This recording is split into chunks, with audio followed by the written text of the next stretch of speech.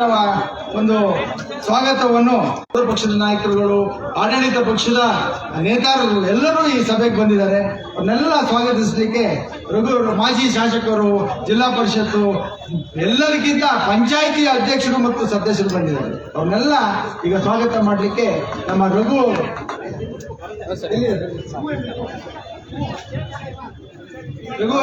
ಸ್ವಾಗತ ಮಾಡಿ. ಎಲ್ರಿಗೂ ನಮಸ್ಕಾರ. ಮೊದಲಿಗೆ ಎಲ್ರಿಗೂ ಒಂದು ಮನವಿ ಮಾಡ್ಕೊಳ್ತೀನಿ. ಯಾರ ಬಗ್ಗೆನಾಗ್ಲಿ ವೈಯಕ್ತಿಕವಾಗಿ ಯಾರು ಯಾವುದೇ ಪಕ್ಷದ ಬಗ್ಗೆ ಆಗಲಿ ಮಾತಾಡಬಾರ್ದು, ಮತ್ತೆ ಘೋಷಣೆ ಹೋಗಬಾರ್ದು. ಈ ರೈತರ ಸಮಾವೇಶ ಇಲ್ಲಿ ಏನ್ ಅನ್ಕೊಂಡಿದೀವಿ ಅಂದ್ರೆ, ಶಾಂತವಾದ ರೀತಿಯಿಂದ ಎಲ್ಲ ಚುನಾಯಿತ ಪ್ರತಿನಿಧಿಗಳು ಮತ್ತು ಅಧಿಕಾರಿಗಳು, ಜಿಲ್ಲಾಡಳಿತ ಎಲ್ಲದನ್ನು ಬಳಸ್ಕೊಂಡು ಸಮಸ್ಯೆನ ಯಾವ ರೀತಿ ಪರಿಹರಿಸಬಹುದು ಅನ್ನೋದು ನಮ್ಮ ಯೋಚನೆ. ಯಾಕೆಂದ್ರೆ ಈ ಸಮಸ್ಯೆ ಈಗಲ್ಲ ಹುಟ್ಟಿದ್ದು, ಇದು ಸುಮಾರು 80 ವರ್ಷಗಳಾಗಿಂತಲೂ ಹೆಚ್ಚಿನ ಸಮಸ್ಯೆ ಆಗಿದೆ. ಸ್ವತಂತ್ರ ಪೂರ್ವದಿಂದ ಬರ್ತಕ್ಕಂಥ ಸಮಸ್ಯೆ. ಇದನ್ನ ಸಾಲ್ವ್ ಮಾಡಬೇಕು ಅಂದಾಗ ಶಾಂತಿಯುತವಾಗಿ ಯಾರ ಮೇಲೂ ಆಪಾದನೆ ಮಾಡದೆ, ನಮಗೆ ಈಗ ಸಿಕ್ಕಿರ್ತಕ್ಕಂಥ ಸದುದ್ದೇಶ ಅವಕಾಶ ಏನು ಅಂದ್ರೆ, ಹಿಂದೆ ಆಗಿರ್ತಕ್ಕಂಥ ಅಥವಾ ಅಧಿಕಾರಿಗಳಿಂದ ಆಗಿರ್ತಕ್ಕಂಥ ಸಮಸ್ಯೆಗಳನ್ನ ಬಗೆಹರಿಸಲಿಕ್ಕೆ ನಮಗೊಂದು ಒಳ್ಳೆ ಅವಕಾಶ ಸಿಕ್ಕಿದೆ. ಈ ಅವಕಾಶನ ಸದುಪಯೋಗ ಮಾಡಿಕೊಂಡು ಸಮಸ್ಯೆ ಬಗೆಹರಿಸಿದ್ದೇ ಆದಲ್ಲಿ ಅದರ ಪೂರ್ಣ ಪರಿಣಾಮ ಎಲ್ಲ ರೈತರು ನೆಮ್ಮದಿಯಿಂದ ಬದುಕಲಿಕ್ಕೆ ಅವಕಾಶ ಆಗ್ತದೆ ಅಂತ ಹೇಳ್ಬಿಟ್ಟು ನಮ್ಮಲ್ಲಿ ಕೇಳ್ಕೊಳ್ತೇನೆ. ಅದೇ ರೀತಿ ಕಾಫಿ ಉದ್ಯಮ ಒಂದು ಸಾಮಾನ್ಯವಾದ ಉದ್ಯಮ ಅಲ್ಲ. ಇದು ಲಕ್ಷಾಂತರ ಕುಟುಂಬಕ್ಕೆ ಜೀವನ ಕೊಟ್ಟಿದೆ. ಈಗ ನಮಗೆಲ್ಲರಿಗೂ ನಿಮಗೆ ಗೊತ್ತಿರೋ ಹಾಗೆ ಒಂದು ಇಂಡಸ್ಟ್ರಿ ಅಂದ ತಕ್ಷಣನೇ ಅದರಲ್ಲಿ ಕೆಲಸ ಮಾಡ್ತಕ್ಕಂಥ ಇಷ್ಟು ಜನ ಇದ್ದಾರೆ ಅಂದ್ರೆ ಸರ್ಕಾರದಿಂದ ಬಹಳಷ್ಟು ಬೆನಿಫಿಟ್ ಅನ್ನ ಅವರು ಪಡಿತಾರೆ. ಆದ್ರೆ ನಾವು ಯಾವುದೇ ಬೆನಿಫಿಟ್ ಇಲ್ಲದೆ ಲಕ್ಷಾಂತರ ಜನರಿಗೆ ಉದ್ಯೋಗ ಕೊಟ್ಟಿದ್ದೀವಿ. ಅಷ್ಟಲ್ಲದೆ ಕಾಫಿ ಉದ್ಯಮದಿಂದ ಸರ್ಕಾರಕ್ಕೆ ಎಲ್ಲ ರೀತಿಯ ಕೋಟ್ಯಾಂತರ ರೂಪಾಯಿ ಆದಾಯ ಬರ್ತದೆ. ಹಾಗಾಗಿ ಇವ್ರನ್ನ ಗೌರವಿಸ್ತಾ, ಇವ್ರಿಗೆ ಯಾವುದೇ ರೀತಿ ತೊಂದರೆ ಕೊಡದಲೇ ಇವ್ರನ್ನ ಕಾಪಾಡಬೇಕು ಅಂತ ತಮ್ಮಲ್ಲಿ ಮನವಿ ಮಾಡ್ಕೊಳ್ತೇನೆ. ಹಾಗೇನೆ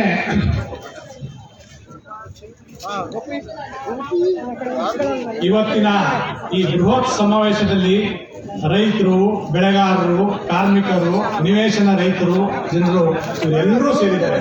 ನಮಗೆಲ್ಲರಿಗೂ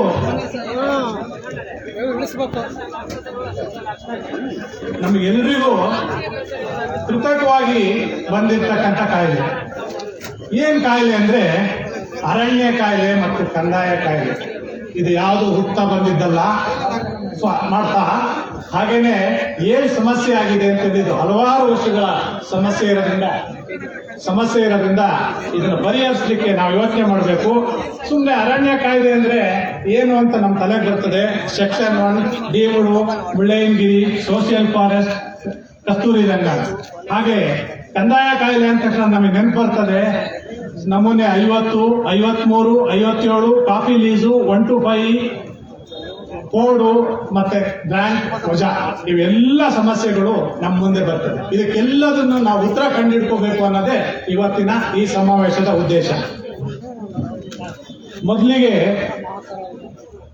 ಮೊದಲಿಗೆ ಈ ಬೃಹತ್ ಸಮಾವೇಶಕ್ಕೆ ಆಗಮಿಸಿರ್ತಕ್ಕಂಥ ಮಾನ್ಯ ಉಪಸಭಾಪತಿಗಳಾದ ವಿಧಾನ ಪರಿಷತ್ ಸದಸ್ಯರು ಹಾಗೂ MK ಪ್ರಾಣೇಶ್ ಅವರನ್ನ ಹೂಗುಚ್ಛ ಮೂಡುವ ಮೂಲಕ ನಮ್ಮ ಎಲ್ಲ ಸಮಿತಿಯ ನಾಗರಿಕ ಹೋರಾಟ ಸಮಿತಿ, ಕಾಫಿ ಬೆಳೆಗಾರರ ಸಮಿತಿ ಮತ್ತೆ ಸಹ್ಯಾದ್ರಿ, ಎಲ್ಲ ಚಿಕ್ಕಮಗಳೂರು ಎಲ್ಲ ಒಕ್ಕೂಟ, ರೈತ ಸಂಘ, ದಲಿತರ ಪರವಾಗಿ ಸ್ವಾಗತವನ್ನ ಬಯಸ್ತಿದ್ದೇನೆ.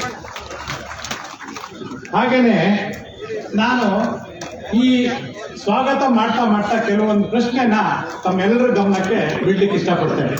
ಏನು ಅಂದ್ರೆ, ಸೆಕ್ಷನ್ 4 ಅಂದ್ರೆ ಏನು, ಯಾವ ಭೂಮಿ ಸೆಕ್ಷನ್ 4 ಮಾಡಬೇಕು, ಯಾವುದು ಮಾಡಿರೋದು ತಪ್ಪಾಗಿದ್ರೆ ಏನ್ ಮಾಡಬೇಕು ಅನ್ನೋದನ್ನ ನೀವು ಯೋಚನೆ ಮಾಡಬೇಕು. ಹಾಗೇನೆ ನಮ್ಮ ಜಿಲ್ಲೆಯ ಎಂಪಿಗಳಾದಂಥ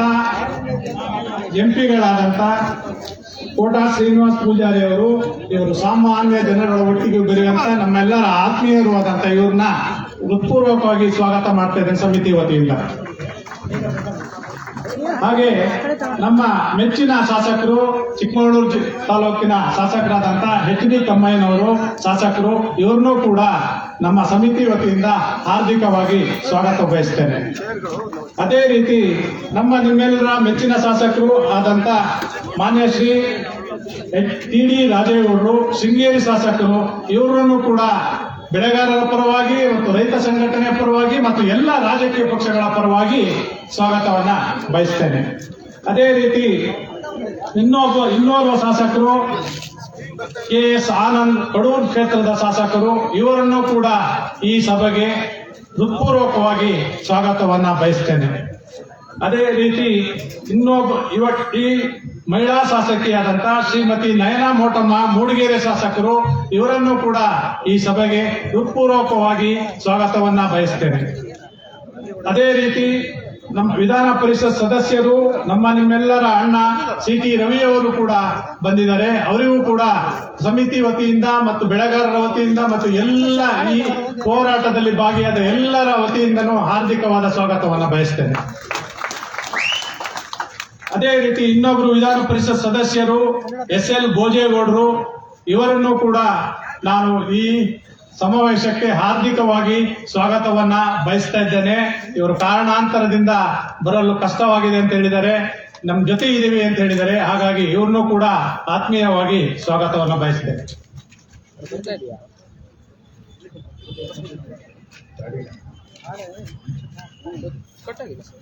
ಇನ್ನು ಈ ಸಮಾವೇಶಕ್ಕೆ ಸಹಕಾರ ನೀಡಿದ ಎಲ್ಲ ಕೆಜಿಎಫ್ ವೃಂದದವರು ಹಾಗೂ ಕರ್ನಾಟಕ ಒಕ್ಕೂಟ ಮತ್ತು ಚಿಕ್ಕಮಗಳೂರು, ಕೊಡಗು ಮತ್ತು ಹಾಸನ ಒಟ್ಟು 23 ಸಂಘಟನೆಯ ಅಧ್ಯಕ್ಷರು, ಕಾರ್ಯದರ್ಶಿಗಳು, ಪದಾಧಿಕಾರಿಗಳು, ಇವರೆಲ್ಲರನ್ನೂ ಕೂಡ ಆತ್ಮೀಯವಾಗಿ ಸ್ವಾಗತವನ್ನ ಬಯಸ್ತಾ ಇದ್ದೇನೆ.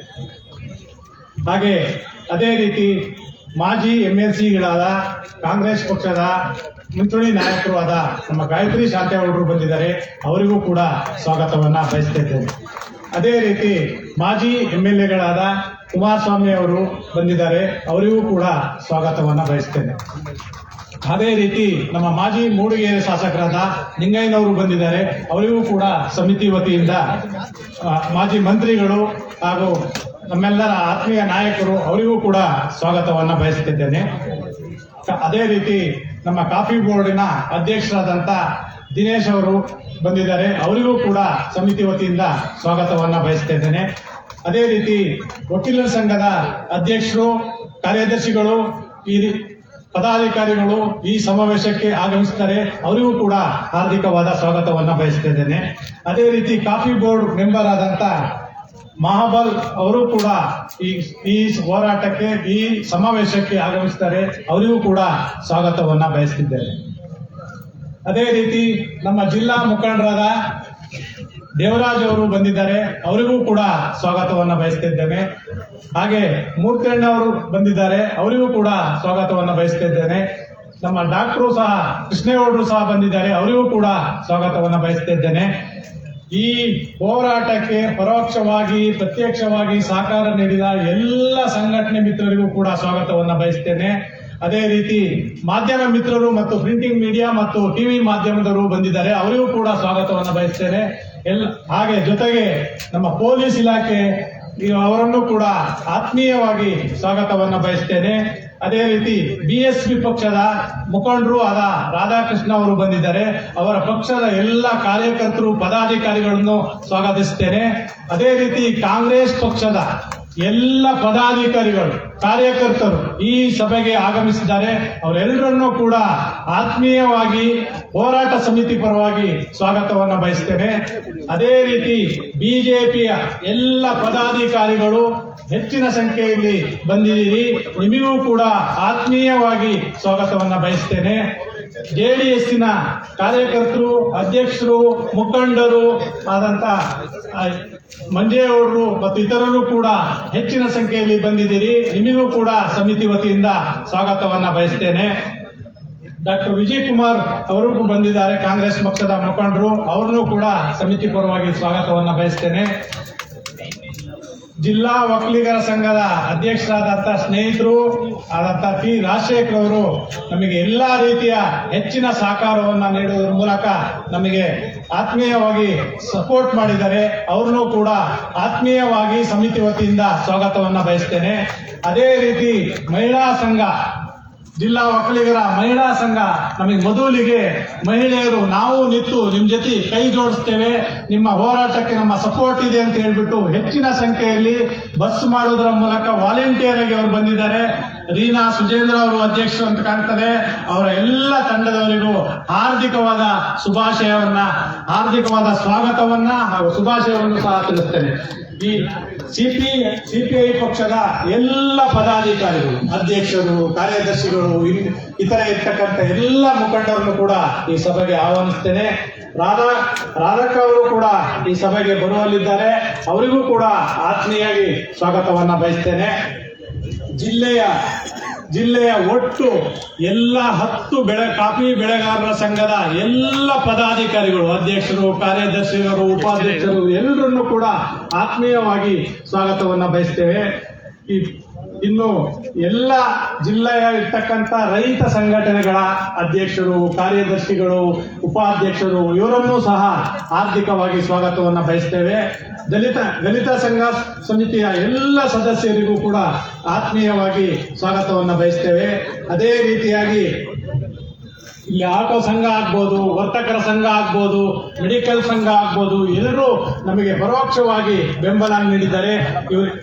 ಇವರೆಲ್ಲರಿಗೂ ಸ್ವಾಗತವನ್ನ ಬಯಸ್ತೇನೆ. ಅದೇ ರೀತಿ ಜಿಲ್ಲೆಯ ಎಲ್ಲ ಕನ್ನಡ ಸಂಘಟನೆಗಳು, ಅವರ ಪದಾಧಿಕಾರಿಗಳು ಎಲ್ಲರೂ ಹೆಚ್ಚಿನ ಸಂಖ್ಯೆಯಲ್ಲಿ ನಮಗೆ ಸಹಕಾರ ನೀಡಿದ್ದಾರೆ.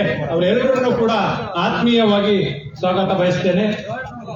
ದೀಪಕ್ ದೊಡ್ಡೆಯವರು ಸಹ ಈ ಸಭೆಗೆ ಆಗಮಿಸಿದ್ದಾರೆ. ಇವರೆಲ್ಲರಿಗೂ ಸ್ವಾಗತವನ್ನು ಬಯಸ್ತೇನೆ.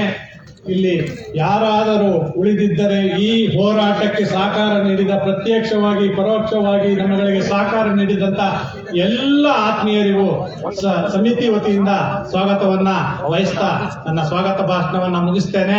ಯಾರು ಉಳಿದಿದ್ದರೂ ಅವರನ್ನೂ ಕೂಡ ನಾವು ಹೆಚ್ಚಿನ ಆತ್ಮವಿಶ್ವಾಸದಿಂದ ನಮಗೆ ಸಹಕಾರ ನೀಡಿದ ಎಲ್ಲ ಜಿಲ್ಲೆಯ ಜನಾಂಗ ಮತ್ತು ಎಲ್ಲ ಪದಾಧಿಕಾರಿಗಳು, ಎಲ್ಲ ಹೋರಾಟ ಸಂಘ ಸಂಸ್ಥೆ ಎಲ್ಲರನ್ನೂ ಕೂಡ ಈ ರೈತರ ಸಮಾವೇಶಕ್ಕೆ ಹೆಚ್ಚಿನ ಸಂಖ್ಯೆಯಲ್ಲಿ ಭಾಗವಹಿಸಿ ಶಾಂತಿಯುತವಾಗಿ ಕೇಳಿ ಸಮಸ್ಯೆನ ಬಗೆಹರಿಸಲಿಕ್ಕೆ ಅವಕಾಶ ನೀಡಿದ್ದಕ್ಕೆ ನಿಮ್ಮೆಲ್ಲರನ್ನು ಆತ್ಮೀಯವಾಗಿ ಸ್ವಾಗತಿಸುತ್ತಾ ನನ್ನ ಸ್ವಾಗತ ಭಾಷಣ ಮುಗಿಸ್ತೇನೆ. ಸ್ವಾಗತ ಮಾಡಿದ ರಘು ಅವರಿಗೆ ಎಲ್ಲರ ಪರವಾಗಿ ವಂದನೆಗಳು. ಜೊತೆಗೆ ಕಾಪಿನಾಡು ಒಕ್ಕಲಿಗರ ಸಂಘ ಅಧ್ಯಕ್ಷರು ಕಲಾವತಿ ರಾಜಣ್ಣ, ಹಾಗೆ ಮಹಿಳಾ ಕನ್ನಡ ಸಾಹಿತ್ಯ ಪರಿಷತ್ ಅದರದ ಮಹಿಳಾ ಸಂಘದ ಜಿಲ್ಲಾ ಅಧ್ಯಕ್ಷರಾದ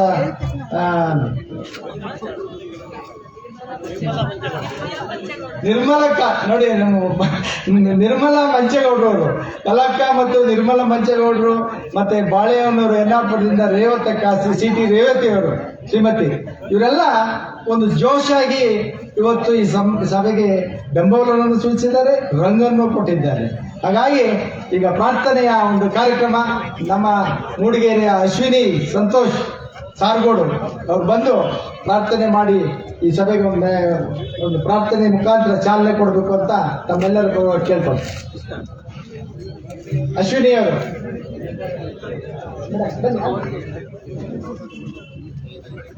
ಇದಾದ ಮೇಲೆ ರೈತ ಗುರು ಗೀತೆಯೊಂದಿಗೆ ಕಾರ್ಯಕ್ರಮ ಉದ್ಘಾಟನೆ ಆಗ್ತದೆ. ಈಗಾಗಲೇ ಶ್ರೀನಿವಾಸು MLA ತರೀಕೆರೆ ಬರ್ತಾ ಇದ್ದೀನಿ ಅಂತ ಮೆಸೇಜ್ ಕೊಟ್ಟಿದ್ದಾರೆ, ತಮ್ಮಯ್ಯನವರು ಮೆಸೇಜ್ ಕೊಟ್ಟಿದ್ದಾರೆ ಬರ್ತಾ ಇದ್ದೀವಿ ಅಂತ. ಅವರೆಲ್ಲರಿಗೂ ಸ್ವಾಗತವನ್ನು ಬಯಸ್ತಾ ಇದ್ದೇವೆ.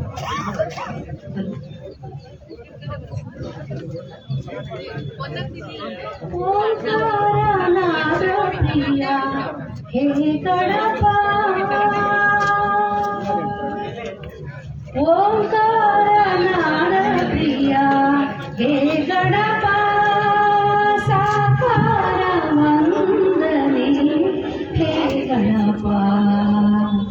ಓಂಕಾರ ನಾದ ಪ್ರಿಯ ಹೇ ಗಣಪ ಸಾಕಾರ ವಂದನೆ ಹೇ ಗಣಪ.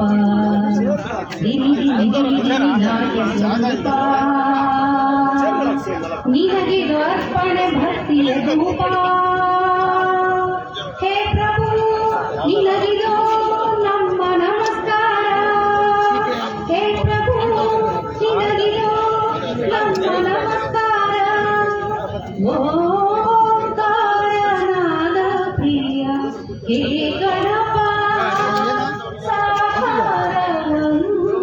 ಹೇ ಗಣಪ ನಗುಮೊಗದಿಂದ ಜಗವನ್ನು ನೋಡುತ್ತಾ ಮಂದಹಾಸದಲ್ಲಿ ಕುಳಿತಿಹ ದೇವ ಅವನ ಹಸ್ತವ ನೀಡಿ ಚೈತನ್ಯ ತೋರುವ ಭವ್ಯ ಮೂರ್ತಿ ಹೇ ಗಣನಾಥ ದಿನಿ ದಿನಿ ದಿನಿ ನಾಟ್ಯ ಸ್ವರೂಪ ನಿನಗಿದು ಅರ್ಪಣೆ ಭಕ್ತಿಯ ಧೂಪ ಹೇ ಪ್ರಭು ನಿನಗಿದು ನಮ್ಮ ನಮಸ್ಕಾರ ಹೇ ಪ್ರಭು ನಿನಗಿದು ನಮ್ಮ ನಮಸ್ಕಾರ ಓಂಕಾರನಾದ ಪ್ರಿಯ ಹೇ ಗಣಪ ಸಾಕಾರ ಹೇ ಗಣಪ ಸಡಗರದಿಂದ ತೋರಣ ಕಟ್ಟಿ ಭಕ್ತಿ ಭಾವದಿ ದೀಪವ ಹಚ್ಚಿ ಪಂಚಕಜಾಯದ ನೈವೇದ್ಯವಿತ್ತು ಕರ್ಪೂರದಾರತಿ ನಿತ್ಯವೂ ಸಡಗರದಿಂದ ತೋರಣ ಕಟ್ಟಿ ಭಕ್ತಿ ಭಾವದ ದೀಪವ ಹಚ್ಚಿ ಪಂಚಕಜಾಯದ ನೈವೇದ್ಯವಿತ್ತು ಕರ್ಪೂರದಾರತಿ ನಿತ್ಯವೂ ಜಯ ಜಯ ಎನ್ನೋಣ ಗಣಪತಿ ಪೂಜೆಯ ಮಾಡೋಣ ಶರಣು ಶರಣು ಗಣಪ ಶರಣು ಶರಣು ಬೆಳಗ ಓಂಕಾರನಾದ ಪ್ರಿಯ ಹೇ ಗಣಪ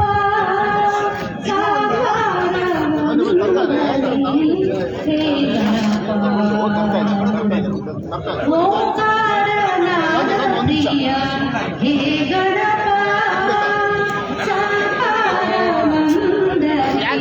ಹೇ ಗಣಪ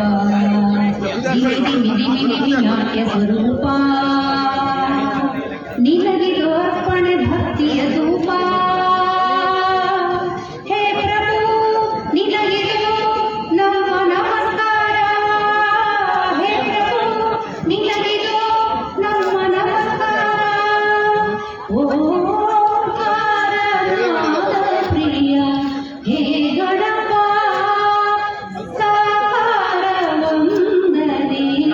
ಹೇ ಗಣಪ ಓಂಕಾರನಾದ ಪ್ರಿಯ ಹೇ ಗಣಪ ಹೇ ಗಣಪ ಹೇ ಗಣಪ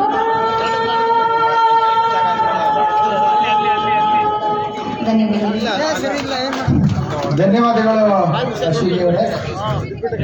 ಈಗ ನನಗೆ ಒಂದು ಸ್ವಲ್ಪ ಸಹಕಾರ ಕೊಡಬೇಕು. ತುಂಬಾ ನಾಯಕರುಗಳು ಬಂದಿದ್ದಾರೆ. ಮತ್ತೆ ನಾನು ಅವ್ರನ್ನ ಸ್ವಾಗತಿಸ್ತೀನಿ. ಈಗಾಗಲೇ ಎಂ ವಿಶ್ವನಾಥ್ ಅವರು ರೈತ ಹೋರಾಟದಿಂದಲೇ ಬಂದಂತವರು, ಮಾಜಿ MLA ಸಕಲೇಶ್ಪುರ ಅವರು ಬಂದಿದ್ದಾರೆ. ಅವ್ರನ್ನು ನಾನು ಈ ಸಭೆಯಲ್ಲಿ ಸ್ವಾಗತಿಸ್ತೀನಿ. ಹಾಗೆ ಲಕ್ಷ್ಮಣ್ ಕುಮಾರ್ ಅವರು ಅವರು ಹೋರಾಟಗಾರರು.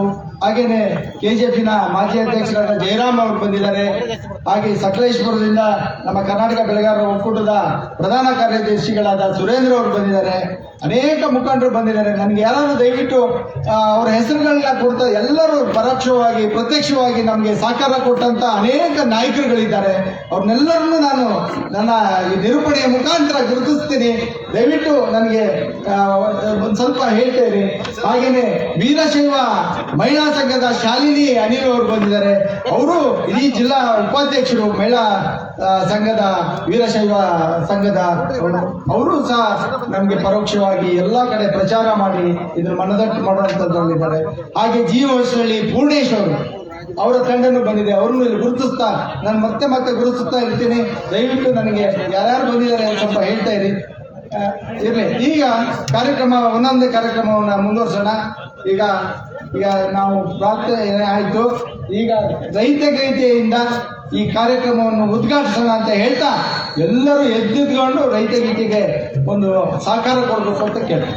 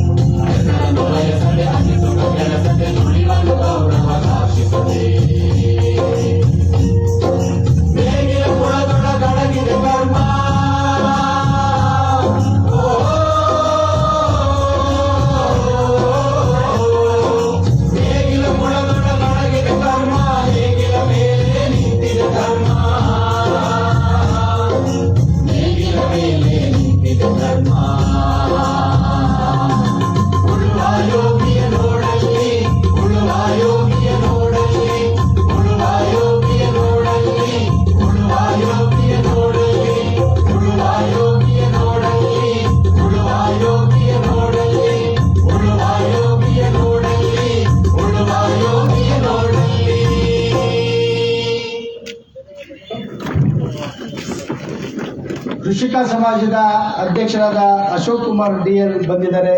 ಹಾಗೆ ಹೋರಾಟಗಾರರಾದ ಹೊಲದಗದ್ದೆ ಗಿರೀಶ್ ಅವರು ಇಲ್ಲಿ ಗುರುತಿಸಿಕೊಂಡಿದ್ದಾರೆ. ಉತ್ತಮ್ ನಮ್ಮ ಹುಲಿಕೆರೆ ಅವರು ಸಭೆಯಲ್ಲಿ ಗುರುತಿಸಿಕೊಂಡಿದ್ದಾರೆ. ಹಾಗೆ ಅತ್ತಿಕಟ್ಟೆ ಜಗಣ್ಣ ತಮಗೆಲ್ಲ ಗೊತ್ತಿರ್ಬೋದು, ಅನೇಕ ಹೋರಾಟದಲ್ಲಿ ಅನೇಕ ಪ್ಯಾಕೇಜ್ ತರಲ್ಲಿ ಅವ್ರ ಪಾತ್ರ ಇತ್ತು.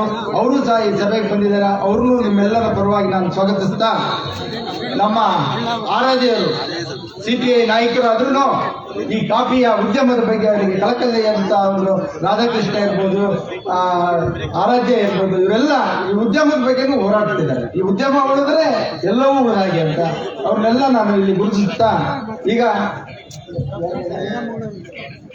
ನೆಕ್ಸ್ಟ್ ಮಾಡ್ತೀನಿ. ಹಾಗೇನೆ ಈಗ ಕಾರ್ಯಕ್ರಮ ಪ್ರಾಸ್ತಾವಿಕವಾಗಿ ನಮ್ಮ ವಿಜಯ್ ಕುಮಾರ್ ಒಬ್ಬ ಸಾಮಾನ್ಯ ಕುಟುಂಬದಲ್ಲಿ ಹುಟ್ಟಿದಂತನು. ಅವನಿಗೆ ಹೋರಾಟದ ಕಿಚ್ಚು ಬಂದು ಅನೇಕ ಹೋರಾಟಗಳಲ್ಲಿ ತಮಗೆಲ್ಲ ಗೊತ್ತಿರ್ಬೋದು. ಕಸ್ತೂರಿ ರಂಗನ್ನು ಇದೇ ಜಾಗದಲ್ಲಿ ನಾವು ಕಸ್ತೂರಿ ರಂಗನ್ ಹೋರಾಟ ಮಾಡಿ ಕೊಟ್ಟು, ಅಲ್ಲ ಪ್ರಸ್ತಾವನೆ ಆದ್ಮೇಲೆ ಕೊಡೋಣ, ಅಲ್ಲ ಒಂದ್ ಸ್ವಲ್ಪ ಪ್ರಸ್ತಾವನೆ ತಿಳ್ಕೊಂಡ್ರೆ MP ಅವರು 5 ನಿಮಿಷ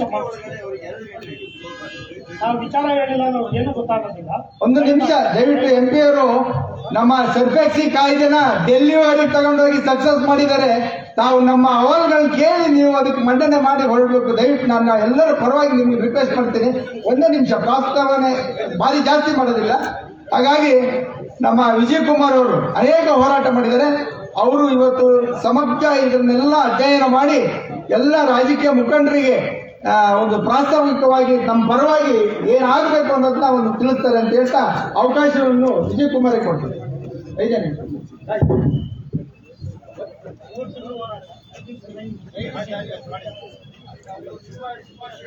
ಇವತ್ತಿನ ಈ ರೈತ ಸಮಾವೇಶಕ್ಕೆ ಆಗಮಿಸಿರ್ತಕ್ಕಂಥ ನಮ್ಮೆಲ್ಲ ಪಕ್ಷದ ಮುಖಂಡರುಗಳಿಗೆ ಮತ್ತೊಮ್ಮೆ ನಾನು ಸ್ವಾಗತವನ್ನು ಕೋರ್ತಾ, ಈ ಜಿಲ್ಲೆಯ ಎಲ್ಲ ಚುನಾಯಿತ ಪ್ರತಿನಿಧಿಗಳಿಗೂ ನಾನು ಬಂದಿರತಕ್ಕಂಥ ಎಲ್ಲರಿಗೂ ಅಭಿನಂದಿಸ್ತಾ, ಇನ್ನು ಕೆಲವರು ಬರೋರಿದ್ದಾರೆ, ಅವರೆಲ್ಲರಿಗೂ ನಾವು ಮನೆ ಮನೆಗೆ ಹೋಗಿ ಪ್ರತಿಯೊಬ್ಬ ಚುನಾಯಿತ MLAಗಳು MLCಗಳು ಎಲ್ಲರ ಮನೆಗೂ ಹೋಗಿ ನಾವು 1 ಗಂಟೆ ಅವರಿಗೆ ಟೈಮ್ ಕೊಟ್ಟು ವಿಚಾರವನ್ನು ಈಗಾಗಲೇ ಹೇಳಿ ಆಹ್ವಾನ ಮಾಡಿದ್ದೇವೆ ಈ ಕಾರ್ಯಕ್ರಮಕ್ಕೆ. ಆ ನಿಟ್ಟಿನಲ್ಲಿ ಇವತ್ತು ಎಲ್ಲರಿಗೂ ನಮಗೆ ನಿರೀಕ್ಷೆ ಇದೆ, ನಮಗೆ ಒಳ್ಳೆಯ ರಿಸಲ್ಟ್ ಇವತ್ತಿನ ಸಮಾವೇಶದಲ್ಲಿ ಸಿಗ್ತದೆ ಅಂತಕ್ಕಂಥ ಒಂದು ನಿರೀಕ್ಷೆ ಇದೆ. ಹಾಗೆ ಇವತ್ತಿನ ಈ ಸಂಘಟನೆ ಮಾಡಲಿಕ್ಕೆ ಬಹಳ ಪ್ರಮುಖ ಕಾರಣ ಆದಂತ ಜಿಲ್ಲಾ ನಾಗರಿಕ ಹೋರಾಟ ಸಮಿತಿ ಮತ್ತು ಕಾಫಿ ಬೆಳೆಗಾರರ ಒಕ್ಕೂಟ, ಹಾಗೆ ರೈತ ಹಿತರಕ್ಷಣಾ ವೇದಿಕೆ ಮೂಡಿಗೆರೆ, ರೈತ ಹಿತರಕ್ಷಣಾ ಸಮಿತಿ ಶೃಂಗೇರಿ ಕ್ಷೇತ್ರ, ಇವರೆಲ್ಲ ಹಗಲಿರುಳು ಹೋರಾಟ ಮಾಡಿ ಇವತ್ತು ಇಷ್ಟು ಜನ ಸೇರಿಸಲಿಕ್ಕೆ ಪ್ರಯತ್ನ ಮಾಡಿದ್ದಾರೆ. ಇನ್ನು ಹಲವಾರು ಸಂಘಟನೆಗಳು ಶ್ರಮ ವಹಿಸಿದೆ, ಅವರೆಲ್ಲರಿಗೂ ಅಭಿನಂದನೆಯನ್ನ ಸಲ್ಲಿಸ್ತಾ ಇದ್ದೇನೆ. ಇವತ್ತು ಬಹಳ ಪ್ರಮುಖವಾಗಿ ನಾವು ವಿಚಾರನ ಯಾಕೆ ಇಲ್ಲಿ ಮಂಡನೆ ಮಾಡ್ತಾ ಇದ್ದೀವಿ ಅಂದ್ರೆ, ನಮ್ಮ ಚುನಾಯಿತ ಪ್ರತಿನಿಧಿಗಳು ಅವರಿಗೆ ಆದಂತ ಇರ್ತಕ್ಕಂಥ ಹೌಸ್ ಇದೆ, ವಿಧಾನಸಭೆ ಇದೆ, ವಿಧಾನ ಪರಿಷತ್ ಇದೆ, ಲೋಕಸಭೆ ಇದೆ, ರಾಜ್ಯಸಭೆ ಇದೆ. ಇದಷ್ಟರಲ್ಲೂ ನಮ್ಮ ರೈತರ, ನಮ್ಮ ಜಿಲ್ಲೆಯ ವಿಚಾರಗಳನ್ನ ತಾವು ಅಲ್ಲಿ ಮಂಡನೆ ಮಾಡಿ ಅಲ್ಲಿಂದ ನಮಗೆ ಎಲ್ಲ ರೈತರಿಗೆ ಕಾನೂನು ತಿದ್ದುಪಡಿ ಮಾಡುವ ಮುಖಾಂತರ ಸಹಕಾರನ ಮಾಡಬೇಕು ಅಂತ ಹಲವಾರು ವರ್ಷಗಳಿಂದ ನಾವು ಹೋರಾಟವನ್ನು ಮಾಡಿದ್ದೀವಿ, ಖುದ್ದು ಮನವಿಯನ್ನು ಕೊಟ್ಟಿದ್ದೀವಿ. ಈಗ ಮತ್ತೊಮ್ಮೆ ಮನವಿ ಮಾಡ್ತಾ ಇದ್ದೀವಿ ಈ ಸಮಾವೇಶದ ಮುಖಾಂತರ, ತಾವೆಲ್ಲ ದಯಮಾಡಿ ಹೌಸ್ ಒಳಗೆ ಮಾತಾಡಬೇಕು. ಈ ವಿಚಾರ ಬರೋ ತನಕ, ಈ ಉತ್ತರ ಬರೋ ತನಕ ತಾವು ಸರಿಯಾದ ಹೋರಾಟವನ್ನ ಮಾಡಬೇಕು ಅಂತ ಮತ್ತೆ ಮತ್ತೆ ತಮ್ಮಲ್ಲಿ ಮನವಿಯನ್ನ ಮಾಡ್ತಾ ಇದ್ದೇವೆ. ಈಗ ಮೊದಲನೇ ಸಮಸ್ಯೆ ತಗೊಂಡ್ರೆ, ಈಗಾಗಲೇ ಬಹಳಷ್ಟು ಜನ ಪಾಪ ಫಾರಂ 57ಕ್ಕೆ ಅರ್ಜಿ ಹಾಕೊಂಡು ಕಾಯ್ತಾ ಇದ್ದಾರೆ. ನಾನು ದಯಮಾಡಿ ಇಲ್ಲಿ ಮಾತನಾಡ್ತಕ್ಕಂಥ ಚುನಾಯಿತ ಪ್ರತಿನಿಧಿಗಳಲ್ಲಿ ವಿನಂತಿ ಮಾಡ್ತೀನಿ, ಯಾವ ಸರ್ಕಾರ ಮಾಡ್ತು, ಯಾವ ಪಕ್ಷ ಮಾಡ್ತು ಅದು ನಗಣ್ಯ. ಇಲ್ಲಿ ಯಾರು ತಮ್ಮ ಬಾಯಲ್ಲಿ ಅದನ್ನ ಪ್ರಸ್ತಾಪಿಸಬಾರದು. ಸಮಸ್ಯೆ ಆಗೋಗಿದೆ, ನಾವು ಇದ್ರ ಬಗ್ಗೆ ಇಂಥ ಪರಿಹಾರ ಕೊಡ್ತೀವಿ ಅಂತ ಮಾತ್ರ ಹೇಳ್ಬೇಕು ಬಿಟ್ರೆ ಆ ಸರ್ಕಾರ ತಪ್ಪು ಮಾಡ್ತು ಈ ಸರ್ಕಾರ ತಪ್ಪು ಮಾಡ್ತು ಅಂತ ಹೇಳಬಾರ್ದು. ಯಾಕೆಂದ್ರೆ ಕಸ್ತೂರಿ ರಂಗನ್ ವರದಿಯನ್ನ ಜಾರಿ ಮಾಡಬೇಕು ಅಂತ ಒತ್ತಾಯ ತಂದದ್ದು ಗೋವಾ ಫೌಂಡೇಶನ್ ಅಂತಕ್ಕಂಥ NGO. ಆದ್ರೆ ನಮ್ಮ ಪಕ್ಷಗಳು ಕಿತ್ತಾಡ್ಕೊಂಡು ನಿಮ್ಮ ಪಕ್ಷ ನಮ್ಮ ಪಕ್ಷ ಅಂತ ಅದಲ್ಲ. ಚಿಕ್ಕಮಗಳೂರಲ್ಲಿ ಇರ್ತಕ್ಕಂಥ ಮುಳ್ಳಯ್ಯನ ಗಿರಿನ ಕನ್ಸರ್ವೇಷನ್ ರಿಸರ್ವ್ ಅಂತ ಹೇಳಿ 21,000 ಎಕರೆ ಮಾಡ್ಲಕ್ಕೆ ಹೊರಟಿದ್ದು ವೈಟ್ ಕಾರ್ಡ್ ಸಿ ಅಂತಕ್ಕಂಥ NGO. ಇಲ್ಲಿ ನಮ್ಮ ಪಕ್ಷಗಳಿಗೆ ಕಿತ್ತಾಡ್ಕೊಂಡು ಜನರಿಗೆ ಲಾಭ ಸಿಗ್ಲಿಲ್ಲ. ಹಾಗಾಗಿ ಇಲ್ಲಿ ಪಕ್ಷ ರಾಜಕಾರಣ ಬೇಡ, ರೈತ ರಾಜಕಾರಣ ಮಾಡಿ ಈ ವೇದಿಕೆಯಲ್ಲಿ ಅಂತಕ್ಕಂಥದನ್ನ ಮನವಿಯನ್ನ ನಾನು ಮನಸಾರೆ ಮಾಡ್ಕೊಳ್ತಾ ಇದ್ದೇನೆ. ಇದ್ರ ಜೊತೆಯಲ್ಲಿ ಒಂದು ಪ್ರಮುಖವಾಗಿ ಫಾರಂ 57 ಅಲ್ಲಿ ಅರ್ಜಿ ಹಾಕಿ ಬಹಳಷ್ಟು ಜನ ಕೂತಿದ್ದಾರೆ. ನಮಗೆ ಸಿಗ್ತದೆ ಅರ್ಧ ಗುಂಟೆ, 1 ಗುಂಟೆ, 2 ಎಕರೆ, 4 ಎಕರೆ, 38 ಗುಂಟೆ ತನಕ ಅಂತ. ಇವತ್ತೇನಾಗಿದೆ ಅಂದ್ರೆ ಫಾರಂ 50 ಯಥಾವತ್ತಾಗಿ ಫಾರಂ 57 ಜಾರಿ ತಂದಿರೋದ್ರಿಂದ ಯಾವ ಬೆಳೆಗಾರರಿಗೂ ಪ್ಲಾಂಟೇಶನ್ ಬೆಳೆಗಳಿಗೆ ಕೊಡ್ಲಿಕ್ಕೆ ಅವಕಾಶ ಇಲ್ಲ. ಫಾರಂ 50 ತಿದ್ದುಪಡಿ ತಂದು 53 ಬಿಡುಗಡೆ ಮಾಡಿದಾಗ ಅದರಲ್ಲಿ ಅವಕಾಶ ಇತ್ತು. ಆದ್ರೆ ಯಾಕೆ ಏನ್ ಮಾಡಿದ್ರು ಗೊತ್ತಿಲ್ಲ. ಈಗ ಫಾರಂ 57 ಅಲ್ಲಿ ಯಥಾವತ್ತಾಗಿ ಫಾರಂ 50 ಜಾರಿ ಮಾಡಿರೋದ್ರಿಂದ ಅದರಲ್ಲಿ ಕೃಷಿ ಭೂಮಿ ಬಿಟ್ಟು ಬೇರೆ ಯಾವುದೇ ಪ್ಲಾಂಟೇಶನ್ ಬೆಳೆಗಳಿಗೆ ಅವಕಾಶ ಇರೋದಿಲ್ಲ. ಅದರಿಂದ ನಾನು ಮನವಿ ಮಾಡೋ ತಮ್ಮಲ್ಲಿ ತಾವಿರ್ತಕ್ಕಂಥವ್ರು ಹೌಸ್ ಅಲ್ಲಿ ಕೂತ್ಕೊಂಡು ಇದನ್ನ ಪ್ರಶ್ನೆ ಮಾಡಿ ಇರ್ತಕ್ಕಂಥ ಅರ್ಜಿ ಹಾಕ್ತಕ್ಕಂಥ ಬಡವರು ಒಂದು ದಿನಕ್ಕೆ 1,000 ರೂಪಾಯಿ ಖರ್ಚು ಮಾಡ್ಕೊಂಡು ಬಂದು 100 ರೂಪಾಯಿ ರಸೀದಿ ಕಟ್ಟಿ ಅವರು ಇವತ್ತು ಅರ್ಜಿ ಹಾಕಿದ್ದಾರೆ. ಈ ಅರ್ಜಿಯನ್ನೇ ತಾವು ತಿದ್ದುಪಡಿ ಮುಖಾಂತರ ಪುರಸ್ಕರಿಸಿ ಅವರೆಲ್ಲರಿಗೂ ಹಕ್ಕುಪತ್ರ ಕೊಡಬೇಕು ಅಂತಕ್ಕಂಥದ್ದನ್ನ ತಾವು ಮನವಿ ಮಾಡ್ತಾ ಇದ್ದೀನಿ ತಮ್ಮಲ್ಲಿ. ಆಮೇಲೆ ಇನ್ನೊಂದು ಬಹಳ ದೊಡ್ಡ ವಿಚಾರ ಏನಪ್ಪಾ ಅಂತ ಹೇಳಿದ್ರೆ ಇವತ್ತು ಫಾರಂ 50 ಮತ್ತು 53 ಅಲ್ಲಿ ಹಲವಾರು ಜನಕ್ಕೆ ಜಮೀನನ್ನ ಕೊಟ್ಟಿದ್ದಾರೆ. ಆದ್ರೆ ಯಾರೋ ಮಾಡಿದಂತ 1-2 ತಪ್ಪಿನಲ್ಲಿ ಈಗಾಗಲೇ ಮೂಡಿಗೆರೆ, ಕಡೂರಲ್ಲಿ ಇರ್ತಕ್ಕಂಥ ಹಲವಾರು ಪಾಣಿಗಳನ್ನ ವಜಾ ಮಾಡ್ತಕ್ಕಂಥ ಕೆಲಸನ ಮಾಡಿದ್ದಾರೆ. ಇವತ್ತು ವಜಾ ಮಾಡಿರೋದ್ರ ಬಗ್ಗೆ ನಾವು ಇದು ಮಾಡೋದಿಲ್ಲ. ಯಾವುದು ಅಕ್ರಮ ಆಗಿದೆ ಅದನ್ನ ವಜಾ ಮಾಡಿ, ಯಾರು ಅಕ್ರಮ ಮಾಡಿದ್ದಾರೆ ಅವ್ರ ಮೇಲೆ ಆ ಅಧಿಕಾರಿಗಳ ಮೇಲೆ ಕ್ರಮ ವಹಿಸಿ. ಆದ್ರೆ ಅಕ್ರಮ ಆಗದೇ ಇರ್ತಕ್ಕಂಥ 91ರಿಂದ ಕೊಟ್ಟಂತ 14 ಗುಂಟೆ, 13 ಗುಂಟೆ ನಿಯಮಬದ್ಧವಾಗಿ ಮೀಟಿಂಗ್ ಅಲ್ಲಿಟ್ಟು ಅರ್ಜಿ ಕೊಟ್ಟು ಪಾಸ್ ಮಾಡಿ ಕಂದಾಯ ಕಟ್ಟಿ ಪಾಣಿ ಕೊಟ್ಟು ಇಷ್ಟು ವರ್ಷ ಆಗಿದ್ದನ್ನು ಸೇರ್ಲಿ ಈ 8 ಜನ ತಹಶೀಲ್ದಾರ್ಗಳು ಬಂದ್ರು, ಏನ್ ಬಂದ್ರು, ಒಂದೇ ತಿಂಗಳಲ್ಲಿ 2,500ರಿಂದ 3,000 ಫೈಲ್ ನಾವು ಪರಿಶೀಲನೆ ಮಾಡಿದೀವಿ ಅಂತ ವಜಾ ಮಾಡಿ ಹೋಗೋದು ಎಷ್ಟು ಮಟ್ಟಿಗೆ ಸರಿ? ಇದನ್ನು ದಯಮಾಡಿ ತಾವು ಚುನಾಯಿತ ಪ್ರತಿನಿಧಿಗಳು ಈ ಜನರಿಗೆ ತಮ್ಮ ಸರ್ಕಾರ ಬಂದಾಗ ಹಕ್ಕುಪತ್ರವನ್ನ ಕೊಟ್ಟಿರ್ತೀರಿ, ಆ ಹಕ್ಕುಪತ್ರವನ್ನ ಉಳಿಸ್ತಕ್ಕಂಥ ಕೆಲಸವನ್ನ ತಾವೆಲ್ಲರೂ ಪಕ್ಷಾತೀತವಾಗಿ ಮಾಡಬೇಕು ಅಂತಕ್ಕಂಥ ವಿನಂತಿಯನ್ನ ತಮ್ಮ ಮುಂದೆ ಇಡ್ತಾ ಇದ್ದೇವೆ. ಹಾಗೆ ಇವತ್ತು ಡೀಮ್ಡ್ ಫಾರೆಸ್ಟ್ ವಿಚಾರ, ನಮ್ಮ ಜಿಲ್ಲೆಯಲ್ಲಿ 1,40,000 ಹೆಕ್ಟೇರ್ ಭೂಮಿಯನ್ನ ಡೀಮ್ಡ್ ಫಾರೆಸ್ಟ್ ಅಂತ ಘೋಷಣೆ ಮಾಡಿದ್ರು. ನಾವು ಹಲವಾರು ಹೋರಾಟಗಳನ್ನ ಮಾಡಿದ್ವಿ. ಆ ಹೋರಾಟದ ನಂತರ ಇವತ್ತು ಮತ್ತೊಂದ್ಸರಿ ಪರಿಶೀಲನೆಗೆ ಹಾಕಿತ್ತು ಸರ್ಕಾರ. ಆದ್ರೆ ರಮೇಶ್ ಜಿಲ್ಲಾಧಿಕಾರಿ ಇದ್ದಾಗ 3 ದಿವಸದಲ್ಲಿ ರಿಪೋರ್ಟ್ ಕೊಡಿ ಅಂತ ಹೇಳ್ಬಿಟ್ಟು ರೆವಿನ್ಯೂ ಇಲಾಖೆಯಲ್ಲಿ ಕೇಳಿದ್ವು. ನಾವು ಕೇಳಿದ್ವಿ, ಸರ್ ಇಷ್ಟು ವರ್ಷದಲ್ಲಿ ಕೊಡದೇ ಇದ್ದವ್ರು 3 ದಿವಸದಲ್ಲಿ ಹೆಂಗ್ ಕೊಡ್ತಾರೆ ಜನರು ರಿಪೋರ್ಟ್ ಅಂದಾಗ ಅವ್ರು ಅದನ್ನ ಪರಿಗಣನೆಗೆ ತಗೊಳ್ಳಿಲ್ಲ. ಯಥಾವತ್ತಾಗಿ ಮತ್ತೆ ಅದನ್ನೇ ಹಾಕಿ ಹಾಗೆ ಕಳಿಸಿದ್ರು ಸುಪ್ರೀಂ ಕೋರ್ಟ್ ಅಫಿಡವಿಟ್ ಹಾಕ್ಲಿಕ್ಕೆ. ಈಗ ನಮಗೊಂದು ಅವಕಾಶ ಸಿಕ್ಕಿದೆ. ಏನಪ್ಪ ಅವಕಾಶ ಅಂದ್ರೆ ಸುಪ್ರೀಂ ಕೋರ್ಟೇ ಹೇಳಿದೆ ಮಾರ್ಚ್ 26ನೇ ತಾರೀಕು ಏನು 2025ರಲ್ಲಿ ಒಂದು ಆದೇಶ ಮಾಡಿದೆ. ಗೋದಾವರ್ಮನ್ ಅಂಡ್ ಅದರ್ಸ್ ಅಂತಕ್ಕಂಥ ಒಂದು ಕೇಸ್ನಲ್ಲಿ ಅದೊಂದು ಒಪಿನಿಯನ್ ಕೊಟ್ಟಿದ್ದಾರೆ. ಯಾವುದೆಲ್ಲ ಡೀಮ್ಡ್ ಫಾರೆಸ್ಟ್ ಇದೆ ಅದನ್ನೆಲ್ಲ ರೀಸರ್ವೆ ಮಾಡಿ ಜನರನ್ನ ಬಿಟ್ಟು ಹೊಸ ಪಟ್ಟಿ ಮಾಡಿ ಅಂತಕ್ಕಂಥದ್ದನ್ನ ಈಗಾಗಲೇ ರಾಜ್ಯ ಮಟ್ಟದ ಕಮಿಟಿ ಮತ್ತು ಜಿಲ್ಲಾ ಮಟ್ಟದ ಕಮಿಟಿಯನ್ನ ಮಾಡಿದೆ. ಆ ಕಮಿಟಿ ಮೇಲೆ ತಾವು ಚುನಾಯಿತ ಪ್ರತಿನಿಧಿಗಳು ಒತ್ತಡ ತಂದು ಹಳ್ಳಿಗಳಿಗೆ ಅಧಿಕಾರಿಗಳು ಹೋಗಿ ಜನರ ಜಮೀನು ಯಾವುದು, ಜನರ ಏನು ಸರ್ಕಾರಿ ಕಟ್ಟಡ ಯಾವುದು, ರಸ್ತೆ ಯಾವುದು, ಗೋಮಾಳ ಯಾವುದು ಅಂತ ಗುರುತು ಮಾಡಿಬಿಟ್ಟು ನಂತರ ರಿಪೋರ್ಟ್ ಆಗ್ತಕ್ಕಂಥ ಕ್ರಮವನ್ನ ವಹಿಸಬೇಕು ಅಂತಕ್ಕಂಥದನ್ನ ತಮ್ಮಲ್ಲಿ ಬೇಡ್ಕೊಳ್ತಾ ಇದ್ದೇವೆ. ಹಾಗೆ ಬಹಳ ಪ್ರಮುಖವಾಗಿ ಸೆಕ್ಷನ್ 4(1) ಅಂತ. ಸೆಕ್ಷನ್ 4(1) ಅಂದ್ರೆ ಏನು? ಇರ್ತಕ್ಕಂಥ ಇದಿಷ್ಟು ಪ್ರದೇಶವನ್ನ ನಾವ್ ಯಾಕೆ ಅರಣ್ಯ ಮಾಡಬಾರ್ದು ಅಂತಕ್ಕಂಥದ್ದು ಸೆಕ್ಷನ್ 4(1). ಅದನ್ನ ಈಗ 1942ರಲ್ಲಿ ಒಂದು 40,000 ಎಕರೆ ಮಾಡಿದ್ದಾರೆ, 1939ರಲ್ಲಿ ಮಾಡಿದ್ದಾರೆ, ಸ್ವತಂತ್ರ ಪೂರ್ವದಲ್ಲಿ 1929ರಲ್ಲಿ ಮಾಡಿದ್ದಾರೆ, 1987ರಲ್ಲಿ ಮಾಡಿದ್ದಾರೆ, 2021ರಲ್ಲಿ ಮಾಡಿದ್ದಾರೆ, ಹಂತವಾಗಿ ಮಾಡ್ಕೊಂಡು ಬರ್ತಾ ಇದ್ದಾರೆ. ಈಗಾಗಲೇ ಇದರಲ್ಲಿ ಸುಮಾರು 1 ಲಕ್ಷ ಹೆಕ್ಟೇರ್ಗೂ ಹೆಚ್ಚು ಭೂ ಪ್ರದೇಶವನ್ನ ಸೆಕ್ಷನ್ 4 ಇಟ್ಕೊಂಡಿದ್ದಾರೆ. ನಾವು ಕೇಳೋದಿಷ್ಟೇ, ರೈತ ರಾಜಕಾರಣ ಅಂದ್ರೆ ಏನು ಅಂದ್ರೆ, ಏನು ಸ್ವತಂತ್ರ ಪೂರ್ವದಲ್ಲಿ ಸೆಕ್ಷನ್ 4 ಮಾಡಿದ್ರಿ, ಅದನ್ನ ಇವತ್ತು ಸುಪ್ರೀಂ ಕೋರ್ಟ್ ನಿರ್ದೇಶನದ ಮೇಲೆ 8 ಜನ FSOಗಳನ್ನ ಅದನ್ನ ಕ್ಲಿಯರ್ ಮಾಡಿ ಅಂತ ಅಪಾಯಿಂಟ್ ಮಾಡಿದೆ. 4 ವರ್ಷ ಆಯ್ತು. ನಮ್ಮ ಚಿಕ್ಕಮಗಳೂರು ಜಿಲ್ಲೆಗೆ ಬಂದು 4 ವರ್ಷ ಆಯ್ತು. ಏನು FSO ಫಾರೆಸ್ಟ್ ಸೆಟಲ್ಮೆಂಟ್ ಆಫೀಸರ್, ಆದ್ರೆ ಒಂದನ್ನು ಸೆಟ್ಲ್ ಮಾಡಲೇ ಇಲ್ಲ.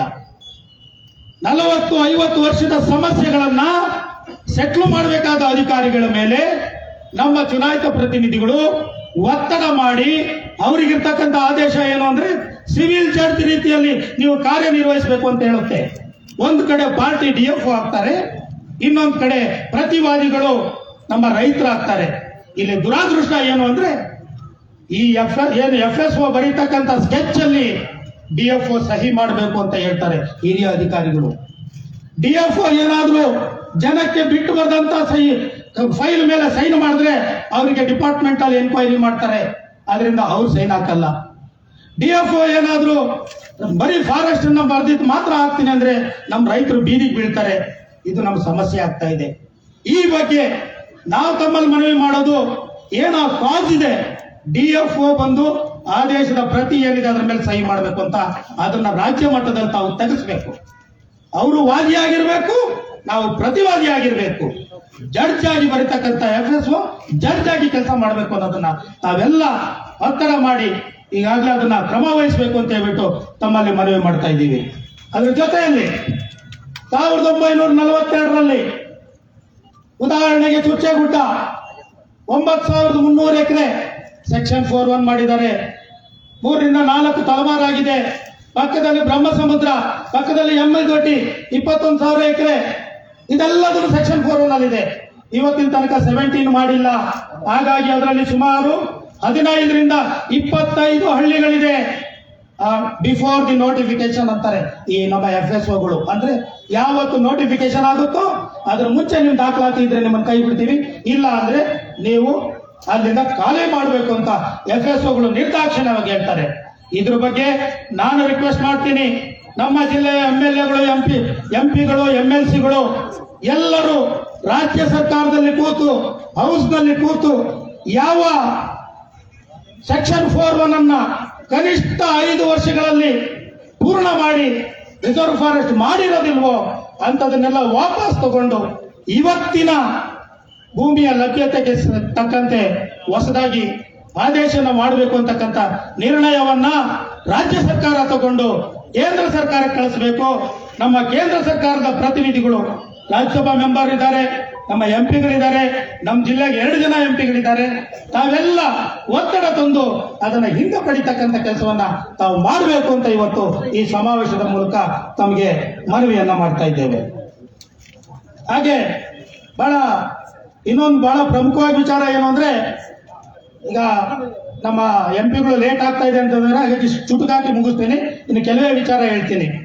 ಈಗಾಗಲೇ ಈ ಚುಚ್ಚೇಗುಡ್ಡ ಅನ್ನೋದನ್ನ ರಿಸರ್ವ್ ಫಾರೆಸ್ಟ್ ಮಾಡಕ್ ಹೊರಟಿದ್ದಾರೆ, ಅಲ್ಲಂಪುರ ಮಾಡಕ್ ಹೊರಟಿದ್ದಾರೆ, ಅರಳುಗುಪ್ಪೆ ಮಾಡಕ್ ಹೊರಟಿದ್ದಾರೆ, 292 ಅರಳುಗುಪ್ಪೆ ಮಾಡ್ತಾ ಇದ್ದಾರೆ, ಉಳಿಯಾರಹಳ್ಳಿ ಮಾಡ್ತಾ ಇದ್ದಾರೆ, ದಾಸರಹಳ್ಳಿ ಮಾಡ್ತಾ ಇದ್ದಾರೆ. ಅಂದ್ರೆ ಟೌನಿಗೆ ಹತ್ರ ಇರ್ತಕ್ಕಂಥ ಬೀಕ್ನಳ್ಳಿ ಮಾಡ್ತಾರೆ, ಕೋರ್ಟ್ ಪಕ್ಕದಲ್ಲಿ ಇರ್ತಕ್ಕಂಥ ಬೀಕ್ನಳ್ಳಿ ಮಾಡ್ತಾ ಇದ್ದಾರೆ. ನಾಳೆ ಅದೇನಾದ್ರೂ ರಿಸರ್ವ್ ಫಾರೆಸ್ಟ್ ಅಂತ ಘೋಷಣೆ ಮಾಡಿದ್ರೆ, ರಿಸರ್ವ್ ಫಾರೆಸ್ಟ್ ಇಂದ ಬಫರ್ ಝೋನ್ 0 to 10 ಕಿಲೋಮೀಟರ್ಸ್ ಅಂತ ಆದೇಶ ಇರ್ತದೆ. ನಾಳೆ ಏನಾದ್ರೂ ಬಫರ್ ಝೋನ್ ಒಳಗೆ ಘೋಷಣೆ ಮಾಡಿದ್ದೆ ಆದ್ರೆ ನಮ್ಮ ಚಿಕ್ಕಮಗಳೂರಿನ ಈ ಪ್ಲೇಸು ಸಮೇತ ನಾವೇನು ಮಾತಾಡ್ತಾ ಇದ್ದೀವಿ, DC ಆಫೀಸ್, SP ಆಫೀಸು ಸಮೇತ ಬಫರ್ ಝೋನ್ ಒಳಗೆ ಹೋಗ್ತದೆ. ನಾವು ಎಲ್ಲಿ ಬದುಕಬೇಕು, ಜನ ಎಲ್ಲಿ ಬದುಕಬೇಕು?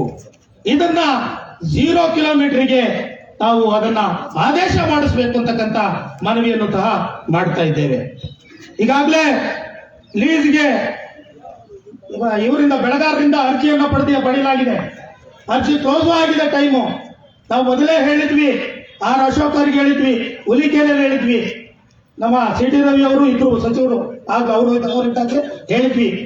ನೋಡಿ, ನಮ್ಮ ಜಿಲ್ಲೆಯಲ್ಲಿ ಇರ್ತಕ್ಕಂಥ 1,48,000 ಹೆಕ್ಟೇರು ಡೀಮ್ಡ್ ಅಲ್ಲಿದೆ, ಸುಮಾರು 1 ಲಕ್ಷ ಹೆಕ್ಟೇರು ಸೆಕ್ಷನ್ 4 ಅಲ್ಲಿದೆ. ನೀವು ಯಾವ ಭೂಮಿಯನ್ನ ಲೀಸ್ ಕೊಡ್ತೀರಿ ಜನರಿಗೆ ಹೇಳಿ ಅಂತ. ನಾವು ಕೇಳಿದ್ವಿ, ಆ ಕಾಲದಲ್ಲಿದ್ದಂತ ಬಡ ರೈತರಿಗೂ ಇದನ್ನು ಸೇರಿಸಿ ಅಂತಕ್ಕಂಥದ್ದನ್ನು ಆ ಸರ್ಕಾರಕ್ಕೂ ಕೇಳಿದ್ವಿ. ಆದ್ರೆ ಈ ಸರ್ಕಾರನು ಯಥಾವತ್ತಾಗಿ ಹಾಗೆ ಕೊಟ್ಟಿದೆ. ಇವತ್ತು ನಾವು ಕೇಳೋದಿಷ್ಟೇನೆ, ಲೀಸಿಗೆ ಅರ್ಜಿ ತಗೊಂಡಿದ್ದೀರಾ, ಅದನ್ನ ಡಿಲೇ ಮಾಡಬೇಡಿ. ನೀವು ಏನು ಕೊಡ್ತೀರೋ ಕೊಡಲ್ಲೋ ಇಮಿಡಿಯೇಟ್ ಆಗಿ ಅದನ್ನ ವಿಲೇವಾರಿ ಮಾಡಿ ಅಂತಕ್ಕಂಥದನ್ನ ಒತ್ತಡವನ್ನ ನಾವೆಲ್ಲ ಸರ್ಕಾರದ ಮೇಲೆ ತರಬೇಕು ಅಂತಕ್ಕಂಥ ಮನವಿಯನ್ನ ಈಗ ಮಾಡ್ತಾ ಇದ್ದೇವೆ. ಇನ್ನು ಬಹಳ ಒಂದು ವಿಶೇಷತೆ ಏನಂದ್ರೆ, ಪಕ್ಕದಲ್ಲಿ ಕಾಮೇನಹಳ್ಳಿ ಅಂತಕ್ಕಂಥ ಒಂದು ಸರ್ವೆ ನಂಬರ್ 9600 ಎಕರೆ ಚಿಲ್ಲರೆ ಏನೋ ಬರ್ತದೆ.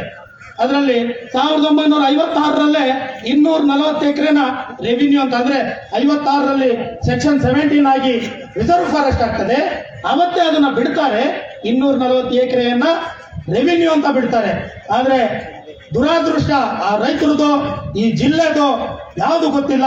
1998ರಲ್ಲಿ ಜಿಲ್ಲಾಧಿಕಾರಿಗಳ ಆದೇಶದ ಮೇಲೆ ಅಯ್ಯನಕೆರೆ ಅಭಿವೃದ್ಧಿಗೆ ವರ್ಗಾಯಿಸಲಾಗಿದೆ ಅಂತ ಪಾಣಿ ಚೇಂಜ್ ಮಾಡ್ತಾರೆ.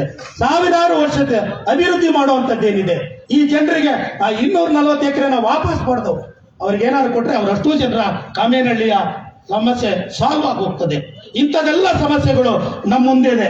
ಇವತ್ತು ಬಹಳ ಇದ್ರ ಜೊತೆಗೆ ಇವತ್ತು ಹಲವಾರು ವಿಚಾರಗಳು ಹೇಳಬೇಕು ಅಂದ್ರೆ, ನಗರದಿಂದ 5 ಕಿಲೋಮೀಟರ್ ಅಂದ್ರೆ ಏನು ನಗರಸಭೆ ಇರ್ತದೆ, ನಗರಸಭೆಯಿಂದ ವ್ಯಾಪ್ತಿಯಿಂದ 5 ಕಿಲೋಮೀಟರು, ಆಮೇಲೆ ಮಹಾನಗರ ಪಾಲಿಕೆಯಿಂದ 13 ಕಿಲೋಮೀಟರು, ನಗರ ಪಾಲಿಕೆಯಿಂದ 10 ಕಿಲೋಮೀಟರು, ಏನು ಪಟ್ಟಣ ಪಂಚಾಯಿತಿಯಿಂದ 3 ಕಿಲೋಮೀಟರ್, ಪುರಸಭೆಯಿಂದ 3 ಕಿಲೋಮೀಟರ್ ಹಂತದಲ್ಲಿರ್ತಕ್ಕಂಥ ಯಾವುದೇ ಜಮೀನುಗಳನ್ನ ಮಂಜೂರು ಮಾಡಬಾರದು ಅಂತಕ್ಕಂಥ ಆದೇಶ ಇದೆ.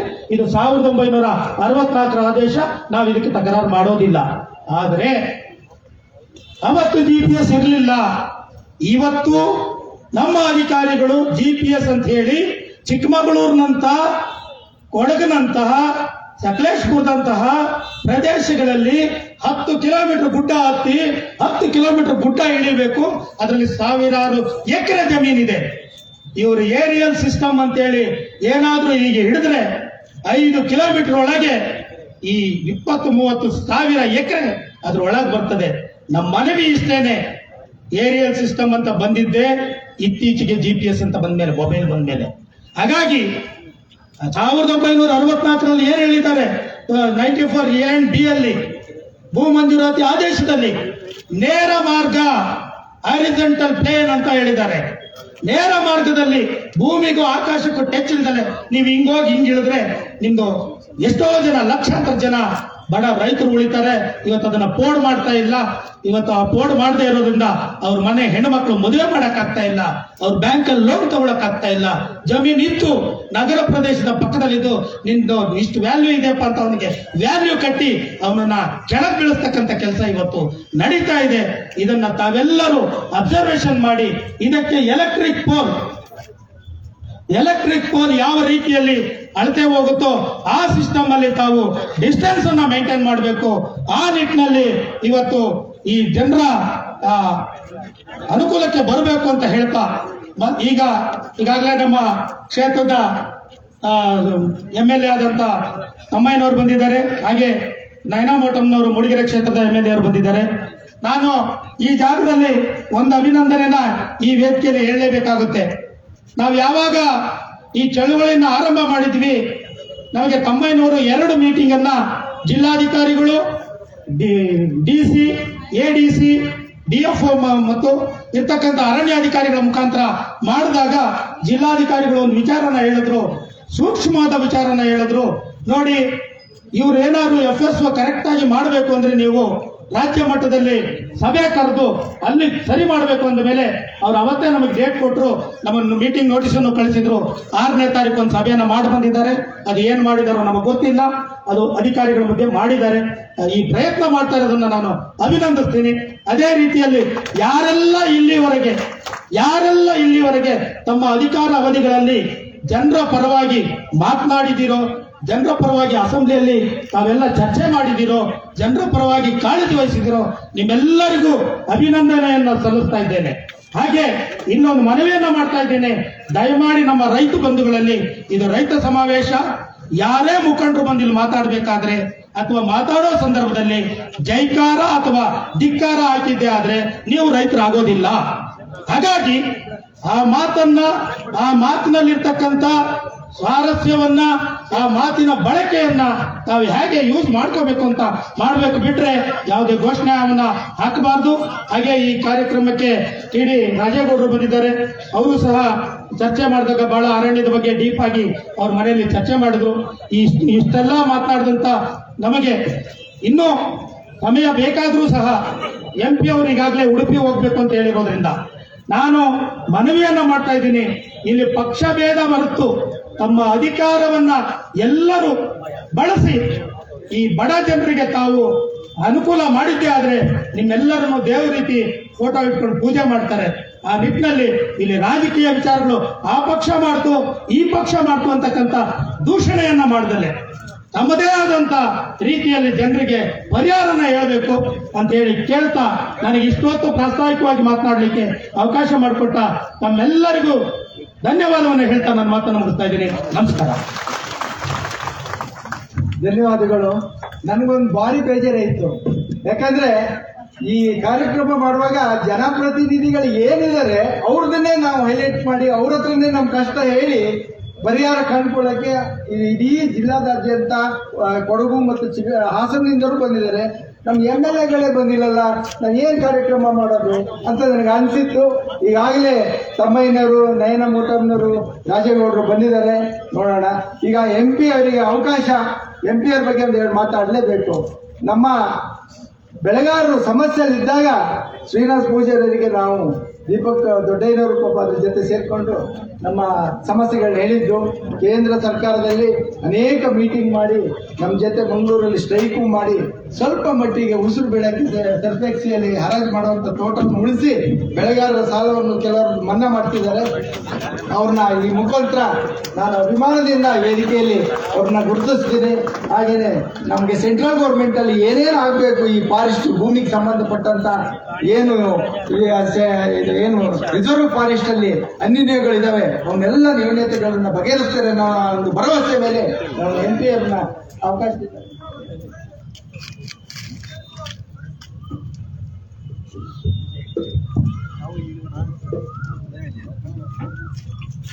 ಬಂಧುಗಳೇ, ನಮ್ಮ ರಾಜ್ಯಾಧ್ಯಕ್ಷರು ದಕ್ಷಿಣ ಕನ್ನಡ ಜಿಲ್ಲೆಗೆ ಬರ್ತಾರೆ. ಹಾಗಾಗಿ ನಾನು ಅಲ್ಲಿ ಇರಬೇಕು. ಬೆಳಿಗ್ಗೆ ಇಲ್ಲಿಂದ ಹೊರಟು ಇಲ್ಲಿಗೆ ಬಂದೆ, ಮತ್ತೆ ಹೋಗ್ಬೇಕಾದ್ರೆ 4:15 ಗಂಟೆ ಬೇಕು ನನಗೆ. ಅದಕ್ಕೋಸ್ಕರ ಮಧ್ಯದಲ್ಲಿ ಹೋಗ್ಲಿಕ್ಕೆ ನನಗೆ ಅನುಮತಿ ಕೊಡಬೇಕು ಅಂತ ವಿನಂತಿ ಮಾಡಿ ಸುದೀರ್ಘವಾದಂತ ಎಲ್ಲ ವಿಚಾರಗಳು ವರ್ಣನೆ ಮಾಡಿದ್ದಾರೆ. ಸಾಮಾನ್ಯವಾಗಿ ನಾವೆಲ್ಲ ಜನರ ಮಧ್ಯೆ ಬಂದವರು, ಎಲ್ಲ ಸಮಸ್ಯೆಗಳಿಗೆ ಸಂಧಿಸಬೇಕಾದ ನಮ್ಮೆಲ್ಲರ ಜವಾಬ್ದಾರಿ. ಪಾರ್ಟಿ ಪಕ್ಷ ಎಲ್ಲವಕ್ಕಿಂತ ಹೆಚ್ಚಾಗಿ ವ್ಯಕ್ತಿಯೊಬ್ಬ ತನ್ನ ಬದುಕನ್ನು ತಾನು ಕಟ್ಟಿಕೊಳ್ಬೇಕಾದ್ರೆ ನಾವೆಲ್ಲ ಶಕ್ತಿ ಮೀರಿ ಕೆಲಸ ಮಾಡಬೇಕು ಅನ್ನುವಂಥ ಸಿದ್ಧಾಂತದಡಿ ನಾವೆಲ್ಲ ಬಂದವರು. ಆ ಹಿನ್ನೆಲೆಯಲ್ಲಿ ನೀವು ಮಾಡಿರುವಂಥ ಎಲ್ಲ ಪ್ರಸ್ತಾಪನೆಗಳನ್ನು ನಾನು ಗಮನಿಸಿದೆ. ಸಾಮಾನ್ಯವಾಗಿ 50, 53, 57 ಮತ್ತು 94C ಇವುಗಳ ವಿಲೇವಾರಿಯಲ್ಲಿ ಆಗ್ತಿರುವಂತಹ ತೊಂದರೆಗಳು, ಡೀಮ್ಡ್ ಫಾರೆಸ್ಟ್ನ ಸಮಸ್ಯೆ, ಸೆಕ್ಷನ್ 4 ಆಗುವಂತಹ ಸೆಟಲ್ಮೆಂಟಿನ ಸಮಸ್ಯೆಗಳಲ್ಲಿ ಆ ಸಂಬಂಧಪಟ್ಟ ಅಧಿಕಾರಿಯ ಜವಾಬ್ದಾರಿ, ಮೀಸಲು ಅರಣ್ಯದ ಬಫರ್ ಝೋನ್ ಬಗ್ಗೆ, ಇನಾಮ್ ಭೂಮಿ ಸೊಪ್ಪಿನ ಬೆಟ್ಟದ ಬಗ್ಗೆ, ಅರಣ್ಯ ಕಂದಾಯ ಭೂಮಿಗಳ ಜಂಟಿ ಸರ್ವೆ ಬಗ್ಗೆ ಮತ್ತು ನೀಲಗಿರಿ ಅಕೇಶಿಯ ಗಿಡಗಳು ನೆಡಬಾರದು ಅನ್ನುವಂಥ ನಿಮ್ಮ ಒಟ್ಟು ಅಭಿಪ್ರಾಯಗಳನ್ನು ನಾವೆಲ್ಲ ಗಮನಿಸಿ ಇದನ್ನ ಯಾವ ರೂಪದಲ್ಲಿ ನಿಮಗೆ ಸಹಕಾರ ಕೊಡಬೇಕು, ನಿಮಗಂದ್ರೆ ನಮಗೆ ಸಹಕಾರ ಕೊಡಬೇಕು ಅನ್ನೋದ್ರ ಬಗ್ಗೆ ನಾವೆಲ್ಲ ಜವಾಬ್ದಾರಿಯಿಂದ ಕೆಲಸ ಮಾಡ್ತೇವೆ. ನಾವೆಲ್ಲ ಪಾರ್ಟಿಯವರು ಕೂಡ ಸಾಮಾನ್ಯ ಜನರ ಮಧ್ಯದಿಂದ ಮೇಲಿಂದ ಬಂದವರಾದ್ರಿಂದ ರಾಜಕಾರಣಕ್ಕಿಂತ ಹೆಚ್ಚಾಗಿ ಜನರ ಸಮಸ್ಯೆಗಳನ್ನು ಅಧ್ಯಯನ ಮಾಡುವುದು, ಪರಿಹಾರ ಆಗುವುದು ನಮ್ಮ ಕರಗತ ಆಗಿರುವಂತಹ ವಿಚಾರಗಳು. ಆ ಹಿನ್ನೆಲೆಯಲ್ಲಿ ಈ ರಾಜ್ಯಕ್ಕೆ ಸಂಬಂಧಪಟ್ಟಂತ ಏನು ಅಭಿಪ್ರಾಯಗಳಿದೆ ಅದನ್ನೆಲ್ಲ ಶಾಸಕರು ರಾಜ್ಯದಲ್ಲಿ ಪ್ರಸ್ತಾಪ ಮಾಡ್ತಾರೆ. ನೀವು ಕೇಂದ್ರಕ್ಕೆ ಸಂಬಂಧಪಟ್ಟಂತ ವಿಚಾರಗಳನ್ನು ನೀವು ಹೇಳಿದ್ದೀರಿ, ಅದನ್ನ ಕೇಂದ್ರದ ಸಂಬಂಧಪಟ್ಟ ಮಂತ್ರಿಗಳ ಜೊತೆಯಲ್ಲೂ ನಾನು ಮಾತಾಡ್ತೇನೆ. ಅಗತ್ಯ ಇದ್ರೆ ನಿಮ್ಮ ನಿಯೋಗವನ್ನು ಭೇಟಿ ಮಾಡಿಸುವಂತ ಕೆಲಸಗಳನ್ನು ಕೂಡ ಮಾಡುವಂತ ಕೆಲಸಗಳನ್ನು ನಾನು ಮಾಡ್ತೇನೆ. ಮುಂದುವರಿದು ಈ ನಾಡಿದ್ದು ನಮಗೆ ಸಭೆಯಲ್ಲಿ ಅಧಿಕಾರಿಗಳ ಜೊತೆಯಲ್ಲಿ ಮಾತಾಡಲಿಕ್ಕೆ ಅವಕಾಶ ಆಗೋದಿಲ್ಲ, ಆಗಬಾರದು. ನಾಳೆಲ್ಲ ನಾಡ್ದು ದಿಶಾ ಮೀಟಿಂಗ್ ಇದೆ.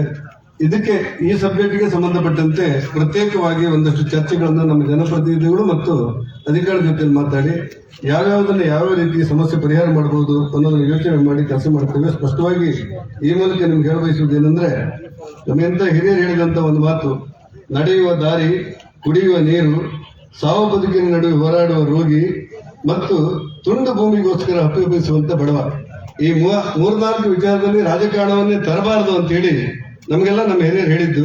ಆ ಹಿನ್ನೆಲೆಯಲ್ಲಿ ನೀವು ಮಾಡಿರುವಂತ ಎಲ್ಲ ಪ್ರಸ್ತಾಪನೆಯನ್ನು ಗಮನದಲ್ಲಿಟ್ಟುಕೊಂಡು ನಾಡಿದ್ದ ಮೀಟಿಂಗ್ ಅಲ್ಲೂ ಚರ್ಚೆ ಮಾಡ್ತೇವೆ ಮತ್ತು ರಾಜ್ಯದಿಂದ ಆಗುವಂತಹ ಕೆಲಸಗಳನ್ನ ರಾಜ್ಯ ಸರ್ಕಾರ ಸಂಬಂಧಪಟ್ಟಂತೆ ನಮ್ಮ ಶಾಸಕರು ಇದ್ದಾರೆ, ನಾವೆಲ್ಲರೂ ಒಟ್ಟಾಗಿ ಕೆಲಸ ಮಾಡ್ತೇವೆ. ಕೇಂದ್ರ ಆಗಬೇಕಾದಂತಹ ಕೆಲಸವನ್ನು ನಂದೇ ಆದ ಜವಾಬ್ದಾರಿಯಲ್ಲಿ ಕೇಂದ್ರ ಮಂತ್ರಿಗಳನ್ನು ಸರ್ಕಾರವನ್ನು ಸಂಪರ್ಕ ಮಾಡಿ ಪೂರ್ಣ ಪ್ರಮಾಣದಲ್ಲಿ ಈ ಹೋರಾಟದಲ್ಲಿ ನಿಮ್ ಜೊತೆ ನಾವಿರ್ತೇವೆ ಅನ್ನುವಂತ ಪ್ರೀತಿಯ ಮಾತುಗಳಿಗೋಸ್ಕರ ನನಗೆ ಈ ಭಾಗದ ಸಂಪರ್ಕ ಕಡಿಮೆ ಇತ್ತು. ಯಾಕಂದ್ರೆ ನಾನು ಲೋಕಸಭಾ ಸದಸ್ಯನಾದ ನಂತರ ನನ್ನ ದೈನಂದಿನ ಚಟುವಟಿಕೆಗಳನ್ನು ನಾನು ಗಮನಿಸ್ತಿದ್ದೆ. ಪ್ರಥಮ ಬಾರಿಗೆ ಪಕ್ಷಭೇದ ಎಲ್ಲವನ್ನ ಮರೆತು ಎಲ್ಲರೂ ಒಟ್ಟಾಗಿ ನಮ್ಮ ಹಕ್ಕುಗಳಿಗೋಸ್ಕರ ನಾವು ಹೋರಾಟ ಮಾಡುವಂತಹ ಈ ಸಂಘಟನೆಯ ಕಾರ್ಯಕ್ರಮಕ್ಕೆ ಜಗ್ಗು ಅಭಿನಂದನೆಗಳನ್ನು ಸಲ್ಲಿಸಿ ನಿಮಗೆ ಕಾರ್ಯಕ್ರಮಕ್ಕೆ ಶುಭಕಾಮನೆಗಳು ಮತ್ತು ನಮ್ಮ ಜವಾಬ್ದಾರಿಯನ್ನು ನಾವು ಅತ್ಯಂತ ನಿಷ್ಠೆಯಿಂದ ಮಾಡ್ತೇವೆ ಅನ್ನುವಂಥ ವಿಶ್ವಾಸದೊಡನೆ ಈ ಕಾರ್ಯಕ್ರಮಕ್ಕೆ ಶುಭ ಹಾರೈಸ್ತೇನೆ. ನಮಸ್ಕಾರ, ಧನ್ಯವಾದ. ಕೇಂದ್ರ ಸರ್ಕಾರದ ಏನೇ ಭೂಮಿಯ ವಿಚಾರದಲ್ಲಿ ನಾನು ಸಮಗ್ರವಾಗಿ ಅದನ್ನ ನಿರ್ಣಯ ಮಾಡ್ತೇನೆ ಅಂತ ಹೇಳಿದ MP ಅವರಿಗೆ ಧನ್ಯವಾದಗಳು. ಈಗ ಅವಕಾಶ ಇಲ್ಲಿಯ ಸ್ಥಳೀಯ ಶಾಸಕರಾದ ತಮ್ಮಯ್ಯನವರ ವಿಚಾರ ಒಂದು ಎರಡೇ ಮಾತಾಡ್ತೀನಿ. ಇದೇ ಇದರಲ್ಲಿ ಲಾಸ್ಟ್ ಟೈಮ್ ನಾವು ಕಸ್ತೂರಿ ರಂಗನ್ ಹೋರಾಟದಲ್ಲಿ ತಮ್ಮಯ್ಯನವರು ನಮ್ಮ ಜೊತೆ ಸಹಕಾರ ಮಾಡಿ ನಮ್ಮ ಜೊತೆನೇ ಇದ್ರು. ಇವತ್ತು ಅವರಿಗೆ ಅಧಿಕಾರ ಸಿಕ್ಕಿದೆ. ಅಧಿಕಾರ ಸಿಕ್ಕಿದಾಗ ಆ ಅಧಿಕಾರದಲ್ಲಿ ಭೂಮಿಯ ಶಾಶ್ವತ ಪರಿಹಾರ ಕಂಡುಕೊಳ್ಬೇಕು. ತಮ್ಮಯ್ಯನವರೇ, ನಿಮ್ಗೆ ಅವಕಾಶ. ಈ ಮೊನ್ನೆನೂ ಒಂದು ಮೀಟಿಂಗ್ ಮಾಡಿಸಿದ್ದಾರೆ.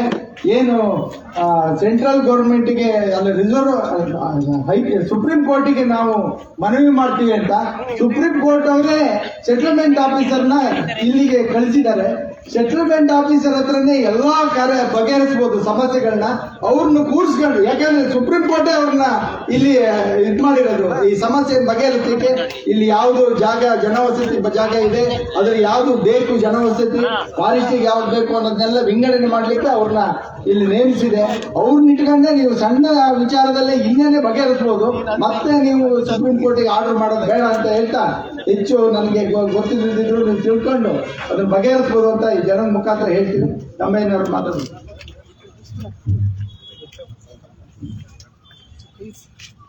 ಎಲ್ರಿಗೂ ನಮಸ್ಕಾರ.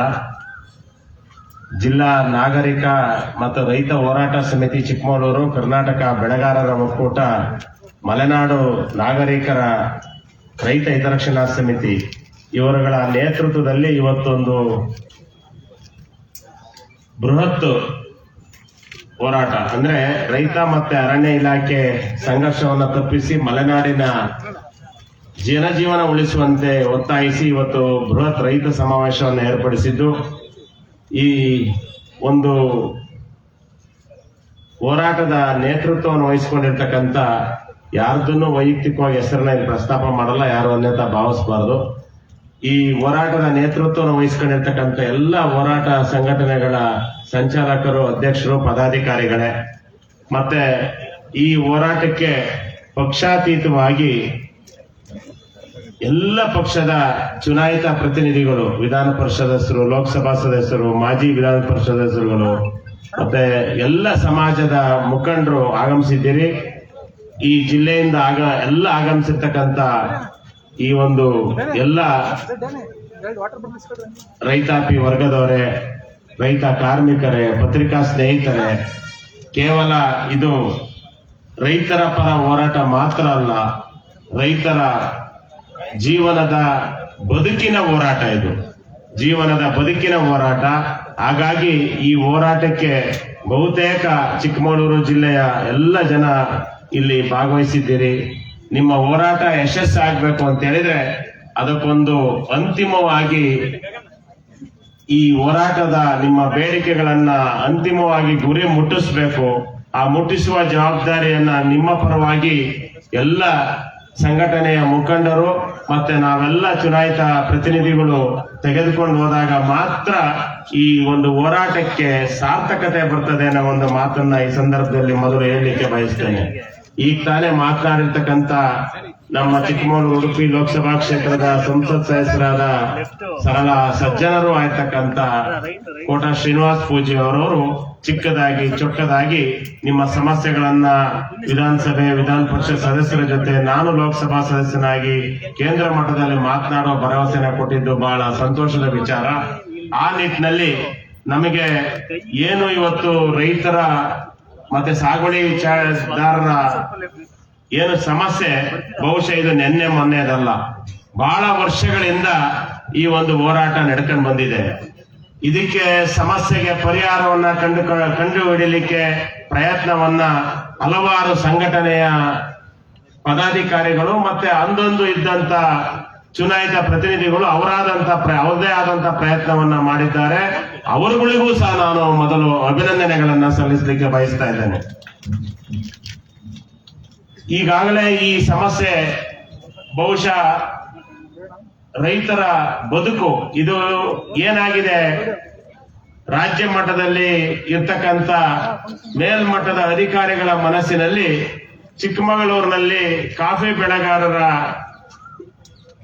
94C ಇರ್ಬೋದು, ಸೆಕ್ಷನ್ 4 ಇರ್ಬೋದು, ಅವರ ಒತ್ತುವರಿದಾರರ ಸಮಸ್ಯೆ ಅಂತ ಹೇಳಿದ್ರೆ ಇದು ಕೇವಲ ಚಿಕ್ಕಮಗಳೂರಲ್ಲಿ ಇರ್ತಕ್ಕಂಥ ದೊಡ್ಡ ದೊಡ್ಡ ಬೆಳೆಗಾರರ ದೊಡ್ಡ ಕಾಫಿ ಒತ್ತುವರಿಯ ಬಗ್ಗೆ ಇವರು ಹೋರಾಟ ಮಾಡ್ತಾ ಇದ್ದಾರೆ. ನಾವ್ಯಾಕೆ ಇವರಿಗೆ ಸಹಕರಿಸಬೇಕು ಅನ್ನೋ ಒಂದು ಧೋರಣೆ ಬಹುಶಃ ರಾಜ್ಯದಲ್ಲಿರ್ತಕ್ಕಂಥ ಅರಣ್ಯ ಇಲಾಖೆಯ, ಕಂದಾಯ ಇಲಾಖೆಯ ದೊಡ್ಡ ಮಟ್ಟದ ಅಧಿಕಾರಿಗಳ ಮನಸ್ಸಿನಲ್ಲಿದೆ.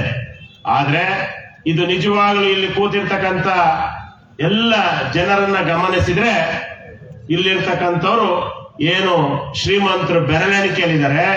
ಆದ್ರೆ ಕೇವಲ 2 ಎಕರೆ 5 ಎಕರೆ 6 ಎಕರೆಯನ್ನ ಭೂಮಿಯನ್ನ ಸಾಗುವಳಿ ಮಾಡ್ಕೊಂಡು ಅದನ್ನೇ ಬದುಕಾಗಿ ಮಾಡ್ಕೊಂಡಿರ್ತಕ್ಕಂಥ, ಅದನ್ನೇ ಜೀವನವಾಗಿ ಮಾಡ್ಕೊಂಡಿರ್ತಕ್ಕಂಥವ್ರು 90% ಇಲ್ಲಿ ಕೂತಿದ್ದಾರೆ. ಅದನ್ನ ನಾವೀಗ ಗಮನಿಸಬೇಕು.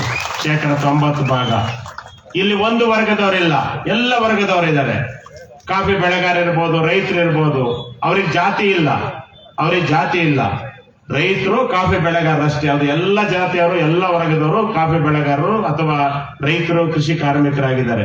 ಹಾಗಾಗಿ ನಾನು ಮೊನ್ನೆ ನಮ್ಮ ಜಿಲ್ಲೆಯ 5 ಶಾಸಕರ ಜೊತೆ ನಿಯೋಗವನ್ನ ತೆಗೆದುಕೊಂಡು ಮಾನ್ಯ ನಮ್ಮ ಉಸ್ತುವಾರಿ ಸಚಿವರ ಆದೇಶದಂತೆ ಅರಣ್ಯ ಸಚಿವರ ಬಳಿ ನಿಯೋಗ ತೆರಳಿದಾಗ ನಾವೆಲ್ಲ ಮಾತನಾಡಿದ್ದೇನೆ. ನೀವು ಇಲ್ಲಿ ಕುಳಿತು IFS ಆಫೀಸರ್ ಆಗ್ಬಿಟ್ಟಿದ್ದೀರಿ, PCCF, APCCF ಆಗ್ಬಿಟ್ಟಿದ್ದೀರಿ, ACCF ಆಗಿದ್ದೀರಿ. ಆದ್ರೆ ನಿಮಗೆ ರೈತರ ಸಮಸ್ಯೆ ಗೊತ್ತಿಲ್ಲ. ಅಲ್ಲಿ ಸ್ಥಳದಲ್ಲಿರ್ತಕ್ಕಂಥದ್ದು ಯಾವುದೇ ಪಕ್ಷದ ಜನಪ್ರತಿನಿಧಿ ಇರ್ಬೋದು, ಎಲ್ಲ ಪಕ್ಷದ ಜನಪ್ರತಿನಿಧಿಗಳಿಗೆ ಆ ಸಮಸ್ಯೆ ಅರ್ಥ ಇದೆ. ಅಲ್ಲಿರ್ತಕ್ಕಂಥ ಎಲ್ಲ ವರ್ಗದ ಎಲ್ಲ ಜನರ ಕಾಫಿ ಬೆಳೆಗಾರರಿಗೆ ಅಥವಾ ರೈತರಿಗೆ ಅದ್ರ ಸಮಸ್ಯೆ ಇದೆ, ನಿಮಗೆ ಅರ್ಥ ಆಗಲ್ಲ ಅನ್ನೋ ಒಂದು ಮನವರಿಕೆ ಮಾಡುವ ಪ್ರಯತ್ನವನ್ನ ನಾವು ಪ್ರಾಮಾಣಿಕವಾಗಿ ಮಾಡಿದ್ವಿ. ಮೊದಲು ಇದು ನನಗೆ ಈ ಸಮಸ್ಯೆ ಬಗ್ಗೆ ನಮ್ಮ ಏನು ಈ ಹೋರಾಟ ಸಂಘಟನೆ ಇರ್ತಕ್ಕಂಥ ವಿಜಯ್ ಕುಮಾರ್ ಮತ್ತೆ ರಘು ಅವರು, ಅಣ್ಣ ಇದು ಏನಾದ್ರು ಮಾಡಿ ಏನೀಗ ಫಾರೆಸ್ಟ್ ಸೆಟಲ್ಮೆಂಟ್ ಆಫೀಸರ್ ಮಾಡ್ತಾ ಇದ್ದಾರೆ, ಇದಕ್ಕೇನಾದ್ರು ನೀವು ಶೀಘ್ರವಾಗಿ ಸಭೆ ಮಾಡ್ಲಿಲ್ಲ ಅಂದ್ರೆ ಒಂದು ಸಲ ಅವರು ಫಾರೆಸ್ಟ್ ಸೆಟಲ್ಮೆಂಟ್ ಆಫೀಸರ್, ಯಾಕೆಂದ್ರೆ ಅವ್ರನ್ನ ಸರ್ಕಾರ ಒಬ್ಬರೊಬ್ರು ಜುಡಿಷಿಯಲ್ ಆಗಿ ನೇಮಕ ಮಾಡಿದ್ದಾರೆ, ನಿವೃತ್ತ KS ಆಫೀಸರ್ಸ್ನ. ಅವರು ಒಂದ್ಸಲಿ ಬರ್ದಿಟ್ಟು ಹೋದ್ರೆ ನಾವು ಇಷ್ಟೆಲ್ಲ ಹೋರಾಟ ಮಾಡಿದ್ರು ಏನೂ ಆಗಲ್ಲ ಅಂದಾಗ ಏನ್ ಮಾಡ್ಬೇಕು ಅಂತ ಕೇಳಿದಾಗ ಅವ್ರು ಹೇಳಿದ್ರು, ಮೊದಲು ಒಮ್ಮೆ ಜಿಲ್ಲಾಧಿಕಾರಿಗಳ ಜೊತೆ DFO ಫಾರೆಸ್ಟ್ ಸೆಟಲ್ಮೆಂಟ್ ಆಫೀಸರ್ಸ್ ನ ಕೂರಿಸಿ ನಮ್ ಜೊತೆ ಮಾತಾಡಿಸಿದ್ರೆ ಆಗ ನಮ್ಮ ಸಮಸ್ಯೆನ ಹೇಳ್ತೇವೆ, ಆಗ ಪರಿಹಾರ ಏನ್ ಮಾಡ್ಬೋದು ಅನ್ನೋದ್ರ ಬಗ್ಗೆ ಸಲಹೆಯನ್ನು ಕೊಡ್ತೇವೆ ಅಂದಾಗ ನಾನು 2 ಬಾರಿ ಜಿಲ್ಲಾಧಿಕಾರಿಗಳ ಜೊತೆ 2 ಹೋರಾಟಗಾರರನ್ನ ಮತ್ತೆ 2 ಜನ FSOಗಳನ್ನ ಮತ್ತೆ DFO ನ ಕೂರಿಸಿ ಸಭೆ ಮಾಡಿ ಸಂಪೂರ್ಣವಾಗಿ ನಿಮ್ಮೆಲ್ಲರ ಪರವಾಗಿರ್ತಕ್ಕಂಥ ಬೇಡಿಕೆಗಳನ್ನ ನಾನು ಹೇಳಲಿಲ್ಲ, ಅದನ್ನ ಸಂಪೂರ್ಣವಾಗಿ ವಿಜಯ್ ಕುಮಾರ್ ರಘು ಹತ್ರನೇ ಆ ಅಧಿಕಾರಿಗಳಿಗೆ ಹೇಳಿ ಮನದಟ್ಟು ಮಾಡಿಸುವ ಕೆಲಸವನ್ನ ಮೊದಲ ಹಂತದಲ್ಲಿ ಮಾಡುವ ಕೆಲಸವನ್ನ ನಾವು ಮಾಡಿದ್ವಿ.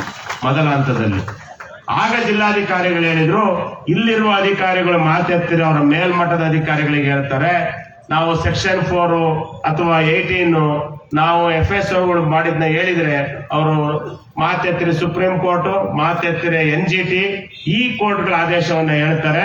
ದೊಡ್ಡ ಮಟ್ಟದಲ್ಲೇ ಸಭೆ ಆಗ್ಬೇಕು, ದೊಡ್ಡ ಅಧಿಕಾರಿಗಳನ್ನ ಕೂರಿಸಿ ಸಭೆ ಮಾಡಬೇಕು ಅನ್ನೋ ಒಂದು ಮಾತನ್ನ ಹೇಳಿದ್ರಿಂದ ಈಗ ಆ ಸಭೆ ಮಾಡಿದ ತಕ್ಷಣ ಸಮಸ್ಯೆ ಬಗೆಹರಿದಿದೆ ಅಂತ ನಾನು ಹೇಳ್ತಾ ಇಲ್ಲ. ಆದ್ರೆ ಈಶ್ವರ್ ಖಂಡ್ರೆ ಅವರ ನೇತೃತ್ವದಲ್ಲಿ ಅವತ್ತು ನಡೆದ ಸಭೆಯಲ್ಲಿ ನಾವೆಲ್ಲ 5 ಜನ ಶಾಸಕರು ಇದ್ವಿ. ಅವತ್ತು DC, ADC, DFO, FSOಗಳು, PCCF, ACS ಎಲ್ಲರನ್ನು ಕೂರಿಸ್ಕೊಂಡು ಮಾತನಾಡೋ ಸಂದರ್ಭದಲ್ಲಿ ಒಂದಷ್ಟು ಏನು ನಮ್ಮ ಸಮಸ್ಯೆಗಳು ಏನಿದಾವೆ, ಸೆಕ್ಷನ್ 4 ಮಾಡುವಾಗ ಏನು ಸಾಗುವಳಿ ಮಾಡ್ತಾ ಇದ್ರು, ಅವ್ರ ಗ್ರಾಂಟ್ ಆಗಿರೋಂಥವನ್ನ ಅವರು ಸೆಕ್ಷನ್ 4 ಮಾಡಿರ್ತಕ್ಕಂಥದ್ದು, ಅದರ ಬಗ್ಗೆ ಎಲ್ಲ ವಿವರವಾಗಿ ಮಾತನಾಡಿ ಒಂದಷ್ಟು ಅವರಿಗೆ ಮನವರಿಕೆ ಮಾಡೋ ಕೆಲಸವನ್ನ ಮಾಡಿದ್ದೇವೆ. ಅವರು ಅದಕ್ಕೆ ಬಹಳ ಪೂರಕವಾಗಿ ಸ್ಪಂದನೆ ನೀಡಿದ್ದಾರೆ. ನಾವು ಅಲ್ಲಿ ಕೇಳಿದ್ದು ಇಷ್ಟೇನೆ, ಏನು 1963ನೇ ಇಸ್ವಿನಲ್ಲಿ ಅರಣ್ಯ ಕಾಯ್ದೆ ಮೊದಲು ನಮ್ಮ ದೇಶದಲ್ಲಿ ಪ್ರಾರಂಭ ಆಗಿದ್ದು 1963ನೇ ಇಸ್ವಿಲಿ. ನಂತರ 1980ನೇ ಇಸ್ವಿನಲ್ಲಿ ಅರಣ್ಯ ಕಾಯ್ದೆ ಆಗಿದೆ. ಅವೆರಡಕ್ಕೂ ತಿದ್ದುಪಡಿಯನ್ನ 2023ರಲ್ಲಿ ಮಾಡಿದ್ದಾರೆ. ಅದರಂತೆ ಸುಪ್ರೀಂ ಕೋರ್ಟ್ ಒಂದು ಆದೇಶನೂ ಕೊಟ್ಟಿದೆ. ಏನಿವತ್ತು ಡೀಮ್ಡ್ 1 ಡೀಮ್ಡ್ 2 ಇದೆ, ಆ ಡೀಮ್ಡ್ 1 ಡೀಮ್ಡ್ 2ನ ಮತ್ತೊಮ್ಮೆ ಪರಿಶೀಲನೆ ಮಾಡಿ ಡೀಮ್ 3ನ ಇನ್ನು 6 ತಿಂಗಳೊಳಗಡೆ ಮಾಡಬೇಕು ಅನ್ನೋ ಏನು ಸುಪ್ರೀಂ ಕೋರ್ಟ್ ಆದೇಶ ಇದೆ, ಅದನ್ನ ಪ್ರಾಮಾಣಿಕವಾಗಿ ಅಧಿಕಾರಿಗಳು ಸ್ಥಳವನ್ನ ಪರಿಶೀಲನೆ ಮಾಡಬೇಕು ಅನ್ನೋ ಒಂದು ಮಾತನ್ನ ಮನವಿನ ನಾವು ಅಲ್ಲಿ ಮಾಡಿದ್ವಿ. ಕಾರಣ ಇಷ್ಟೇ ನಾನು ಹೇಳಿದಾಗೆ ಬದುಕನ್ನ ಕಂಡುಕೊಂಡಿರ್ತಕ್ಕಂಥವ್ರು 2 ಎಕರೆ 5 ಎಕರೆನ 1996ಕ್ಕಿಂತ ಮುಂಚೆ ಯಾರ್ಯಾರಿಗೆ ಗ್ರಾಂಟ್ ಆಗಿದೆ ಅಂತವನ್ನು 4-1 ಸೇರಿಸಿದ್ದಾರೆ. ಹಾಗಾಗಿ ಏನು ಸೆಕ್ಷನ್ 4-1 ಮಾಡಿದ್ದಾರೆ, ಆ ಸೆಕ್ಷನ್ 4-1 ಮತ್ತೊಮ್ಮೆ ನೀವು ಪುನರ್ ಪರಿಶೀಲನೆ ಮಾಡಬೇಕು ಅನ್ನೋ ಒಂದು ಒತ್ತಾಯವನ್ನ ನಾವು ಅವತ್ತು ಹೇಳಿದ್ದೇವೆ. ಮತ್ತೊಮ್ಮೆ ನೀವು ಸೆಕ್ಷನ್ 4-1 ಪುನರ್ ಪರಿಶೀಲನೆ ಮಾಡಬೇಕು. ಈಗಾಗಲೇ 100ಕ್ಕೂ ಹೆಚ್ಚು ಸೆಕ್ಷನ್ 4-1 ಮಾಡ್ಲಿಕ್ಕೆ ಮತ್ತೆ ಹೋಗಿರ್ತಕ್ಕಂಥ ಕಡತಗಳು ಏನು PCCF ಹತ್ರ ಇದಾವೆ, ನೀವು ಅದನ್ನ ವಾಪಸ್ ಜಿಲ್ಲೆಗೆ ಹಾಕಿ ಅದನ್ನ ಮತ್ತೆ ಪುನರ್ ಪರಿಶೀಲನೆ ಮಾಡಬೇಕು ಅನ್ನೋ ಒತ್ತಾಯವನ್ನ. ಯಾಕೆ ಅಂತ ಹೇಳಿದ್ರೆ ಇವತ್ತು FSOಗಳು ಅವರು ಒಂದು ಬರ್ದಿಟ್ಟು ಹೋಗ್ತಾರೆ, ಅದ್ರ ಜೊತೆ ಏನಿತ್ತು ಅವರು ಬರೆದಂತ ಸ್ಕೆಚ್ಗೆ DFO ಸೈನ್ ಹಾಕ್ಬೇಕು. DFO ಯಾವ ಕಾರಣಕ್ಕೂ ಅವ್ರು FSOಗಳು ಬರೆದ್ರೆ ಸೈನ್ ಹಾಕಲ್ಲ. ಅವ್ರಿಗೆ ಬೇಕಾದಂಗೆ ಬರೆದ್ರೆ ಮಾತ್ರ DFO ಸೈನ್ ಹಾಕ್ತಾರೆ, ಇಲ್ಲದೆ ಹಾಕಲ್ಲ. ಹಾಗಾಗಿ ನಾವ್ ಹೇಳಿದ್ವಿ, ನೀವು FSO ನೇಮ್ ಮಾಡಿರೋದು ಏನಕ್ಕೆ, ಫಾರೆಸ್ಟ್ ಸೆಟಲ್ಮೆಂಟ್ ಆಫೀಸರ್ ಮಾಡಿರೋದು ನೇಮಕ ಮಾಡಿರೋ ಉದ್ದೇಶ ಏನು, ಅಲ್ಲಿರ್ತಕ್ಕಂಥ ರೈತರು ಮತ್ತೆ ಅರಣ್ಯ ಇಲಾಖೆ ನಡುವೆ ನೀವು ಸೆಟಲ್ಮೆಂಟ್ ಆಫೀಸರ್ ಆಗಿ ಸ್ಥಳ ಪರಿಶೀಲನೆ ಮಾಡಿ 30-40 ವರ್ಷದಿಂದ ಮನೆ ಕಟ್ಕೊಂಡಿದ್ದಾರೆ, ತೋಟ ಮಾಡ್ಕೊಂಡಿದ್ದಾರೆ, ಬೆಳೆ ಬೆಳ್ಕೊಂಡಿದ್ದಾರೆ, ಅದನ್ನ ಪರಿಶೀಲನೆ ಮಾಡಿ ಅದನ್ನ ನಿಮ್ಮ ಫಾರೆಸ್ಟ್ ಸೆಟಲ್ಮೆಂಟ್ ತೀರ್ಪಲ್ಲಿ ನಮೂದಿಸಬೇಕು ಅನ್ನೋ ಒಂದು ಮಾತನ್ನ ಹೇಳಿದ್ವಿ. ಯಾಕೆಂದ್ರೆ ಇತ್ತೀಚೆಗೆ ನನಗೆ ಒಂದಷ್ಟು ಗಾಬರಿ ಆಗಿತ್ತು. ದಾಸರಹಳ್ಳಿ ಮತ್ತೆ ಕೆಲವು ಊರಲ್ಲಿ ಅಲ್ಲಲ್ಲೇ ಒಂದು ಸಮುದಾಯ ಭವನದಲ್ಲಿ ಕೂರಿಸ್ಕೊಂಡು 100 ಜನ ಕರೆದು ಅವ್ರ ಅಭಿಪ್ರಾಯ ಕೇಳಿ ಬರೀಲಿಕ್ಕೆ ಅವ್ರು ಆಗಲೇ ತೀರ್ಮಾನ ಮಾಡಿಬಿಟ್ಟಿದ್ರು. ನಾವು ಯಾವುದೇ ಕಾರಣಕ್ಕೂ ಇದು ಸರಿಯಾದ ರೀತಿಯಲ್ಲಿ ಕಾನೂನಾತ್ಮಕವಾಗಿ ನೀವು ಸ್ಥಳ ಪರಿಶೀಲನೆ ಮಾಡಿ ಅದನ್ನ A ಬ್ಲಾಕ್ B ಬ್ಲಾಕ್ ಅಂತ ಮಾಡದಲೇನೆ ನೀವೇನಾದ್ರು ತೀರ್ಪನ್ನ ಕೊಟ್ರೆ ಅದು ನಮ್ಮ ಸಂಪೂರ್ಣ ರೈತರ ಜೀವನಕ್ಕೆ ಹೊಡೆತ ಆಗ್ತದೆ, ಬದುಕಿಗೆ ಹೊಡೆತ ಆಗ್ತದೆ. ಆ ರೀತಿ ಏನಾರ ಮಾಡಿದ್ರೆ ಈಗ ಹೆಂಗೆ ಕಾಡಲ್ಲಿ ಮಾನವ ಮತ್ತೆ ಪ್ರಾಣಿಗಳ ಸಂಘರ್ಷ ನಡೀತಾ ಇದೆಯಲ್ವಾ, ಮಾನವ ಮತ್ತೆ ಪ್ರಾಣಿಗಳ ಸಂಘರ್ಷ, ಆ ರೀತಿ ಮುಂದೆ ಯಾರು ಇಲ್ಲಿದ್ದಾರೆ ಜನ ವಾಸ ಇರ್ತಕ್ಕಂಥವ್ರು ಭೂಮಿ ಹೊಡ್ಕೊಂಡಿರೋರು ಅವರು ಇನ್ನು ಮುಂದೆ ರಾಜಕಾರಣಿ ಚುನಾಯಿತ ಪ್ರತಿನಿಧಿಗಳ ಜೊತೆ ಮತ್ತೆ ನಿಮ್ಮ ಅರಣ್ಯ ಇಲಾಖೆ ಅಧಿಕಾರಿ, ಕಂದಾಯ ಇಲಾಖೆ ಅಧಿಕಾರಿಗಳ ಜೊತೆ ಜೀವನ ಪೂರ್ತಿ ಸಂಘರ್ಷಕ್ಕೆ ಇಳಿತಾರೆ. ಅದಕ್ಕೆ ಅವಕಾಶ ಕೊಡಬೇಡಿ ಅನ್ನೋ ಒಂದು ಮಾತನ್ನ ನಾವು ಹೇಳಿದ್ವಿ. ಅವಕಾಶ ಕೊಡಬೇಡಿ ಅಂತ ನೀವು ಮೊದಲು ಮಾಡಬೇಕಾಗಿರೋದು FSOಗಳನ್ನ ಕಳಿಸಿ 30-40 ವರ್ಷಗಳಿಂದ ವಾಸ ಇರ್ತಕ್ಕಂಥವ್ರನ್ನ ಹೋಗಿ ನೋಡಿ. ಇಲ್ಲಿಂದ ನಿಮ್ಗೆ ತುಂಬಾ ಜನ ಬಂದಿದ್ದೀರಿ. ಅದು ದಾಸರಳ್ಳಿ ಇರ್ಬೋದು, ಚುರ್ಚಗುಡ್ಡ ಇರ್ಬೋದು, ನಮ್ಮ ತಾಲೂಕಿನಲ್ಲಿ ಇರ್ತಕ್ಕಂಥ ಮಲ್ಲನಹಳ್ಳಿ ಸುತ್ತಮುತ್ತ ಇರ್ತಕ್ಕಂಥ ಭಾಗ ಇರ್ಬೋದು, ಮೂಡಿಗೆರೆ ಇರ್ಬೋದು, ಅಥವಾ ಕಡೂರು ಎಮ್ಮೆದೊಡ್ಡಿ ಇರ್ಬೋದು, ಕಳಸ ಇರ್ಬೋದು, ಅಲ್ಲೆಲ್ಲ 30-40 ವರ್ಷದಿಂದ ವಾಸ ಇದ್ದಾರೆ. ಅನ್ನೋದಕ್ಕೆ 40 ವರ್ಷದ ನೇರಳೆ ಮರ ಇದಾವೆ, 40 ವರ್ಷದ ಮಾವಿನ ಮರ ಇದಾವೆ, 40 ವರ್ಷದ ಹಿಂದೆ ಕಟ್ಟಿದ ಮನೆಗಳಿದಾವೆ, 40 ವರ್ಷದಿಂದ ಸಾగు ಮಾಡಿದ ಜಮೀನಿದಾವೆ, ಅದರಲ್ಲಿ ಬೆಳೆದ ಕಾಫಿ ಇದೆ. ಆ ಅರಣ್ಯ ಇಲಾಖೆಯವರೊಳಗೆ ತಲೆ ತುಂಬಿದೆ ಡೀಮ್ಡ್ 1 ಡೀಮ್ಡ್ 2 ಅನ್ನೋದನ್ನ. ನಾನು ಈಗ ಈ ಕಾರ್ಯಕ್ರಮ ಮುಗಿದ ಮೇಲೆ ಅವ್ರನ್ನ ಇಲ್ಲಿ ಬರಬೇಕು ಅಂತ ಹೇಳಿದ್ದೇನೆ. CCF ನ ಬಂದು ಈ ಬೆಳೆಗಾರರ ಮನವಿನ ನೀವು ಪಡಿಲೇಬೇಕು ಅಂತ ಹೇಳಿದ್ದೇನೆ. ಯಾಕೆ ಅಂತ ಹೇಳಿದ್ರೆ ಅವರಿರೋ ಜಾಗಕ್ಕೆ ನಾವು ಮನವಿ ಕೊಡೋ ಅವಶ್ಯಕತೆ ಇಲ್ಲ. ಅವ್ರು ಇಲ್ಲಿ ಬಂದು ಮನವಿನ ತೆಗೆದುಕೊಬೇಕು ಅನ್ನೋ ಒಂದು ಮಾತನ್ನ CCF ಬರಬೇಕು ಅಂತ ಹೇಳಿದೀನಿ. ಯಾಕೆ ಅಂತ ಹೇಳಿದ್ರೆ ಡೀಮ್ಡ್ 1 ಡೀಮ್ಡ್ 2 ಅಂದ್ರೆ ಏನು, 1 ಎಕರೆನಲ್ಲಿ 40 ಮರ ಕಂಡ್ಬಿಟ್ರೆ ಸಾಕು, ಅದನ್ನ ಡೀಮ್ಡ್ 1 ಡೀಮ್ಡ್ 2 ಅಂತ ಮಾಡಿದ್ದಾರೆ. ನಿಜವಾಗ್ಲೂ ಅರಣ್ಯ ಇಲಾಖೆಯರಲ್ಲ ಅರಣ್ಯ ಉಳಿಸಿರೋದು.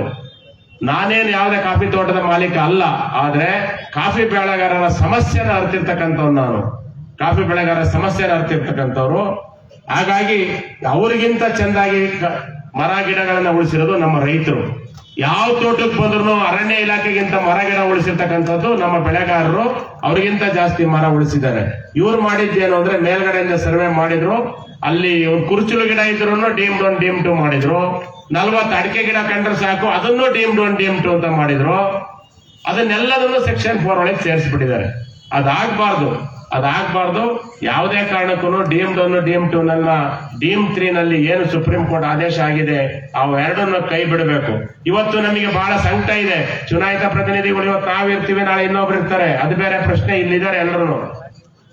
ಒಂದು ಬಡವರಿಗಾಗಿ ಇಡೀ ಜಿಲ್ಲೆನಲ್ಲಿ ಸೂರಿಲ್ದಿದ್ದವರಿಗೆ, ನಿವೇಶನ ರೈತರಿಗೆ ನಿವೇಶನ ಕೊಡಬೇಕು ಅಂದ್ರೆ ಅಲ್ಲಿ 5 ಎಕರೆ ಜಾಗ ಇರುತ್ತೆ, ಅದನ್ನ ಅರಣ್ಯ ಇಲಾಖೆಗೆ ಬರೆದ್ರೆ ಅದು ಡೀಮ್ಡ್ 1 ಡೀಮ್ 2 ನಮಗೆ ಕೊಡಕ್ ಬರಲ್ಲ ಅಂತ ಬರೀತಾರೆ. ಬಡವರಿಗೆ ನಿವೇಶನ ಕೊಡಕ್ ಜಾಗ ಇಲ್ಲ, ಅದನ್ನ ಅರಣ್ಯ ಇಲಾಖೆ ಅಂತಾರೆ.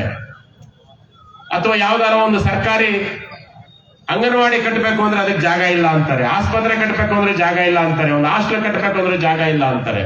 ಸರ್ಕಾರದ ಕೆಲಸ ಏನು? ಬಡವರಿಗೆ ಕೊಡ್ತಕ್ಕಂಥದ್ದು ಮೊದಲು ಶಿಕ್ಷಣ, ಆರೋಗ್ಯ, ಬದುಕು, ಈ ಮೂರನ್ನ ಯಾವುದೇ ಸರ್ಕಾರ ಇದ್ರೂ ಅದು ಸರ್ಕಾರದ ಕರ್ತವ್ಯ ಆಗ್ತದೆ. ಈ ಶಿಕ್ಷಣ, ಆರೋಗ್ಯ, ಅವರ ಬದುಕನ್ನ ಕಟ್ಟಿಕೊಡೋದು. ಅದಕ್ಕೆ ಕೊಡೋದಕ್ಕೂ ನಮ್ಮ ಹತ್ರ ಜಾಗ ಇಲ್ಲ ನಮ್ಮ ಜಿಲ್ಲೆನಲ್ಲಿ. ಅದಕ್ಕೆ ಕಾರಣ ಈ ಅರಣ್ಯ ಇಲಾಖೆಯವರು ಎಲ್ಲರೂ ಡೀಮ್ಡ್ 1 ಡೀಮ್ 2 ಅಂತ ಮಾಡಿದ್ದಾರೆ. ಹಾಗಾಗಿ ನಮಗೆ ನೀವು ಅದರಲ್ಲೂ ಯಾವ್ಯಾವ ನಗರ ಪ್ರದೇಶ ಇದಾವೆ, ನಗರ ಸಭೆ ಇದೆ, ಅವರ ಮಾನದಂಡನೇ ಸರಿ ಇಲ್ಲ. ನಗರಸಭೆಯ ಮಧ್ಯಭಾಗದಿಂದ 5 ಕಿಲೋಮೀಟರ್ ಹೊರಗಡೆ ಇರತಕ್ಕಂತ ಜಾಗಕ್ಕೆ ಇವರು 53, 57 ಕೊಡಲ್ಲ ಅಂದ್ರೆ ಅದನ್ನ ಒಪ್ಕೊಂತೀವಿ. ಆದ್ರೆ ಇವ್ರು ಮಾಡಿರೋ ಕಾನೂನು ಹೇಗಿದೆ ಅಂದ್ರೆ, ಈಗ ನಮ್ದು ನಗರದ ಬಾರ್ಡರ್ ಮೌಂಟೇನಿಯಸ್ ಸ್ಕೂಲ್ ಇಂದ 5 ಕಿಲೋಮೀಟರ್ 57 ಅರ್ಜಿ ಕೊಡಕ್ ಬರಲ್ಲ ಅಂತಾರೆ. ಅಥವಾ ಉಪ್ಪಳ್ಳಿಯಿಂದ 5 ಕಿಲೋಮೀಟರ್ ಕೊಡಕ್ ಬರಲ್ಲ ಅಂತಾರೆ. ಕಣಿವೆಯಿಂದ 5 ಕಿಲೋಮೀಟರ್ ಕೊಡಕ್ ಬರಲ್ಲ ಅಂತಾರೆ. ಅದೇ ತರ ಮೂಡಿಗೆರೆನಲ್ಲಿ, ಶೃಂಗೇರಿ, ಅವೆಲ್ಲ ಇನ್ನೂ ಚಿಕ್ಕ ತಾಲೂಕುಗಳು, ಮೂಡಿಗೆರೆ, ಶೃಂಗೇರಿ, ಎನ್ಆರ್ಪುರ, ಕಳಸ, ಅಜ್ಜಂಪುರ ಎಲ್ಲ, ಅಲ್ಲೂ ಇದೇ ಕಾನೂನ ಮಾಡಿದ್ದಾರೆ. ಇದು ತಪ್ಪು. ಅವರ ಮಾನದಂಡನೇ ತಪ್ಪು ಮಾಡಿರ್ತಕ್ಕಂಥದ್ದು. ಅದನ್ನ ಸರಿಪಡಿಸಬೇಕು ಅನ್ನೋ ಒತ್ತಾಯವನ್ನ ನಾವು ನಿಮ್ಮೆಲ್ಲರ ಪರವಾಗಿ ಯಾಕೆ ಹೇಳ್ತೀನಿ ನಾನು ಈಗ ಅಂತ ಹೇಳಿದ್ರೆ, ನಮಗೆ ಯಾರಿಗೂ ಅಧಿಕಾರ ಶಾಶ್ವತ ಅಲ್ಲ. ಹಿಂದೆ ಇದ್ದವರು ಇವತ್ತಿಲ್ಲ, ಇವತ್ತಿರೋರು ನಾವು ನಾಳೆ ಇರ್ತೀವೋ ಇಲ್ಲ ಅಧಿಕಾರ. ಆದ್ರೆ ನಿಮ್ಮ ಸಮಸ್ಯೆ ಬಹಳ ವರ್ಷಗಳಿಂದ ಇದೆ. ನಿಮ್ಮ ಸಮಸ್ಯೆನ ಪ್ರಾಮಾಣಿಕವಾಗಿ ಬಗೆಹರಿಸುವ ಪ್ರಯತ್ನವನ್ನ ನಾವುಗಳು ಮಾಡಬೇಕು. ಯಾಕೆ ಅಂತ ಹೇಳಿದ್ರೆ, ಜನರಿಂದ ನಾವು ಬಂದಿದ್ದೇವೆ, ಜನರಿಗಾಗಿ ನಾವು ಬದುಕಬೇಕು. ಜನರ ಬದುಕಿನ ಸಮಸ್ಯೆಗಾಗಿ ನಾವು ಬದುಕಿದಾಗ ಮಾತ್ರ ನೀವು ಆಯ್ಕೆ ಮಾಡಿದ್ದಕ್ಕೆ ನಾವು ಸಾರ್ಥಕ ಆಗ್ತದೆ ಅನ್ನೋ ಒಂದು ಮಾತನ್ನ ಈ ಸಂದರ್ಭದಲ್ಲಿ ಹೇಳಲಿಕ್ಕೆ ಬಯಸ್ತೇನೆ. ಜನರಿಗಾಗಿ ನಾವು ಬದುಕಬೇಕು ಅಂತ. ಇಲ್ಲಿರೋರು ಎಲ್ಲರೂ ಕಾಫಿ ತೋಟ ಮಾಲೀಕರೇ ಅಲ್ಲ, ಕಾಫಿ ತೋಟದಲ್ಲಿ ಕೆಲಸ ಮಾಡೋರು ಬಂದಿದ್ದಾರೆ. ಯಾಕೆ ಅಂತ ಹೇಳಿದ್ರೆ, ಕಾಫಿ ತೋಟದಲ್ಲಿ ಚೆನ್ನಾಗಿ ಆದಾಯ ಬರಬೇಕು. ನಾವು ದೇವರಲ್ಲಿ ಯಾವಾಗ್ಲೂ ಬೇಡ್ಕಂತ ಇರ್ತೀವಿ, ಏನಂತ ಅಂದ್ರೆ ಒಳ್ಳೆಯ ಮಳೆ ಕೊಡಪ್ಪ, ರೈತರಿಗೆ ಒಳ್ಳೆ ಬೆಳೆ ಕೊಡು, ಬೆಳೆದ ಬೆಳೆಗೆ ಒಳ್ಳೆ ಬೆಲೆ ಕೊಟ್ರೆ ಮಾತ್ರ ಅಂತ. ಕಾಫಿ ಬೆಳೆಗಾರರಿಗೆ ಏನೋ ಬಹಳ ವರ್ಷಗಳ ನಂತರ ಈ ವರ್ಷ ಒಂದಷ್ಟು ಬೆಲೆ ಸಿಕ್ಕಿದೆ. ಈ ಬೆಲೆ ಸಿಕ್ಲಿಲ್ಲ ಅಂದ್ರೆ ತುಂಬಾ ಜನ ಈಗಾಗಲೇ ನಿಮ್ಮೆಲ್ಲರೂ ಬಾಲ್ವೆಯಲ್ಲಿದ್ದಾರೆ, ತುಂಬಾ ಹೋರಾಟ ಮಾಡಿದ್ದಾರೆ ಕೆನರಾ ಬ್ಯಾಂಕ್ ವಿರುದ್ಧ. ತುಂಬಾ ಜನ ತೋಟ ಹರಾಜು ಮಾಡಿದ್ದಾರೆ ಕೆನರಾ ಬ್ಯಾಂಕ್ನವರು. ಈ ವರ್ಷ ಈ ರೇಟ್ ಬರಲಿಲ್ಲ ಅಂದ್ರೆ ಇನ್ನೆಷ್ಟು ಜನ ಹರಾಜು ಮಾಡೋರು ಏನೋ. ಹಾಗಾಗಿ ನಾವು ಬೆಳೆದ ಬೆಳೆಗೆ ಬೆಲೆ ಸಿಕ್ಕೋದು ಅಷ್ಟೇ ಮುಖ್ಯ ಅನ್ನೋದನ್ನ ಈ ಸಂದರ್ಭದಲ್ಲಿ ಹೇಳ್ತಾ, ಬಹುಶಃ ನಿಮ್ಮೆಲ್ರಿಗೂ ನಿಮ್ಮ ಪರವಾಗಿ ಗಟ್ಟಿಯಾಗಿ ನಾವು ನಿಲ್ತೇವೆ. ನಿಮ್ಮ ಹೋರಾಟದ ಧ್ವನಿಯಾಗಿ ನಾವು ಸರ್ಕಾರದ ಮಟ್ಟದಲ್ಲಿ ಕೆಲಸವನ್ನ ಮಾಡ್ತೇವೆ. ಈಗಾಗಲೇ ನಮ್ಮ ಈಶ್ವರ್ ಖಂಡ್ರೆ ಅವರು ಅವತ್ತು ಒಂದು ಸಲಹೆಯನ್ನ ಕೊಟ್ಟಿದ್ದಾರೆ. ಸೆಕ್ಷನ್ 4 ಮಾಡುವಾಗ ಒಂದಷ್ಟು ಏರಿಯಾಗಳಿಗೆ ಸೆಟಲ್ಮೆಂಟ್ ಆಫೀಸರ್ ಹೋಗಬೇಕು, ಅಲ್ಲಿ ಬ್ಲಾಕ್ ಎ, ಬ್ಲಾಕ್ ಬಿ ಮಾಡಬೇಕು ಅಂತ ಹೇಳಿದ್ದಾರೆ. ಬ್ಲಾಕ್ ಎ ಅಂದ್ರೆ ಕ್ಲಿಯರ್ ಇರ್ತಕ್ಕಂಥದ್ದು, ಬ್ಲಾಕ್ ಬಿ ಅಂದ್ರೆ ಕ್ಲಿಯರ್ ಇಲ್ಲದೆ ಇರ್ತಕ್ಕಂಥದ್ದು. ಯಾವುದು ಕ್ಲಿಯರ್ ಇಲ್ಲ ಅದನ್ನ ಕೇಂದ್ರ ಸರ್ಕಾರಕ್ಕೆ ಮತ್ತೆ ಸುಪ್ರೀಂ ಕೋರ್ಟ್ಗೆ ನಾವು ಸರ್ಕಾರ ಮನವಿ ಸಲ್ಲಿಸಬೇಕು, ಕ್ಲಿಯರ್ ಇಲ್ಲದೆ ಇರೋದಕ್ಕೆ ಅನ್ನೋದನ್ನ ಈಶ್ವರ್ ಖಂಡ್ರೆ ಅವರು ಮೇಲ್ಮಟ್ಟದ ಅಧಿಕಾರಿಗಳಿಗೆ ಸೂಚನೆಯನ್ನ ಕೊಟ್ಟಿದ್ದಾರೆ. ಹಾಗಾಗಿ ನಾವು ಈಗಾಗಲೇ ಕೇಂದ್ರದ ಅಧಿಕಾರಿಗಳಲ್ಲಿ, ಮಂತ್ರಿಗಳಲ್ಲಿ ನಾವು ಮಾತಾಡ್ತೇನೆ ಅನ್ನೋ ಭರವಸೆನ ಸಂಸತ್ ಸದಸ್ಯರು ಕೊಟ್ಟಿರೋದ್ರಿಂದ ನಾವು ರಾಜ್ಯದಿಂದ ಆ ಬ್ಲಾಕ್ ಎ, ಬ್ಲಾಕ್ ಬಿ ಮಾಡುವ ಸಂದರ್ಭದಲ್ಲಿ ಆದಷ್ಟು ಏನು ನಮ್ಮ ಸೆಟಲ್ಮೆಂಟ್ ಆಫೀಸರ್ಗಳು ಬಂದಾಗ ಅವರು ನೈಜತೆಯಿಂದ ವರದಿಯನ್ನ ಕೊಡುವಂತೆ ಮಾಡುವ ಕೆಲಸವನ್ನ ನಾವು ಮಾಡ್ತೇವೆ ಅಂತ ಹೇಳ್ತಾ, ಬಹುಶಃ ನಿಮ್ಮ ಹೋರಾಟಕ್ಕೆ ಚುನಾಯಿತ ಪ್ರತಿನಿಧಿಗಳಾದ ನಾವು ಖಂಡಿತ ನಿಮ್ಮ ಜೊತೆ ನಾವು ಇರ್ತೇವೆ ಅನ್ನೋ ಒಂದು ಭರವಸೆಯನ್ನು ಕೊಟ್ಟು ನನ್ನ ಮಾತನ್ನು ಮುಗಿಸ್ತೇನೆ. ಎಲ್ರಿಗೂ ನಮಸ್ಕಾರ. ಧನ್ಯವಾದಗಳು ಅಮ್ಮಯ್ಯನವರೇ. ಯಾಕಂದ್ರೆ ನಮ್ಮ ಜಿಲ್ಲೆಯ ಸಮಸ್ಯೆಗೆ ಇವತ್ತು ಆಡಳಿತ ಪಕ್ಷದ 5 ಜನ, ಏನು 5 ಯೋಜನೆಗಳಿದ್ದಾವೆ ಹಾಗೆಯೇ ಈ 5 ಮಿತ್ರಗಳು ನಮ್ಮ ಸಮಸ್ಯೆಗಳನ್ನ, ಹಲವಾರು ವರ್ಷದ ಸಮಸ್ಯೆಗಳನ್ನ ಬಗೆಹರಿಸಲಿಕ್ಕೆ ಒಂದು ಅವಕಾಶ. ಹಾಗಾಗಿ ಈಗ ಸಿಟಿ ರವಿ ಅವರಿಗೆ ಮಂಗಳೂರಿಗೆ ಹೋಗ್ತೀವಿ ಅಂತ ಮೊದಲೇ ಹೇಳಿದ್ರು. ರವಿ ನಾನು ಮಂಗಳೂರಿಗೆ ಹೋಗೋದಲ್ಲ, ಇದು ಮೇಯ್ನು ಅಂತ ಹೇಳಿದ್ರು. ಆದ್ರೂ ನಾನು ಅವ್ರನ್ನ ಸಭೆ ಹಿಡಿದು ಇಷ್ಟವರೆಗೆ ನಿಲ್ಲಿಸಿದ್ದೀನಿ. ಅವರಿಗೆ ಈಗ ಅವಕಾಶ, ಅವ್ರಿಗೊಂದು ಸಭೆಯನ್ನು ಉದ್ದೇಶಿಸಿ ಮಾತಾಡಬೇಕು ಅಂತ. ರಾಜೇಗೌಡರಿಗೆ ನಾನು ಲಾಸ್ಟ್ ಕೊಡೋದು, ಯಾಕಂದ್ರೆ ಅವರು ಸರ್ಕಾರದ ಈ ಜಿಲ್ಲೆಯ ಹಿರಿಯ ರಾಜಕಾರಣಿ, ಜೊತೆಗೆ ಸರ್ಕಾರದ ಏನು ಮುಖ್ಯಮಂತ್ರಿ ಮತ್ತು ಉಪಮುಖ್ಯಮಂತ್ರಿಗೆ ನೇರವಾಗಿರೋರು, ಅವರು ಕನ್ಕ್ಲೂಡಿಂಗ್ ಮಾಡಬೇಕು ಈ ಸಭೆಗೆ. ಹಾಗಾಗಿ ಅವರು ಕಾಯಲೇಬೇಕು, ಅವರ ನಿರೀಕ್ಷೆ ಲಾಸ್ಟಿಗೆ ಇರುತ್ತೆ ಅಂತ ಹೇಳ್ತಾ ಅವಕಾಶ ರಿವೇಣಿಗೆ. ಹಲೋ ಭಾರತ್ ಮಾತಾ ಕಿ. ರೈತ ಪರ ಹೋರಾಟಕ್ಕೆ, ಚಿಕ್ಕಮಗಳೂರು ಜಿಲ್ಲೆ ರೈತ ಪರ ಹೋರಾಟಕ್ಕೆ ಎಲ್ರಿಗೂ ನಮಸ್ಕಾರ. ಈಗಾಗಲೇ ಪ್ರಾಸ್ತಾವಿಕವಾಗಿ ಜಿಲ್ಲೆಯ ರೈತರ ಸಮಸ್ಯೆಗಳನ್ನ ಎಳೆ ಎಳೆಯಾಗಿ ಬಿಡಿಸಿರುವಂತ ಕೆಲಸವನ್ನ ಮಾಡಿದ್ದಾರೆ. ನಾವು ಇದನ್ನು ಮಾಡಬೇಕಾಗಿರೋ ಕೆಲಸಗಳು ಯಾವುದು?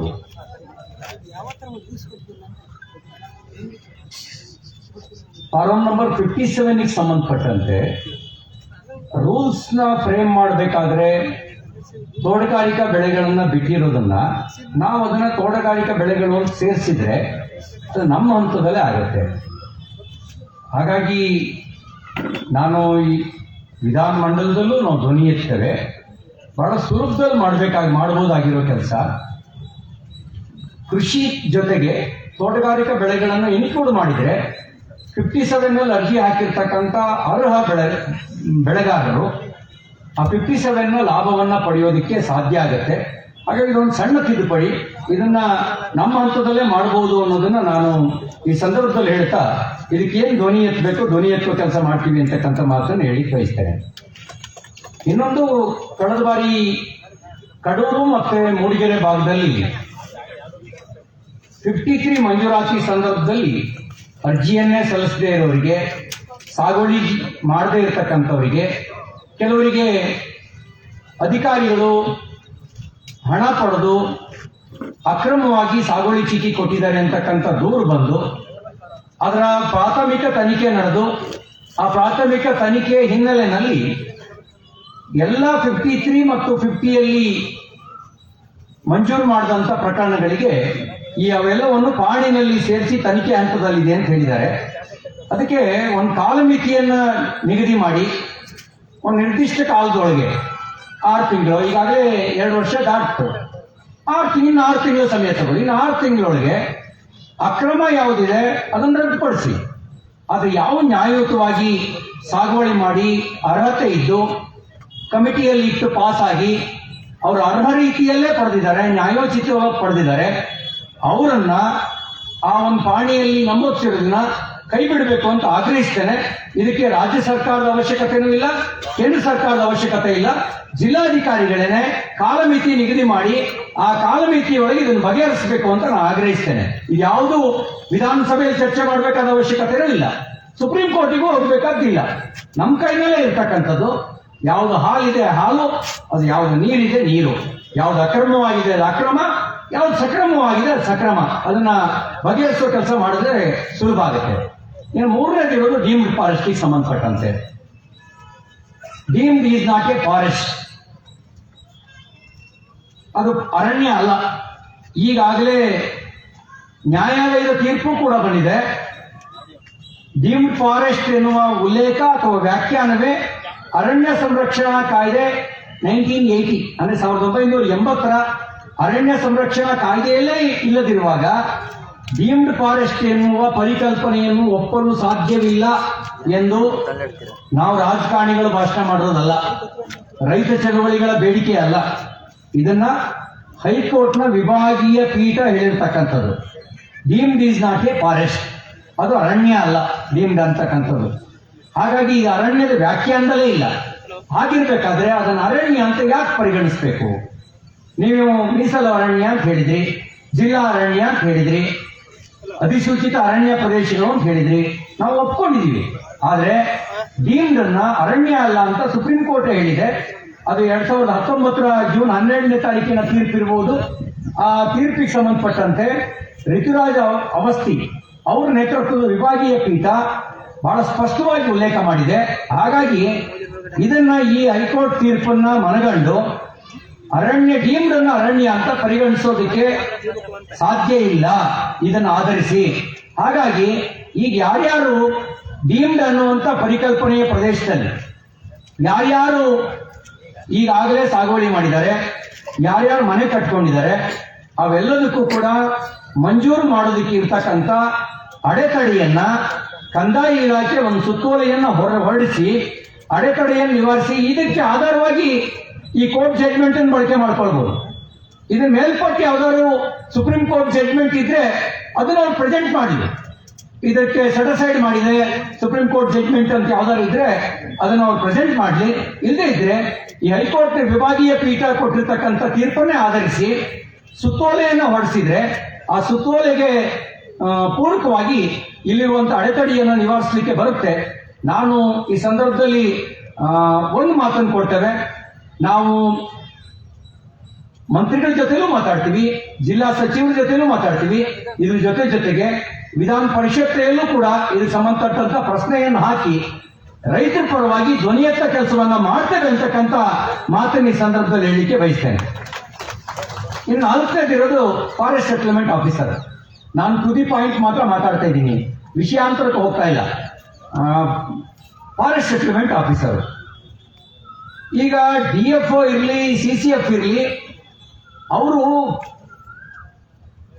ವಾದಿ ಅಥವಾ ಪ್ರತಿವಾದಿ ಆಗ್ತಾರೆ. They are not judge. ಈಗ ಅರೆ ನ್ಯಾಯಾಲಯದ ಕಲ್ಪನೆಯಲ್ಲಿ ಫಾರೆಸ್ಟ್ ಸೆಟಲ್ಮೆಂಟ್ ಆಫೀಸರ್ ಆತ ಅರೆ ನ್ಯಾಯಾಧೀಶ ಆಗ್ತಾರೆ. ನಾವು ಫೌಂಡೇಶನ್ ಸರಿಯಾಗಿ ಹಾಕೊಳ್ದೇ ಇದ್ರೆ ಗೋಪುರ ಕಟ್ಟಕ್ ಆಗಲ್ಲ. ಫಾರೆಸ್ಟ್ ಸೆಟಲ್ಮೆಂಟ್ ಆಫೀಸರ್ ವ್ಯತಿರಿಕ್ತವಾಗಿ ಬರೆದ್ರೆ, ಅವ್ರು ವ್ಯತಿರಿಕ್ತವಾಗಿ ತೀರ್ಪು ಕೊಟ್ರೆ ಅದರ ಆಧಾರದಲ್ಲಿ ಚರ್ಚೆ ನಡೆಯುತ್ತೆ ಹೊರತು, ವಾದ ನಡೆಯುತ್ತೆ ಹೊರತು, ಹೈಕೋರ್ಟ್ ಅಲ್ಲಿ ಸುಪ್ರೀಂ ಕೋರ್ಟ್ ಅಲ್ಲಿ ಅದನ್ನು ಬಿಟ್ಟು ವಾದ ನಡೆಯಲ್ಲ. ಹಾಗಾಗಿ ಫಾರೆಸ್ಟ್ ಸೆಟಲ್ಮೆಂಟ್ ಆಫೀಸರ್ಗೆ ಏನು ಸ್ಕೆಚ್ಗೆ ಸೈನ್ ಹಾಕುವಂತ CCF ಏನು ಅಧಿಕಾರ ಇದೆ ಅದನ್ನು ಮರುಕೊಳಿಸಿ ಅವ್ರ ವಾದ ಏನ್ ಬೇಕಾದ್ರೂ ಮಾಡಿಸ್ತೀವಿ. ಅವ್ರ ಅರಣ್ಯ ಅಂತಾನೆ ಡಾಕ್ಯುಮೆಂಟ್ಸ್ ನ ಪ್ರೆಸೆಂಟ್ ಮಾಡಿ, ನಾವಿದು ನಮ್ಮ ಹಕ್ಕು ಅಂತ ನಾವೇನು ಪ್ರೆಸೆಂಟ್ ಮಾಡ್ತೀವಿ. 30 ವರ್ಷದಿಂದ 40 ವರ್ಷದಿಂದ 50 ವರ್ಷದಿಂದ ಸಾಗುವಳಿ ಮಾಡ್ಕೊಂಡು ಬಂದಿದ್ದೀವಿ ಅಂತ ಹೇಳಿ ದಾಖಲೆಗಳನ್ನು ನಾವೇನ್ ಕೊಡ್ತೀವಿ, ಆ ದಾಖಲೆ ಮತ್ತು ಅರಣ್ಯ ಇಲಾಖೆ ಕೊಡುವ ದಾಖಲೆಗಳನ್ನು ಆಧರಿಸಿ ನಿಷ್ಪಕ್ಷಪಾತವಾಗಿ ನಿರ್ಭೀತಿಯಿಂದ ಯಾವುದೇ ಸಂಕೋಲೆಗಳಿಲ್ಲದೆ ಫಾರೆಸ್ಟ್ ಸೆಟಲ್ಮೆಂಟ್ ಆಫೀಸರ್ ತೀರ್ಮಾನ ತಗೊಳ್ಬೇಕು ಅಂತ ಹೇಳಿದ್ರೆ ಅದಕ್ಕೆ ತಡೆಯಾಗಿರ್ತಕ್ಕಂಥದ್ದು CCF ಸಹಿ ಹಾಕಬೇಕು ಅಂತಕ್ಕಂಥ DFO ಅಥವಾ CCF ಸಹಿ ಹಾಕಬೇಕು ಅನ್ನುವಂಥ ಮಾನದಂಡ ಏನಿದೆ ಅದು ಒಂದು ರೀತಿಯಲ್ಲಿ ಅನಿವಾರ್ಯತೆಯನ್ನು ಸೃಷ್ಟಿ ಮಾಡುತ್ತೆ. ಯಾವುದು DFO ಒಪ್ಪಿಗೆ ಆಗುತ್ತೆ ಅದನ್ನು ಮಾತ್ರ ಅವರು ತೀರ್ಪು ಕೊಡುವಂತ ಒಂದು ಅನಿವಾರ್ಯತೆಯನ್ನು ಸೃಷ್ಟಿ ಮಾಡುತ್ತೆ. ಹಾಗಾಗಿ ಅದನ್ನು ರದ್ದುಪಡಿಸುವಂತ ಕೆಲಸ ಮಾಡಬೇಕು ಅಂತಕ್ಕಂಥ ಆಗ್ರಹ ಈ ಸಂದರ್ಭದಲ್ಲಿ ಮಾಡ್ತಾ, ಇದಕ್ಕೂ ಕೂಡ ವಿಧಾನಸಭೆಯಲ್ಲಿ ನಿಮ್ ಧ್ವನಿಯಾಗಿ ಧ್ವನಿ ಎತ್ತೋ ಕೆಲಸ ಮಾಡ್ತೀವಿ ಅಂತಕ್ಕಂಥ ಮಾತನ್ನ ಹೇಳಿ ಬಯಸ್ತೇನೆ. ಇನ್ನ ಒಲೆ ಹೊತ್ತಿ ಉರಿದರೆ ನಿಲ್ಲಬಹುದಲ್ಲದೆ ದರೆ ಹೊತ್ತಿ ಉರಿದರೆ ನಿಲ್ಲಬಹುದೇ? ಊರಿದ್ರೆ ಜನ ಇದ್ರೆ ನಮ್ಮ ರಾಜಕಾರಣ, ಪಕ್ಷದ ರಾಜಕಾರಣನೂ ಜನ ಇದ್ರೆ, ಊರೇ ಇಲ್ಲದೆ ಇದ್ರೆ, ಜನನೇ ಇಲ್ಲದೆ ಇದ್ರೆ ನಾವ್ಯಾವ ರಾಜಕಾರಣ ಮಾಡೋಕ್ಕಾಗತ್ತೆ? ಹಾಗಾಗಿ ನಾವು ನಿಮ್ಮನ್ನು ಬಿಟ್ಟು ರಾಜಕಾರಣ ಮಾಡೋ ಪ್ರಶ್ನೆ ಇಲ್ಲ. ಹಿಂದೆಯೂ ನಿಮ್ ಧ್ವನಿ ಆಗಿದ್ದೀವಿ. ಈ ಮಾಧವ್ ಗಾಡ್ಗಿಲ್ ವರದಿ ಬಂತು, ಒಂದು ರೀತಿ ತೂಕಕಕ್ಕಿಯೇ ಆಗಿತ್ತು. ನಾವೆಲ್ಲರೂ ಇಡೀ ಜನಪ್ರತಿನಿಧಿಗಳು ಪಕ್ಷದ ರಾಜಕಾರಣ ಮಾಡಲಿಲ್ಲ. ರಾಜಕೀಯ ಟೀಕೆಯನ್ನು ಹೊರಗೆ ಮಾಡಿರ್ಬೋದು, ಆದ್ರೆ ರೈತರ ಧ್ವನಿಯಾಗಿ ಕೆಲಸ ಮಾಡಿದ್ವಿ. ಆಮೇಲೆ ಕಸ್ತೂರಿ ರಂಗನ್ ವರದಿ ಬಂತು, ಮಾಧವ ಗಾಡ್ಗಿಲ್ ವರದಿಗಿಂತ ಸ್ವಲ್ಪ ಸುಧಾರಿತ ವರದಿ. ಕಸ್ತೂರಿ ರಂಗನ್ ವರದಿ ಬಂದಾಗಲೂ ಕೂಡ ನಾವು ಧ್ವನಿ ಎತ್ತಿದ್ವಿ. ಡೀಮ್ಡ್ ಫಾರೆಸ್ಟ್ 1-2 ಆಗಬೇಕಾದ್ರೂ ಕೂಡ ನಮ್ಮ ಹೋರಾಟವೇ ಕಾರಣ. ಇಲ್ಲದೇ ಇದ್ರೆ 1,40,000 ಹೆಕ್ಟೇರ್ನ ಡೀಮ್ಡ್ ಅಂತ ಘೋಷಣೆ ಮಾಡಿಬಿಟ್ಟಿದ್ರು. ಆಗ್ಲೂ ಕೂಡ ಧ್ವನಿ ಎತ್ತಿದೀವಿ, ಧ್ವನಿ ಎತ್ತದೇ ಬಿಟ್ಟಿಲ್ಲ. ಕಸ್ತೂರಿ ರಂಗನ್ ವರದಿ ಸಂದರ್ಭದಲ್ಲಿ ನೀವು ಫಿಸಿಕಲ್ ರಿಪೋರ್ಟ್ ತಗೊಳ್ಳಿ, ನೀವೆಲ್ಲೋ ಸ್ಯಾಟಲೈಟ್ ರಿಪೋರ್ಟ್ ತಗೊಂಡು ಅಲ್ಲಿಂದ ನೀವು ಅದರ ಆಧಾರದಲ್ಲಿ ತೀರ್ಮಾನ ತಗೊಳ್ಬೇಡಿ. ನೀವು ಇಲ್ಲಿ ಪಂಚಾಯತಿನಲ್ಲಿ ಫಿಸಿಕಲ್ ಸರ್ವೆ ಮಾಡಿವಿ ಅಂತಕ್ಕಂಥ ಆಗ್ರಹವನ್ನು ಕೂಡ ಮಾಡಿದ್ದೇವೆ. ಇನ್ನೂ ಕೂಡ ಸಮಸ್ಯೆಗಳಿದ್ದಾವೆ. ಈಗ ನೋಡಿ, ಕಾಮೇನಹಳ್ಳಿ ಭಾಗದಲ್ಲಿ ನಾವೊಂದು 30 ವರ್ಷದಿಂದನೇ ಕಾಮೇನಹಳ್ಳಿಯಿಂದ ಚಿಕ್ಕಮಗಳೂರಿಗೆ ಆ ರೈತರ ಪರವಾಗಿ ಹೋರಾಟ ಮಾಡಿದ್ವಿ. ಆ ಕಾಮೇನಹಳ್ಳಿನಲ್ಲಿ ಇವತ್ತು ಸರ್ಕಾರಿ ಶಾಲೆ ಇದೆ, ರಸ್ತೆ ಮಾಡಿದ್ದೀವಿ, ಕುಡಿಯೋ ನೀರು ಕೊಟ್ಟಿದ್ದಾರೆ, ವಿದ್ಯುತ್ ಶಕ್ತಿ ಕಂಬ ಹಾಕಿದ್ದಾರೆ. ಆದ್ರೆ ಫಾರೆಸ್ಟ್ ಅಂತ ಅರಣ್ಯ ಇಲಾಖೆ ಮಾಡಬೇಕಾಗಿರೋ ಕೆಲಸ ಇದೆ. ನೀವು ಅರಣ್ಯ ಉಳಿಸ್ಕೊಳ್ಳಕ್ಕೆ ಇರೋ ಅರಣ್ಯ ಉಳಿಸ್ಕೊಂಡ್ರೆ ಸಾಕು. ಆ ಇರೋ ಅರಣ್ಯದಲ್ಲಿ ಗಂಧನೂ ಉಳಿಯಲ್ಲ, ಸಾಗವಾನನೂ ಉಳಿಯಲ್ಲ, ಬೀಟೆ ಮರನೂ ಉಳಿಯಲ್ಲ. ಆ ಮಾರಾಟ ಮಾಡಿದ ಜಾಗದಲ್ಲಿ ಹಕ್ಕಿಗೆ ಹಣ್ಣು ಸಿಕ್ಕಬಾರ್ದು, ಕಾಡು ಪ್ರಾಣಿಗಳಿಗೆ ಮೇವು ಸಿಕ್ಕಬಾರ್ದು ಅನ್ನೋಂತ ಸಾಗವಾನ ನೆಡೋದಕ್ಕೆ ನಾವೇ ಹೇಳಿದ್ದು. ಇದು ಯಾರು ರೈತರು ಹೇಳಿದ್ದಲ್ಲ, ಆದಿವಾಸಿಗಳು ಹೇಳಿದ್ದು ಅಲ್ಲ. ಇದನ್ನ MSc AG ಮಾಡ್ಕೊಂಡಂತ ನೀವು ತಂದು ಇವತ್ತು ಹೇಳಿದ್ದು. ಅದ್ರ ಪರಿಣಾಮವಾಗಿ ರೈತರು ಇವತ್ತು ಕಾಡು ಪ್ರಾಣಿಗಳ ಸಂಘರ್ಷಕ್ಕೆ ಒಳಗಾಗಿರ್ತಕ್ಕಂಥದ್ದು, ಕಾಡು ಪ್ರಾಣಿಗಳು ನಾಡಿಗೆ ಬಂದಿರತಕ್ಕಂಥದ್ದು ಈ ಕಾರಣಕ್ಕೆ. ಹಾಗಾಗಿ ತಪ್ಪು ಮಾಡಿರೋರು ನೀವು, ಸರಿಪಡಿಸ್ಕೊಳ್ಬೇಕಾಗಿರೋದು ನೀವೇನೆ. ಈಗ ನೀವೇನು ನೋಟಿಸ್ ಕೊಟ್ಟಿದ್ದೀರಿ, ಆ ನೋಟಿಸ್ ಕೊಟ್ಟರದನ್ನು ವಾಪಸ್ ತೆಗೀರಿ. ನಿಮ್ಮ ನೋಟಿಸ್ನಿಂದಾಗಿ ಆತಂಕ ಪ್ರಾರಂಭ ಆಗಿದೆ. BP ಇಲ್ಲದೆ ಇದ್ದವನಿಗೆ BP ಬಂದಿದೆ, ಶುಗರ್ ಇಲ್ಲದೆ ಇದ್ದವನಿಗೆ ಶುಗರ್ ಬಂದಿದೆ. ನಾಳೆ ಏನೋ ಅನ್ನುವಂತ ಆತಂಕ ಕಾಡ್ತಾ ಇದೆ. ಯಾರನ್ನು ಕೇಳಿ ನೋಟಿಸ್ ಕೊಟ್ರಿ? ಎಲ್ಲಿ ಚರ್ಚೆ ಮಾಡಿದ್ರಿ? ಜನಪ್ರತಿನಿಧಿಗಳ ಜೊತೆ ನೀವು ಚರ್ಚೆ ಮಾಡಲಿಲ್ಲ ನೋಟಿಸ್ ಕೊಡೋದಕ್ಕೆ ಮುಂಚೆ. ಯಾವ ನೋಟಿಸ್ ಕೊಟ್ಟಿದ್ದೀರಿ? 40-50 ವರ್ಷದಿಂದ ಸಾಗುವಳಿ ಮಾಡಿಕೊಂಡು ಬ್ಯಾಂಕಲ್ಲಿ ಸಾಲ ತಗೊಂಡಿದ್ದಾನೆ, ಮನೆ ಕಟ್ಕೊಂಡಿದ್ದಾನೆ, ತೋಟ ಮಾಡಿದ್ದಾರೆ, ಬದುಕು ಕಟ್ಕೊಂಡಿದ್ದಾರೆ. ಆ ರೈತರಿಗೆ ನೀವು ನೋಟಿಸ್ ಕೊಟ್ಟಿದ್ದೀರಿ. ಹೇಗೆ ನೀವು ಅದನ್ನು ಸಹಿಸ್ಕೊಳಕ್ಕಾಗುತ್ತೆ? ಇವತ್ತಿಗೂ ಅರಣ್ಯ ಯಾವುದು, ಕಂದಾಯ ಯಾವುದು ಅನ್ನೋದು ಒಂದೇ ಸರ್ವೆ ನಂಬರ್ ಇರೋದು. ಜಂಟಿ ಸರ್ವೆ ಆಗಲಿಲ್ಲ, ಬೈಫರ್ಕೇಶನ್ ಆಗಲಿಲ್ಲ. ಕಂದಾಯ ಭೂಮಿ ಯಾವುದು, ಅರಣ್ಯ ಭೂಮಿ ಯಾವುದು ಅನ್ನೋದು ಪಕ್ಕಾಪೋಡಾಗಿ ಗುರುತಿಸುವಂತ ಕೆಲಸ ಮಾಡಲಿಲ್ಲ. ಇಷ್ಟೆಲ್ಲ ಆಗದೆ ಇದ್ದಾಗ ನೀವು ನೋಟಿಸ್ ಯಾಕೆ ಕೊಟ್ಟಿದ್ದೀರಿ? ಮತ್ತೆ 4-1 ಅಂದ ತಕ್ಷಣನೇ ಅದೇನು ಡಿಕ್ಲೇರ್ಡ್ ಫಾರೆಸ್ಟಾ? 4-1 ಅಂದ ತಕ್ಷಣನೇ ಅರಣ್ಯ ಇಲಾಖೆಗೆ ನಿಮ್ಗೆ ಅಧಿಕಾರ ಬಂದ್ಬಿಡ್ತಾ? ಯಾರು ಅಧಿಕಾರ ಕೊಟ್ಟರು? ಇಲ್ಲಿರೋದು ಪ್ರಜಾಪ್ರಭುತ್ವ, ಸರ್ವಾಧಿಕಾರ ಇಲ್ಲ. ಸ್ವತಂತ್ರ ಪೂರ್ವದ ಯಾವುದೋ ಒಂದು ಉಲ್ಲೇಖ ಇಟ್ಕೊಂಡು ನೀವು ಇವತ್ತು ಅದನ್ನ ನಮಗೆ ಕತ್ತಿಯಂತೆ ಬಳಸ್ತೀರಿ ಅಂತ ಅನ್ನೋದಾದ್ರೆ ಅಂದ್ರೆ ಸ್ವತಂತ್ರದ ಅರ್ಥ ಏನು? ಸ್ವತಂತ್ರ ಬಂದಿದ್ರ ಅರ್ಥ ಏನು? ಸ್ವತಂತ್ರ ಪೂರ್ವದ ಕಾಯ್ದೆ ಎಷ್ಟೋ ನಾವು ಬದಲಾಯಿಸಿದ್ದೇವೆ, ತಿದ್ದುಪಡಿ ಮಾಡಿದ್ದೇವೆ. ಹಾಗಾಗಿ ಅರಣ್ಯ ಇಲಾಖೆಗೆ ಸರ್ವಾಧಿಕಾರವನ್ನ ಕೊಟ್ಟಿಲ್ಲ. ನೀವು ಮೊದಲ ಡಿಪಾರ್ಟ್ಮೆಂಟು ಅಲ್ಲ, ಕಂದಾಯ ಇಲಾಖೆನೇ ಭೂಮಿಗೆ ಮೊದಲ ಡಿಪಾರ್ಟ್ಮೆಂಟು. ಹಾಗಾಗಿ ಕಂದಾಯ ಇಲಾಖೆಯ ಸಮನ್ವಯದ ಜೊತೆಗೆ ಜಂಟಿ ಸರ್ವೆ ಆಗಲಿ, ಆ ಜಂಟಿ ಸರ್ವೆ ಮಾಡಿ ಕಂದಾಯ ಯಾವುದು, ಅರಣ್ಯ ಯಾವುದು ಅಂತ ಬೈಫರ್ಕೇಟ್ ಮಾಡಿ. ನಿಜವಾಗ್ಲೂ ಅರಣ್ಯ ಉಳಿಸೋದಕ್ಕೆ ನಮ್ದು ಸಹಮತ ಇದೆ. ನಾವ್ಯಾರು ಅರಣ್ಯ ಕಡಿದು ಅದನ್ನ ಇದು ಮಾಡಬೇಕು ಅಂತ ಹೊರಟಿರೋ ದುರಾಸೆಯವರು ಅಲ್ಲ, ಅರಣ್ಯವನ್ನೆಲ್ಲವನ್ನು ತೋಟ ಮಾಡ್ಕೊಳ್ಬೇಕು ಅನ್ನುವಂಥ ದುರಾಸೆಯವರು ನಾವಲ್ಲ. ಆದ್ರೆ ನಮ್ಮ ಬದುಕಿಗೆ ಕೈ ಹಾಕಬೇಡಿ ಅನ್ನುವಂಥ ಆಗ್ರಹವನ್ನು ಮಾಡ್ಕೊಳ್ತಾರೆ. ನಾನು ಆರಂಭದಲ್ಲಿ ಕಾಲೇಜು ಹೈಸ್ಕೂಲಲ್ಲಿ ಇದ್ದಾಗ ರೈತ ಚಳವಳಿಯಲ್ಲಿ ಪ್ರತ್ಯಕ್ಷವಾಗಿ ಪಾಲ್ಗೊಂಡವನು, ರೈತ ಚಳವಳಿಯ ಮೂಲಕ ಜೈಲಿಗೂ ಹೋದವನು, ರೈತ ಚಳವಳಿಯ ಕಾರಣಕ್ಕೆ ಪೊಲೀಸ್ ಸ್ಟೇಷನ್ನಲ್ಲಿ ಕೇಸ್ ಹಾಕಿಸ್ಕೊಂಡು ಪೆಟ್ಟು ತಿನ್ನೋನು. ಹಾಗಾಗಿ ಮೊದಲು ನಾನು ನೀನು ಯಾರು ಅಂತ ಕೇಳೋದಾದ್ರೆ ಅದರ ಮೊದಲು ರೈತರ ಪರವಾಗಿರತಕ್ಕಂಥ ಧ್ವನಿ ಎತ್ತುವಂತ ಯಾವುದೇ ಸಂದರ್ಭವನ್ನ ಹಿಂದೆನೂ ಬಿಟ್ಕೊಟ್ಟಿಲ್ಲ, ಮುಂದೆನೂ ಬಿಟ್ಕೊಡಲ್ಲ. ಯಾವಾಗ ನಮಗೆ ನ್ಯಾಯ ಕೊಡೋದಕ್ಕೆ ಅಧಿಕಾರ ಕೊಟ್ಟಿದ್ರಿ ಅವಾಗ ಶಕ್ತಿ ಮೀರಿ ನ್ಯಾಯ ಕೊಡಿಸುವಂತ ಪ್ರಾಮಾಣಿಕ ಪ್ರಯತ್ನ ಮಾಡಿದ್ದೇವೆ. ಯಾವಾಗ ನೀವು ಹೋರಾಟ ಮಾಡು ಅಂತ ಹೇಳಿದ್ದೀರಿ ಅವಾಗ ನಿಮ್ಮ ಧ್ವನಿಯಾಗಿ ಹೋರಾಟವನ್ನ ಮಾಡಿದ್ದೇವೆ. ಈಗಲೂ ಕೂಡ ನೀವು ಇಟ್ಟಿರುವಂತ ಏನೇನು ಬೇಡಿಕೆ 12 ಬೇಡಿಕೆಗಳನ್ನ ಪಟ್ಟಿಯನ್ನ ಕೊಟ್ಟಿದ್ದೀರಿ. ಈ 12 ಬೇಡಿಕೆಯ ಪಟ್ಟಿಯ ಜೊತೆಗೆ ನಮ್ಮ ಅನುಭವದಲ್ಲೂ ಬಂದಿರತಕ್ಕಂಥ ಕೆಲವು ಸಂಗತಿಗಳನ್ನು ಆಧರಿಸಿ ವಿಧಾನ ಮಂಡಲದಲ್ಲಿ, ವಿಧಾನ ಪರಿಷತ್ನಲ್ಲಿ ನಿಮ್ಮ ಧ್ವನಿಯಾಗಿ ಹೋರಾಟ ಮಾಡ್ತೀವಿ ಅಂತಕ್ಕಂಥ ಮಾತನ್ನು ಈ ಸಂದರ್ಭದಲ್ಲಿ ಹೇಳ್ತಾ, ನಾವೊಂದು ನಿಯೋಗದ ಕಾರಣಕ್ಕೆ ಮಂಗಳೂರಿಗೆ ಹೋಗಬೇಕಾಗಿತ್ತು. ಆದರೆ ಇಲ್ಲಿ ರೈತ ಚಳವಳಿ ಸಂದರ್ಭ ಬಂದಾಗ ಆಯ್ಕೆ ಪ್ರಶ್ನೆಗೆ ಗೊಂದಲ ಇರಬಾರ್ದು ಅಂತ ನಾನು ಯೋಚನೆ ಮಾಡಿದೆ. ರೈತರಿದ್ರೆ ಅದು ರೈತರ ಧ್ವನಿಯಾಗಿದ್ರೆ ಉಳಿದಿದ್ದೆಲ್ಲವೂ ಇರುತ್ತೆ ಅನ್ನೋ ಯೋಚನೆ ಮಾಡಿ ಇಲ್ಲಿ ಇರಬೇಕು ಅಂತ ತೀರ್ಮಾನ ಮಾಡಿ ನಿಮ್ಮ ಧ್ವನಿಯಾಗಿ ಬಂದಿದ್ದೇವೆ. ಕಡೆದಾದ್ರೂ ಅಲ್ಲಿ ಹೋಗಿ ಆಮೇಲೆ ಅವ್ರ ಜೊತೆಗೂ ಇದ್ದಂತೆ ಅಲ್ಲೂ ನ್ಯಾಯ ಕೊಡೋ ಪ್ರಯತ್ನವನ್ನ ಮಾಡ್ತೇವೆ ಅಂತಕ್ಕಂಥ ಮಾತನ್ನು ಹೇಳಿ, ಮುಂದಿನ ನಾವೇನ್ ಮಾಡ್ತೀವಿ ಅನ್ನೋದನ್ನ ನೀವು ಈಗ ಸರ್ಕಾರ ಸ್ಪಂದಿಸುತ್ತೆ ಅನ್ನೋ ವಿಶ್ವಾಸ ಇದೆ. ಸಂಸದರು ಕೇಂದ್ರದಲ್ಲಿ ಅವ್ರ ಪ್ರಯತ್ನವನ್ನ ಅವ್ರು ಮಾಡ್ತೀವಿ ಅಂತ ಹೇಳಿದ್ದಾರೆ.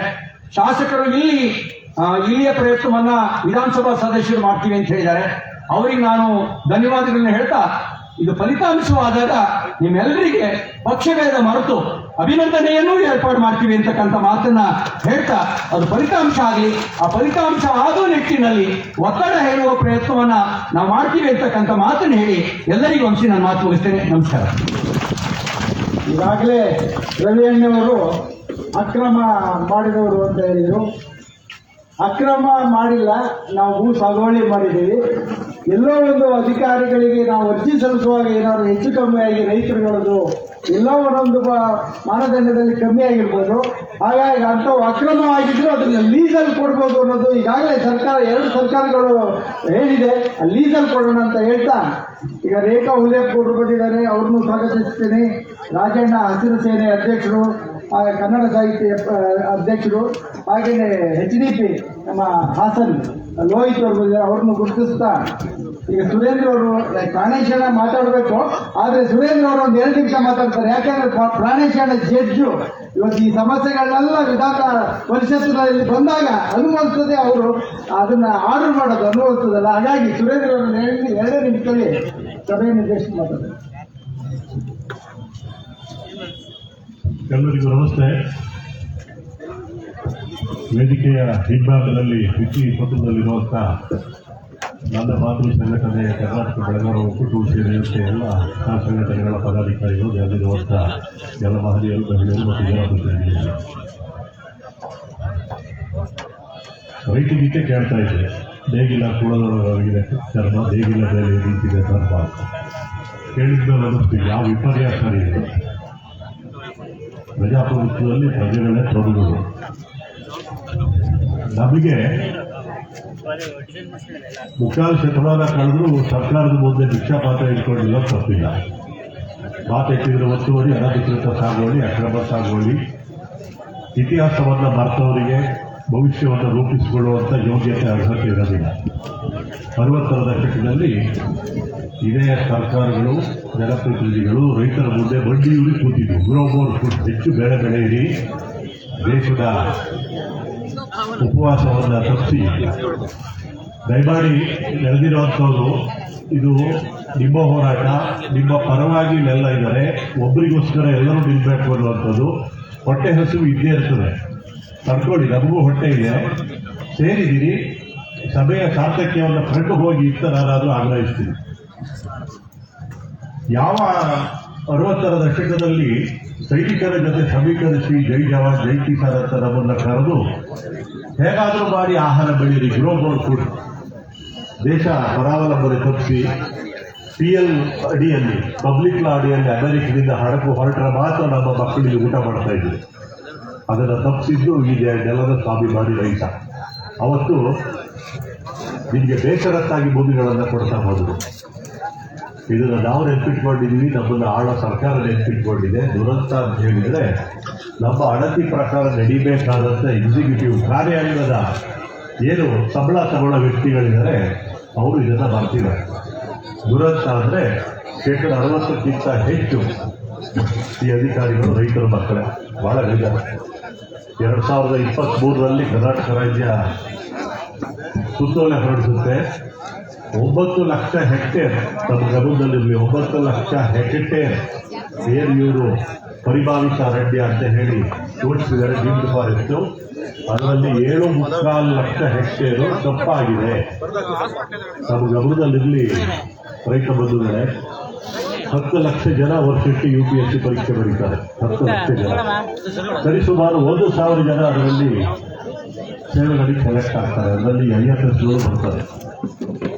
140 ಕೋಟಿ ಜನಸಂಖ್ಯೆಯಲ್ಲಿ ವರ್ಷಕ್ಕೆ 1,000 ಜನ ಸಿದ್ಧವಾಗುವಂಥ ಈ ಪಡೆಯಲ್ಲಿ IFS ಅಧಿಕಾರಿಗಳಿರ್ತಾರೆ. ಅವರು ಕೊಡೋದು 2 ಲಕ್ಷ ಹೆಕ್ಟೇರ್ಗಳು ಕೂಡುವಿಕೆಯಲ್ಲಿಯ ದೋಷ ಅಂತ. ನಮ್ಮಲ್ಲಿರೋ ಬೆಸ್ಟ್ ಬ್ರೈನ್, ಅದ್ಭುತವಾದಂಥ ಬೆದಳುಗಳು 2 ಲಕ್ಷ ಹೆಕ್ಟೇರ್ಗಳನ್ನು ಕೂಡುವಿಕೆಯಲ್ಲಿ ದೋಷ ಅಂತ ಹೇಳಿ ಪರಿಭಾವಿತ ಅರಣ್ಯದಲ್ಲಿ ಕೊಡ್ತಾರೆ. ಆದೇಶದ ಕರೆಯಲ್ಲಿ ಬರುತ್ತೆ, ಹೊಸ ಪರಿಷ್ಕೃತ ಸಮಿತಿ ಬಂದು ಪರಿಷ್ಕೃತ ವರದಿ ಕೊಟ್ಟು ಪರಿಷ್ಕೃತ ಪಟ್ಟಿ ಕೊಡೋವರೆಗೂ ಹಾಲಿ ಇರುವ ಹಾಗೆ ಈ ಪಟ್ಟಿ ಮುಂದುವರಿತದೆ ಅಂತೇಳಿ ಸರ್ಕಾರದ ಸುತ್ತೋಲೆ 2022-23ರಲ್ಲಿ. ಈಗಿದ್ದ ನಂತರ ನಮಗಿಲ್ಲಿ ಫಾರೆಸ್ಟ್ ಆಫೀಸರ್ಗಳಾಗಲಿ ಸೆಟ್ಲ್ಮೆಂಟ್ ಆಫೀಸರ್ಗಳಾಗಲಿ ಇದ್ಯಾವುದಕ್ಕೂ ಇಲ್ಲಿ ಜಾಗ ಇಲ್ಲ. ಪರಿಷ್ಕೃತ ಸಮಿತಿ ಬರಬೇಕು, ವರದಿ ಕೊಡಬೇಕು, ಹೊಸದಾಗಿ ಮಾರ್ಕ್ ಹಾಕಬೇಕು, ಅಲ್ಲಿವರೆಗೂ ಯಾವುದೂ ಅವಕಾಶ ಇಲ್ಲ. ಇಲ್ಲಿರುವಂಥ ವನ್ಯಜೀವಿ ಹಾವಳಿಯನ್ನು ನಾವೇನು ನಿಯಂತ್ರಿಸಬೇಕು ಅಂತ ಹೇಳ್ತಾ ಇದ್ದೀವಿ. ಸಂಸದರಿದ್ದರೆ ಬಹುಶಃ ಅದಕ್ಕೆ ಹೆಚ್ಚು ದುಃಖ ಬರ್ತಾ ಇತ್ತು. ಇಲ್ಲಿರೋ ಪ್ರತಿನಿಧಿಗಳಿಂದ ಇದನ್ನು ಒತ್ತಿ ಹೇಳ್ತಾ ಇದ್ದೀನಿ. ಯಾವುದೇ ಕೈಗಾರಿಕೆ ಅಥವಾ ಉದ್ದಿಮೆ ಸ್ಥಾಪನೆ ಮಾಡಬೇಕಾದ್ರೆ ವಿದೇಶಗಳಲ್ಲಿ ಗ್ರೀನ್ ಟ್ಯಾಕ್ಸ್, ಹಸಿರು ತೆರಿಗೆ ರೂಪದಲ್ಲಿ ನಾವಿಲ್ಲಿ ಕ್ಯಾಪ್ ಅಂತ ಒಂದಿದೆ, compensatory afforestation fund management authority. ಸರಿಸುಮಾರು 70 ರಿಂದ 80 ಸಾವಿರ ಕೋಟಿ ಆ ಮೊತ್ತ. ಕೇವಲ ಅರಣ್ಯ ಬೆಳೆಸೋದಕ್ಕೆ ಮಾತ್ರ ಆ ಮೊತ್ತ ಇರೋದು. ಇಲ್ಲಿ ಈಗ ವನ್ಯಜೀವಿ ಹಾವಳಿಗೆ ಇದನ್ನೇನು ಸ್ಥಳಾಂತರ ಮಾಡೋದಕ್ಕೆ ವನ್ಯಜೀವಿ ನಿರ್ವಹಣೆಗೆ ಅದು ಬಳಕೆ ಆಗ್ತಾ ಇಲ್ಲ. ದಯಮಾಡಿ ಸಂಸದರಿಗೆ ಮತ್ತು ವಿರೋಧ ಜನಪ್ರತಿನಿಧಿಗಳು ಇದನ್ನು ತಿದ್ದುಪಡಿ ತಂದರೆ ಬಹುಶಃ ಮುಂದಿನ ದಿನಗಳಲ್ಲಿ ಏನು ಪರಿಸರ ಅಥವಾ ನಾಡಿಗೆ ತೊಂದರೆಯಾಗಿ ವನ್ಯಜೀವಿಗಳು ಆ ನಾಡಿಗೆ ಬರ್ತಾ ಇದ್ದಾವೆ, ವನ್ಯಜೀವಿ ನಿರ್ವಹಣೆ ಸ್ಥಳಾಂತರಕ್ಕೂ ಕೂಡ ಕೇಂದ್ರ ಸರ್ಕಾರದ ಕ್ಯಾಪ್ ಫಂಡ್ ಬಳಕೆ ಆದರೆ ನಿಜಕ್ಕೂ ಆ ಫಂಡನ್ನ ಸದ್ಬಳಕೆ ಮಾಡಿದಂತಾಗುತ್ತೆ. ಜನ ಮತ್ತು ವನ್ಯಜೀವಿಗಳು ಇಬ್ಬರು ನೆಮ್ಮದಿಯಾಗಿ ಬದುಕಲಿಕ್ಕೆ ಸಾಧ್ಯವಾಗುತ್ತೆ ಅಂತ ಹೇಳಿದ ಸಮಯದ ಅಭಾವ ಇದ್ದ ಕಾರಣ ನಮ್ಮ ಅಧ್ಯಕ್ಷರು ಮುಂದಿನ ವಿಚಾರಗಳನ್ನು ಹೆಚ್ಚು ಮಾತಾಡ್ತಾರೆ. ಹಾಗಾಗಿ ಮತ್ತೊಮ್ಮೆ ರೈತರಿಗೆ ಆತ್ಮಾಭಿಮಾನದ ಸ್ವಾಭಿಮಾನದ ಬದುಕು ಮತ್ತೆ ದೊರಕಲಿ ಅಂತ ಆಶಿಸ್ತಾ ತಮಗೆಲ್ಲರೂ ವಂದಿಸ್ತಾ ಇದ್ದೀನಿ. ನಮಸ್ತೆ. ಧನ್ಯವಾದ ಸುರೇಂದ್ರ ಅವರೇ.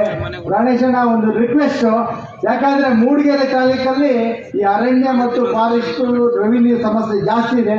ಎಲ್ಲರ ನಿರೀಕ್ಷೆ ನಯನದ ಮೇಲೆ ಇರ್ಲಿಯಾ ಅವರೇ ಮಾತಾಡ. ಪ್ರಾಣೇಶಣ್ಣ ದಯವಿಟ್ಟು ಬನ್ನಿ, ನೀವು ಜಡ್ಜು ಅಂತ ನಾನು ನಿಮಗೆ ಕೊಡ್ತಾ ಇಲ್ಲ, ನೀವು ಲಾಸ್ಟಿಗೆ ಇವ್ರದ್ದೆಲ್ಲ ಕನ್ಕ್ಲೂಡಿಂಗ್ ಮಾಡಿ ಅಂತ. ಬನ್ನಿ ಬನ್ನಿ ಪ್ರಾಣೇಶಣ್ಣನೇ ಬನ್ನಿ. ಎಲ್ಲ ಕ್ಷೇತ್ರದ ಎಮ್ಮೆಲ್ಎಗಳಿದ್ದಾರೆ.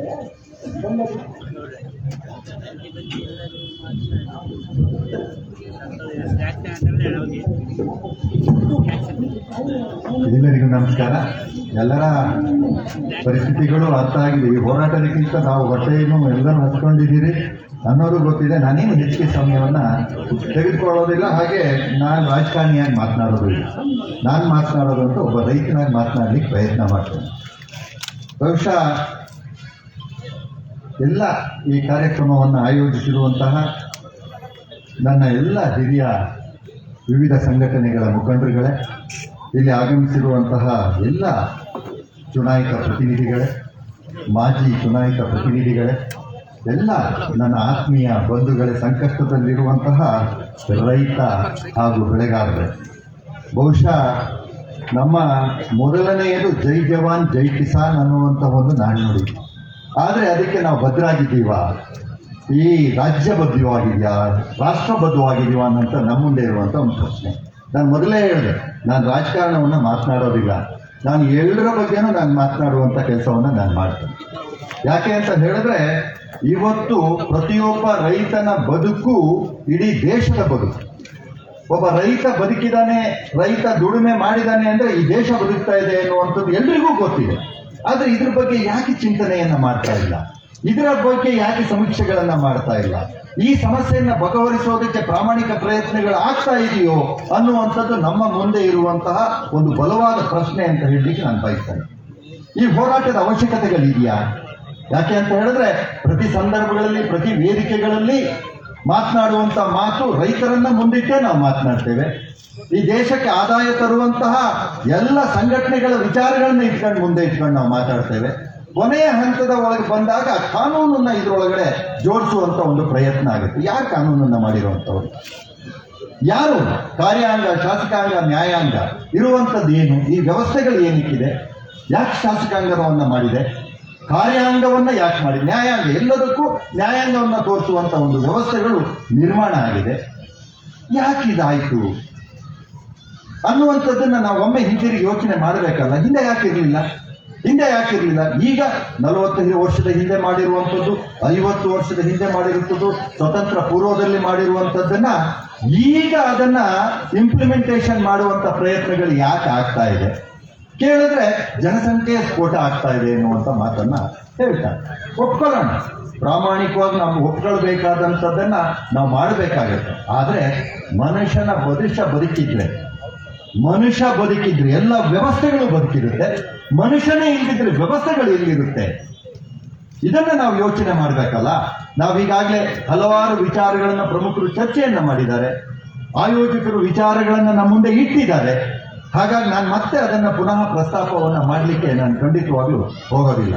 ಸಂಘರ್ಷಗಳು ಇವತ್ತು ಕಾಡು ಪ್ರಾಣಿ ಮತ್ತು ಮನುಷ್ಯನ ಸಂಘರ್ಷ ಅಂತ ಹೇಳ್ತಾ ಇದ್ದಾರೆ. ಬಹುಶಃ ಕಾಡು ಪ್ರಾಣಿಗಳು ಮನುಷ್ಯನ ಸಂಘರ್ಷ ಎಲ್ಲಿಂದ ಪ್ರಾರಂಭ ಆಯಿತು? ಯಾಕೆ ಅರಣ್ಯ ಇರಲಿಲ್ವಾ? ಹಿಂದೆ ಈ ಸಂಘರ್ಷ ಇತ್ತ?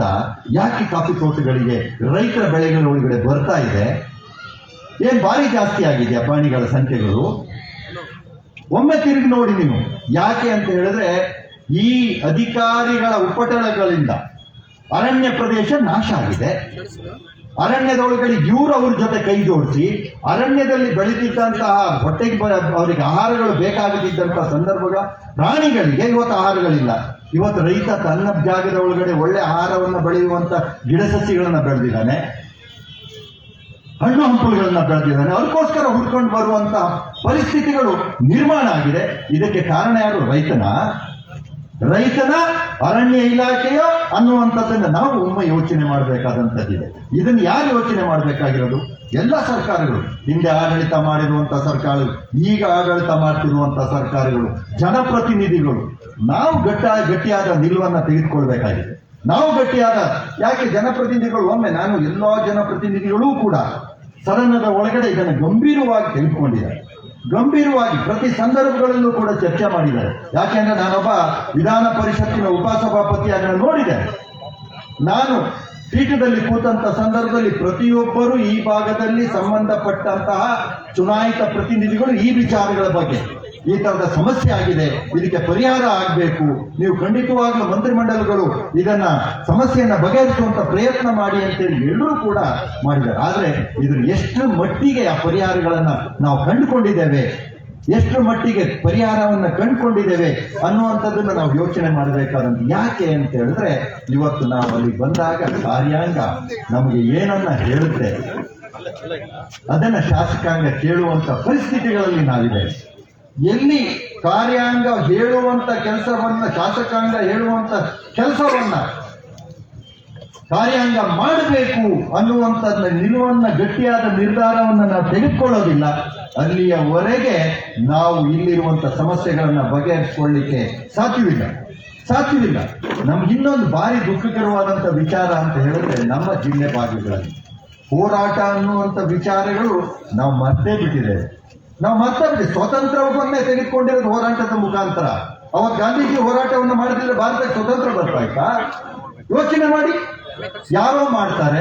ನಮ್ಮಲ್ಲಿರುವ ರೈತರು ಮತ್ತೆ ಕಾಫಿ ಬೆಳೆಗಾರರ ಸಮಸ್ಯೆ ಏನಿದೆ, ಯಾರೋ ಹೋರಾಟ ಮಾಡ್ತಾ ಇದ್ದಾರೆ, ಹಿಂದ್ಗಡೆಯಿಂದ ಆಯ್ತಪ್ಪ ನೀನು ಹೋರಾಟ ಮಾಡು ಅಂತ. ಎಲ್ಲಿ ನಾನು ಆ ಹೋರಾಟದಲ್ಲಿ ಭಾಗಿಯಾದ್ರೆ ಈ ಸಮಸ್ಯೆ ಒಳಗಡೆ ಅವನಿದ್ದಾನೆ ಅಂತೇಳಿ ಜನ ಮಾತನಾಡ್ತಾರೆ ಅನ್ನುವಂಥ ಮುಜುಗರಗಳು ಯಾರೂ ಬರೋದಿಲ್ಲ. ಬೇರೆ ಹೋರಾಟಗಳನ್ನ ನೀವು ನೋಡಿದ್ದೀರಲ್ಲ, ಯಾವ ರೀತಿಯ ಹೋರಾಟಗಳು ನಡೆಯುತ್ತೆ. ಆ ಹೋರಾಟದ ಮುಖೇನ, ಶಾಂತಿಯುತವಾದ ಹೋರಾಟದ ಮುಖೇನ ಯಶಸ್ವಿಯನ್ನು ಕೂಡ ಕಂಡಿರುವಂಥದ್ದು, ಸಮಸ್ಯೆಗಳನ್ನ ಬಗೆಹರಿಸಿಕೊಂಡಿರೋದನ್ನು ಕೂಡ ನಾವು ನೋಡಿದ್ದೇವೆ. ಹಾಗಾಗಿ ನಾವೆಲ್ಲರೂ ಕೂಡ, ನಾನು ಹೆಚ್ಚಿಗೆ ಮಾತನಾಡಕ್ಕೆ ಹೋಗೋದಿಲ್ಲ. ನಾನು ಹೇಳಿದೆ, ಇನ್ನೊಂದು ನಿಮ್ಗೆ ಗೊತ್ತಿರಲಿ, ಲೀಸ್ ಬಗ್ಗೆ ಮಾತನಾಡೋದು. ಲೀಸನ್ನ ತಂದಂತ ಸಂದರ್ಭಗಳಲ್ಲಿ ನಾನು ಪೀಠದಲ್ಲಿ ಇದ್ದೆ. ಯಾವತ್ತೂ ಕೂಡ ಇತಿಹಾಸದ ಒಳಗಡೆ ನಿಮಗೆ ಗೊತ್ತಿರಲಿ, ಕೆಳಮನೆಯಿಂದ ಮೇಲ್ಮನೆಗೆ ಯಾವುದೇ ಬಿಲ್ಗಳಿದ್ರೂ ಕೂಡ ಅದು ಬರಬೇಕಾದಂತ ಒಂದು ಸಂದರ್ಭಗಳು. ಆದ್ರೆ ನಾವು ಅಲ್ಲಿ ಕೂತಂತ ಸಂದರ್ಭದಲ್ಲಿ ಇಲ್ಲಿ ಬಂದು ಮಾತನ್ನ ಕೊಟ್ಟಿದ್ದೇವೆ. ನಾನು ಒಬ್ಬ ಸ್ಥಳೀಯ, ಇದನ್ನು ಏನಾದ್ರೂ ಮಾಡಿ ಬಿಲ್ಲನ್ನ ಪಾಸ್ ಮಾಡಲೇಬೇಕು. ಲೀಸನ್ನ ಯಾರು ಒತ್ತುವರಿದಾರರು ಅಂತ ಹೇಳಿ ಇದ್ದಾರೆ, ಅವರನ್ನ ಕಳ್ಳರು ಅನ್ನುವಂತ ಒಂದು ಬ್ರ್ಯಾಂಡ್ ಮಾಡಿದ್ವಿ. ಅದು ಹೋಗ್ಬೇಕು ಅಂತ ಹೇಳಿದ್ರೆ ಅದನ್ನ ಒತ್ತುವರಿಯನ್ನ ಮಾಡಿದಂತವರಿಗೆ ಲೀಸ್ ಮುಖೇನ ಕೊಟ್ಟು ಸರ್ಕಾರಕ್ಕೆ ಆದಾಯವೂ ಬಂದಾಗುತ್ತೆ, ಅವನಿಗೆ ಲೀಸ್ ಮುಖಾಂತರ ಜಾಗವನ್ನು ಕೊಟ್ಟಾಗ ಆಗಬೇಕು ಅಂತ ಹೇಳಿ ಅದ ಬಿಲ್ಲನ್ನ ಸನ್ಮಾನ್ಯ ಅಶೋಕರವರು ಕಂದಾಯ ಮಂತ್ರಿಗಳಾಗಿದ್ರು. ಆ ಸಂದರ್ಭದಲ್ಲಿ ಅದನ್ನು ನಾನು ವಿಧಾನ ಪರಿಷತ್ತಿನ ಸಭಾಪತಿಯವರಿದ್ದಾಗ ಸಭಾಪತಿಯವರ ಹತ್ರ ಕೇಳ್ಕೊಂಡೆ, ಈ ಒಂದು ಬಿಲ್ ಬರುತ್ತೆ, ಈ ಬಿಲ್ಲನ್ನು ಹಾಕ್ಬೇಕು. ಆಯ್ತು, ನೀನೊಂದು ಕೆಲಸ ಮಾಡು, ನೀನೇ ಇವತ್ತು ಪೀಠದಲ್ಲಿ ಆ ಬಿಲ್ಲನ್ನ ಪಾಸ್ ಮಾಡುವಂತ ಕೆಲಸ. ಸಾಕಷ್ಟು ಚರ್ಚೆ ಆಯ್ತು, ನಿಮ್ಮೆಲ್ಲರಿಗೂ ಗೊತ್ತಿದೆ. ನಾನು ಯಾರ ಬಗ್ಗೆನೂ ದೂಷಣೆ ಮಾಡಕ್ ಹೋಗೋದಿಲ್ಲ. ಇದ್ರ ಬಗ್ಗೆ ಎಷ್ಟು ಕೊಡಬೇಕು, ಎಷ್ಟು ಎಕರೆ ಇಡಬೇಕು, ಎಷ್ಟು ದುಡ್ಡನ್ನ ಮಾಡಬೇಕು ಅನ್ನೋ ಚರ್ಚೆಗಳು ಕೂಡ ಆಗಿ ಇದಕ್ಕೆ ವಿರೋಧತೆಯೂ ಸಾಕಷ್ಟು ಆಗಿತ್ತು. ಆದರೂ ಕೂಡ ಅವನ್ನೆಲ್ಲವನ್ನ ಬಿಟ್ಟು ರೈತರಿಗೆ, ಕಾಫಿ ಬೆಳೆಗಾರರಿಗೆ ಅನುಕೂಲ ಆಗಬೇಕು ಅಂತ ಹೇಳಿ ಆ ಬಿಲ್ಲನ್ನ ಪಾಸ್ ಮಾಡೋದು. ಆದ್ರೆ ಇವತ್ತು ನಾನು ನಮ್ಮೆಲ್ಲರ ಜವಾಬ್ದಾರಿಯೂ ಕೂಡ ಇದೆ. ನಾನು ಯಾರ್ದೋ ನಾವೆಲ್ಲರೂ ಸೇರಿ ಮತ್ತೆ ಏನು ಆ ಲೀಸ್ ಅಂತ ಮಾಡಿದೆ, ಅದನ್ನ ಇಂಪ್ಲಿಮೆಂಟೇಷನ್ ಮಾಡಿಸುವಂತ ಕೆಲಸಗಳನ್ನ ಮಾಡುವಂತ ಜವಾಬ್ದಾರಿಗಳು ಎಲ್ಲ ನಮ್ಮ ಚಿಕ್ಕಮಗಳೂರು ಶಾಸಕರು, ಮೂಡಿಗೆರೆ ಶಾಸಕರು, ಶೃಂಗೇರಿ ಶಾಸಕರು, ನಾನು, CT ರವಿಯವರು, ಶ್ರೀನಿವಾಸರವರು ಈಗ ಬಂದ್ರು ನೋಡಿದೆ ನಾನು, ಆನಂದ್ರವರು, ಎಲ್ಲರ ಜವಾಬ್ದಾರಿಯೂ ಕೂಡ ಇದರಲ್ಲಿ ಇದೆ ಅಂತ ನಾನು ಪ್ರಾಮಾಣಿಕವಾಗಿ ನಾನು ಹೇಳ್ತೇನೆ. ಪ್ರಾಮಾಣಿಕ ವೇದಿಕೆ ಮೇಲೆ ಅಂತ ನಾವು ಒಟ್ಟಾಗಿ ಹೋಗಿ ಮಾಡಲೇಬೇಕು. ಮಾಡದಿದ್ರೆ ನಾವೆಲ್ಲ ಕಾರ್ಯಕ್ರಮಗಳಲ್ಲಿ ಬರುವಂತ ಸಂದರ್ಭದಲ್ಲಿ ನೀವ್ಯಾರು ಇಲ್ಲಿ ಬರುವಂತ ಅವಶ್ಯಕತೆಗಳಿಲ್ಲ ಅಂತ ಹೇಳೋಣ. ಯಾಕೆ ಆಗೋದಿಲ್ಲ ನೋಡೋಣ. ಹಾಗಾಗಿ ದಯಮಾಡಿ ಈ ಜನರ ಹೋರಾಟಕ್ಕೆ, ಯಾಕೆಂದ್ರೆ ಬಡವರು ಇರುವಂತದ್ದು ಈಗ ನೋಡಿದ್ವಿ, ಫಾರಂ ನಂಬರ್ 50, ಫಾರಂ ನಂಬರ್ 53, 57 ಈಗ ಹೇಳ್ತಾ ಇರೋದು ಯಾರು ದೊಡ್ಡ ಜಾಗ ಕೇಳ್ತಾ ಇಲ್ಲ. 10, 20, 30, 20 ಎಲ್ಲ ಡೀಮ್ಡ್ ಫಾರೆಸ್ಟ್ ಅನ್ನೋ ಕಾನ್ಸೆಪ್ಟ್ ಬಂದದ್ದು ಯಾವಾಗ ಬಂದಿರುವಂತದ್ದು ಇತ್ತೀಚಿನ ದಿನ. ಅದನ್ನೇ ದೊಡ್ಡ ಬೃಹತ್ಕಾರವಾಗಿ ಈ ಮಕ್ಕಳುಗಳು ಊಟ ಮಾಡದಿದ್ದಾಗ ಅವಕ್ಕೆ ತಾಯಿಗಿರಿ ಹಿಂದೆ ಒಂದು ಹೇಳೋರು, ಏನ್ ಹೇಳ್ತಾ ಇದ್ರು ಹೇಳಿ, ಊಟ ಮಾಡ್ತೀಯಾ ಇಲ್ಲ ಗುಮ್ಮ ಬರುತ್ತೆ, ಊಟ ಮಾಡ್ತೀಯಾ ಇಲ್ಲ ಗುಮ್ಮ ಬರುತ್ತೆ ಅಂತ ಹೇಳಿ ಊಟ ಮಾಡಿಸ್ತಾ ಇದ್ರು. ಆದ್ರೆ ನಿಜವಾಗ್ಲೂ ಆ ಮಗು ಆ ಗುಮ್ಮವನ್ನ ನೋಡಿದ್ರೆ ಲೈವ್ ಆಗಿ ಹೇಳಿದ್ರೆ, ಯಾಕೆಂದ್ರೆ ಗುಮ್ಮ ಇರೋದು ಇಷ್ಟೇ ದಪ್ಪ. ಹಾಗಾಗಿ ಬರೀ ಈ ತರದ ಹೆದರಿಕೆ ಅಡಿಯಲ್ಲಿ ಡೀಮ್ ಫಾರೆಸ್ಟ್ ಅನ್ನುವಂಥದ್ದು ರೀತಿಯಲ್ಲಿ ಈ ಅರಣ್ಯ ಇಲಾಖೆಯವರು ಅದನ್ನ ಕೇಳಿ ಇವತ್ತು ನಾವು ರಾಜ್ಯ ಸರ್ಕಾರದವರು ಏನು ನಮ್ಗೀಗ ನಾವೇನ್ ಹೇಳ್ತೀವಿ, ಕೇಂದ್ರ ಸರ್ಕಾರ ರಾಜ್ಯ ಸರ್ಕಾರ ಒಟ್ಟಾಗಿ ಸೇರಿ ಈ ಸಮಸ್ಯೆಯನ್ನ ಬಗೆಹರಿಸಬೇಕಾಗುತ್ತೆ. ಈ ಒಂದು ಸುಪ್ರೀಂ ಕೋರ್ಟ್ನ ಗುಮ್ಮವನ್ನ ತೋರಿಸ್ತಾ ಇದಾರಲ್ಲ ಯಾರು, ಈ ಅರಣ್ಯ ಇಲಾಖೆಯವರು, ಅವ್ರಿಗೆ ನಾವು ಹೇಳ್ಬೇಕಾಗುತ್ತೆ ಇದು ಯಾವ್ದಿದೆ ಏನಿದೆ ಅನ್ನುವಂಥದ್ದನ್ನ ಹೇಳಿ ಅವರನ್ನ ನಾವು ನಿಯಂತ್ರಣದಲ್ಲಿ ಇಟ್ಕೊಳ್ಳುವಂತ ಕೆಲಸಗಳನ್ನ ಮಾಡಬೇಕಾಗುತ್ತೆ. ಒಮ್ಮೆ ಕೊನೆಯ ಒಂದು ಮಾತನ್ನು ಹೇಳಿ ನಾನು ಮಾತನ್ನು ಮುಗಿಸ್ತೇನೆ. ಒಮ್ಮೆ ನನ್ಗೆ ಚೆನ್ನಾಗಿ ನೆನಪಿದೆ, ಸನ್ಮಾನ್ಯ ಯಡಿಯೂರಪ್ಪನವರು ಮುಖ್ಯಮಂತ್ರಿ ಆಗಿದ್ರು, ಎಲ್ಲರೂ ಇದ್ರು, ಹೋದಂತ ಸಂದರ್ಭದಲ್ಲಿ ಆ ಗಿಡನ್ನ ಕಡಿತಾ ಇದ್ರು. ಇವ್ರಿಗೆಲ್ಲ ಗೊತ್ತಿರ್ಬೋದು, ಯಾರು ಬಂದಿದ್ರು ಯಾರು ಗೊತ್ತಿಲ್ಲ, ಗಿಡ ಕಡಿತಾ ಇದ್ರು. ಅವಾಗ ನಾವು ಹೋಗಿ ಹೇಳಿದ್ವಿ, ನೋಡಿ ಕಾಫಿ ಗಿಡನ ಕಡಿತಾ ಇದ್ದಾರೆ ಅರಣ್ಯ ಇಲಾಖೆಯವರು, ಹಾಗಾಗಿ ಅವ್ರನ್ನ ಕರೆದು PCCF ಕರೆದು ನೀವು ಡೈರೆಕ್ಷನ್ ಕೊಡ್ಬೇಕು. ಕೂಡಲೇ ಕರೆದು PCCF ಹೇಳಿದ್ರು, ಯಾಕಪ್ಪ ಕಡಿತಾ ಇದೆಯಾ ಗಿಡನ ಅಂತ. ಇಲ್ಲ ಸರ್, ಸುಪ್ರೀಂ ಕೋರ್ಟ್ ಆದೇಶ ಆಗಿದೆ. ಯಾವ ಸುಪ್ರೀಂ ಕೋರ್ಟ್? ನಾನ್ ಕಣ ಮುಖ್ಯಮಂತ್ರಿ, ಮರ್ಯಾದೆಯಿಂದ ಹೋಗಿ ನಿಲ್ಸು. ಇನ್ನು ಒಂದೇ ಒಂದು ಗಿಡ ಕಡ್ದೆ ಅಂತ ಆದ್ರೆ ನಿನ್ನ ನೀರು ನೆರಳಿಲ್ಲಿ ಜಾಗಕ್ಕೆ ಎತ್ತಾಕ್ತೀನಿ ಅನ್ನುವಂತ ಒಂದು ಮಾತನ್ನ ಯಡಿಯೂರಪ್ಪನವ್ರು ಹೇಳಿದ್ರು. ನನ್ಗೆ ಇವತ್ತು ನಿಂತಿದೆ, ಅವತ್ತು ನಿಂತು ಒಂದು 3 ತಿಂಗಳು ಕಾನೂನು ಹೋರಾಟ ಮುಂದುವರೆದಿರ್ಬೋದು, ಅದು ಬೇರೆ ಪ್ರಶ್ನೆ.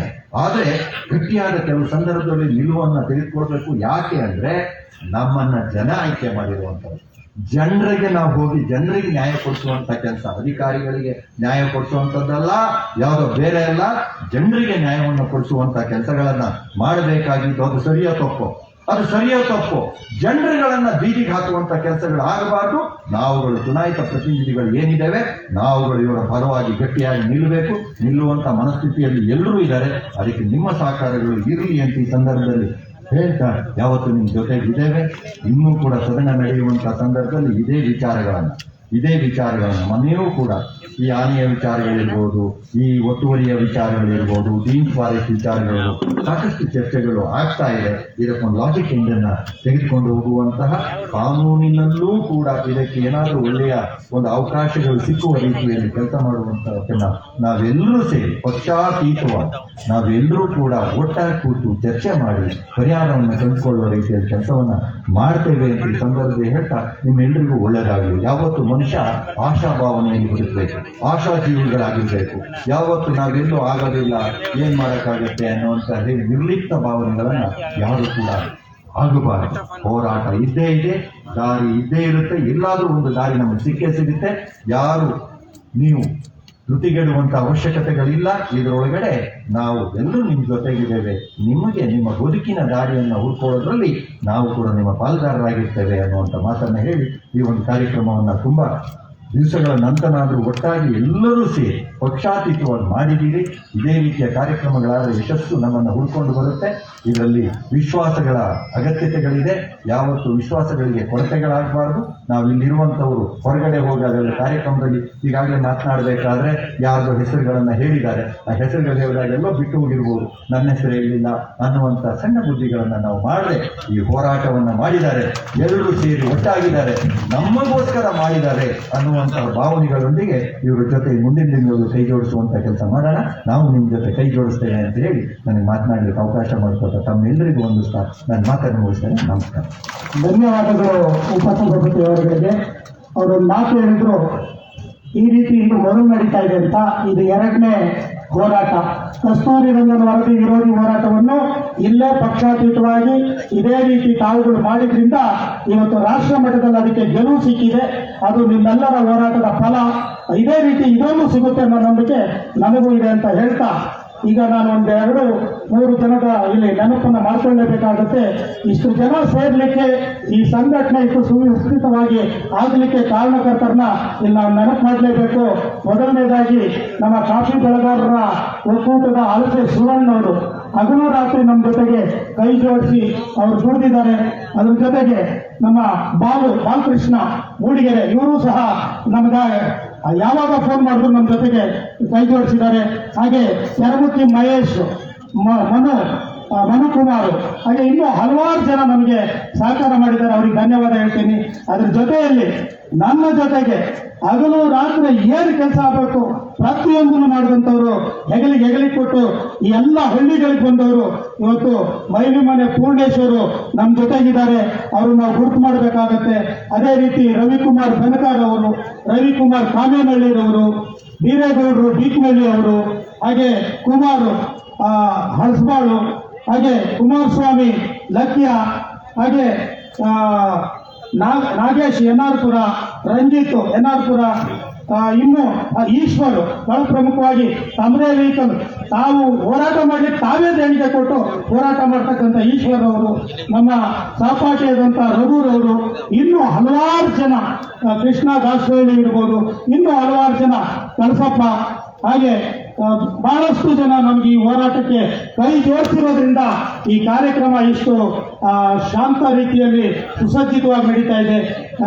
ಅಜ್ಜಂಪುರದ ಸ್ನೇಹಿತರು ಬಂದಿದ್ದಾರೆ, ಅವ್ರಿಗೂ ಸಹ ಧನ್ಯವಾದವನ್ನ ಹೇಳ್ತಾ ಮುಂದಿನ ವೇದಿಕೆಯನ್ನ ಶಾಸಕರಾದಂಥ ಶ್ರೀಮತಿ ನಯನಾ ಮೋಟಮ್ನವರಿಗೆ ಅವಕಾಶ ಮಾಡಿಕೊಡ್ತಾ ಇದ್ದೇವೆ.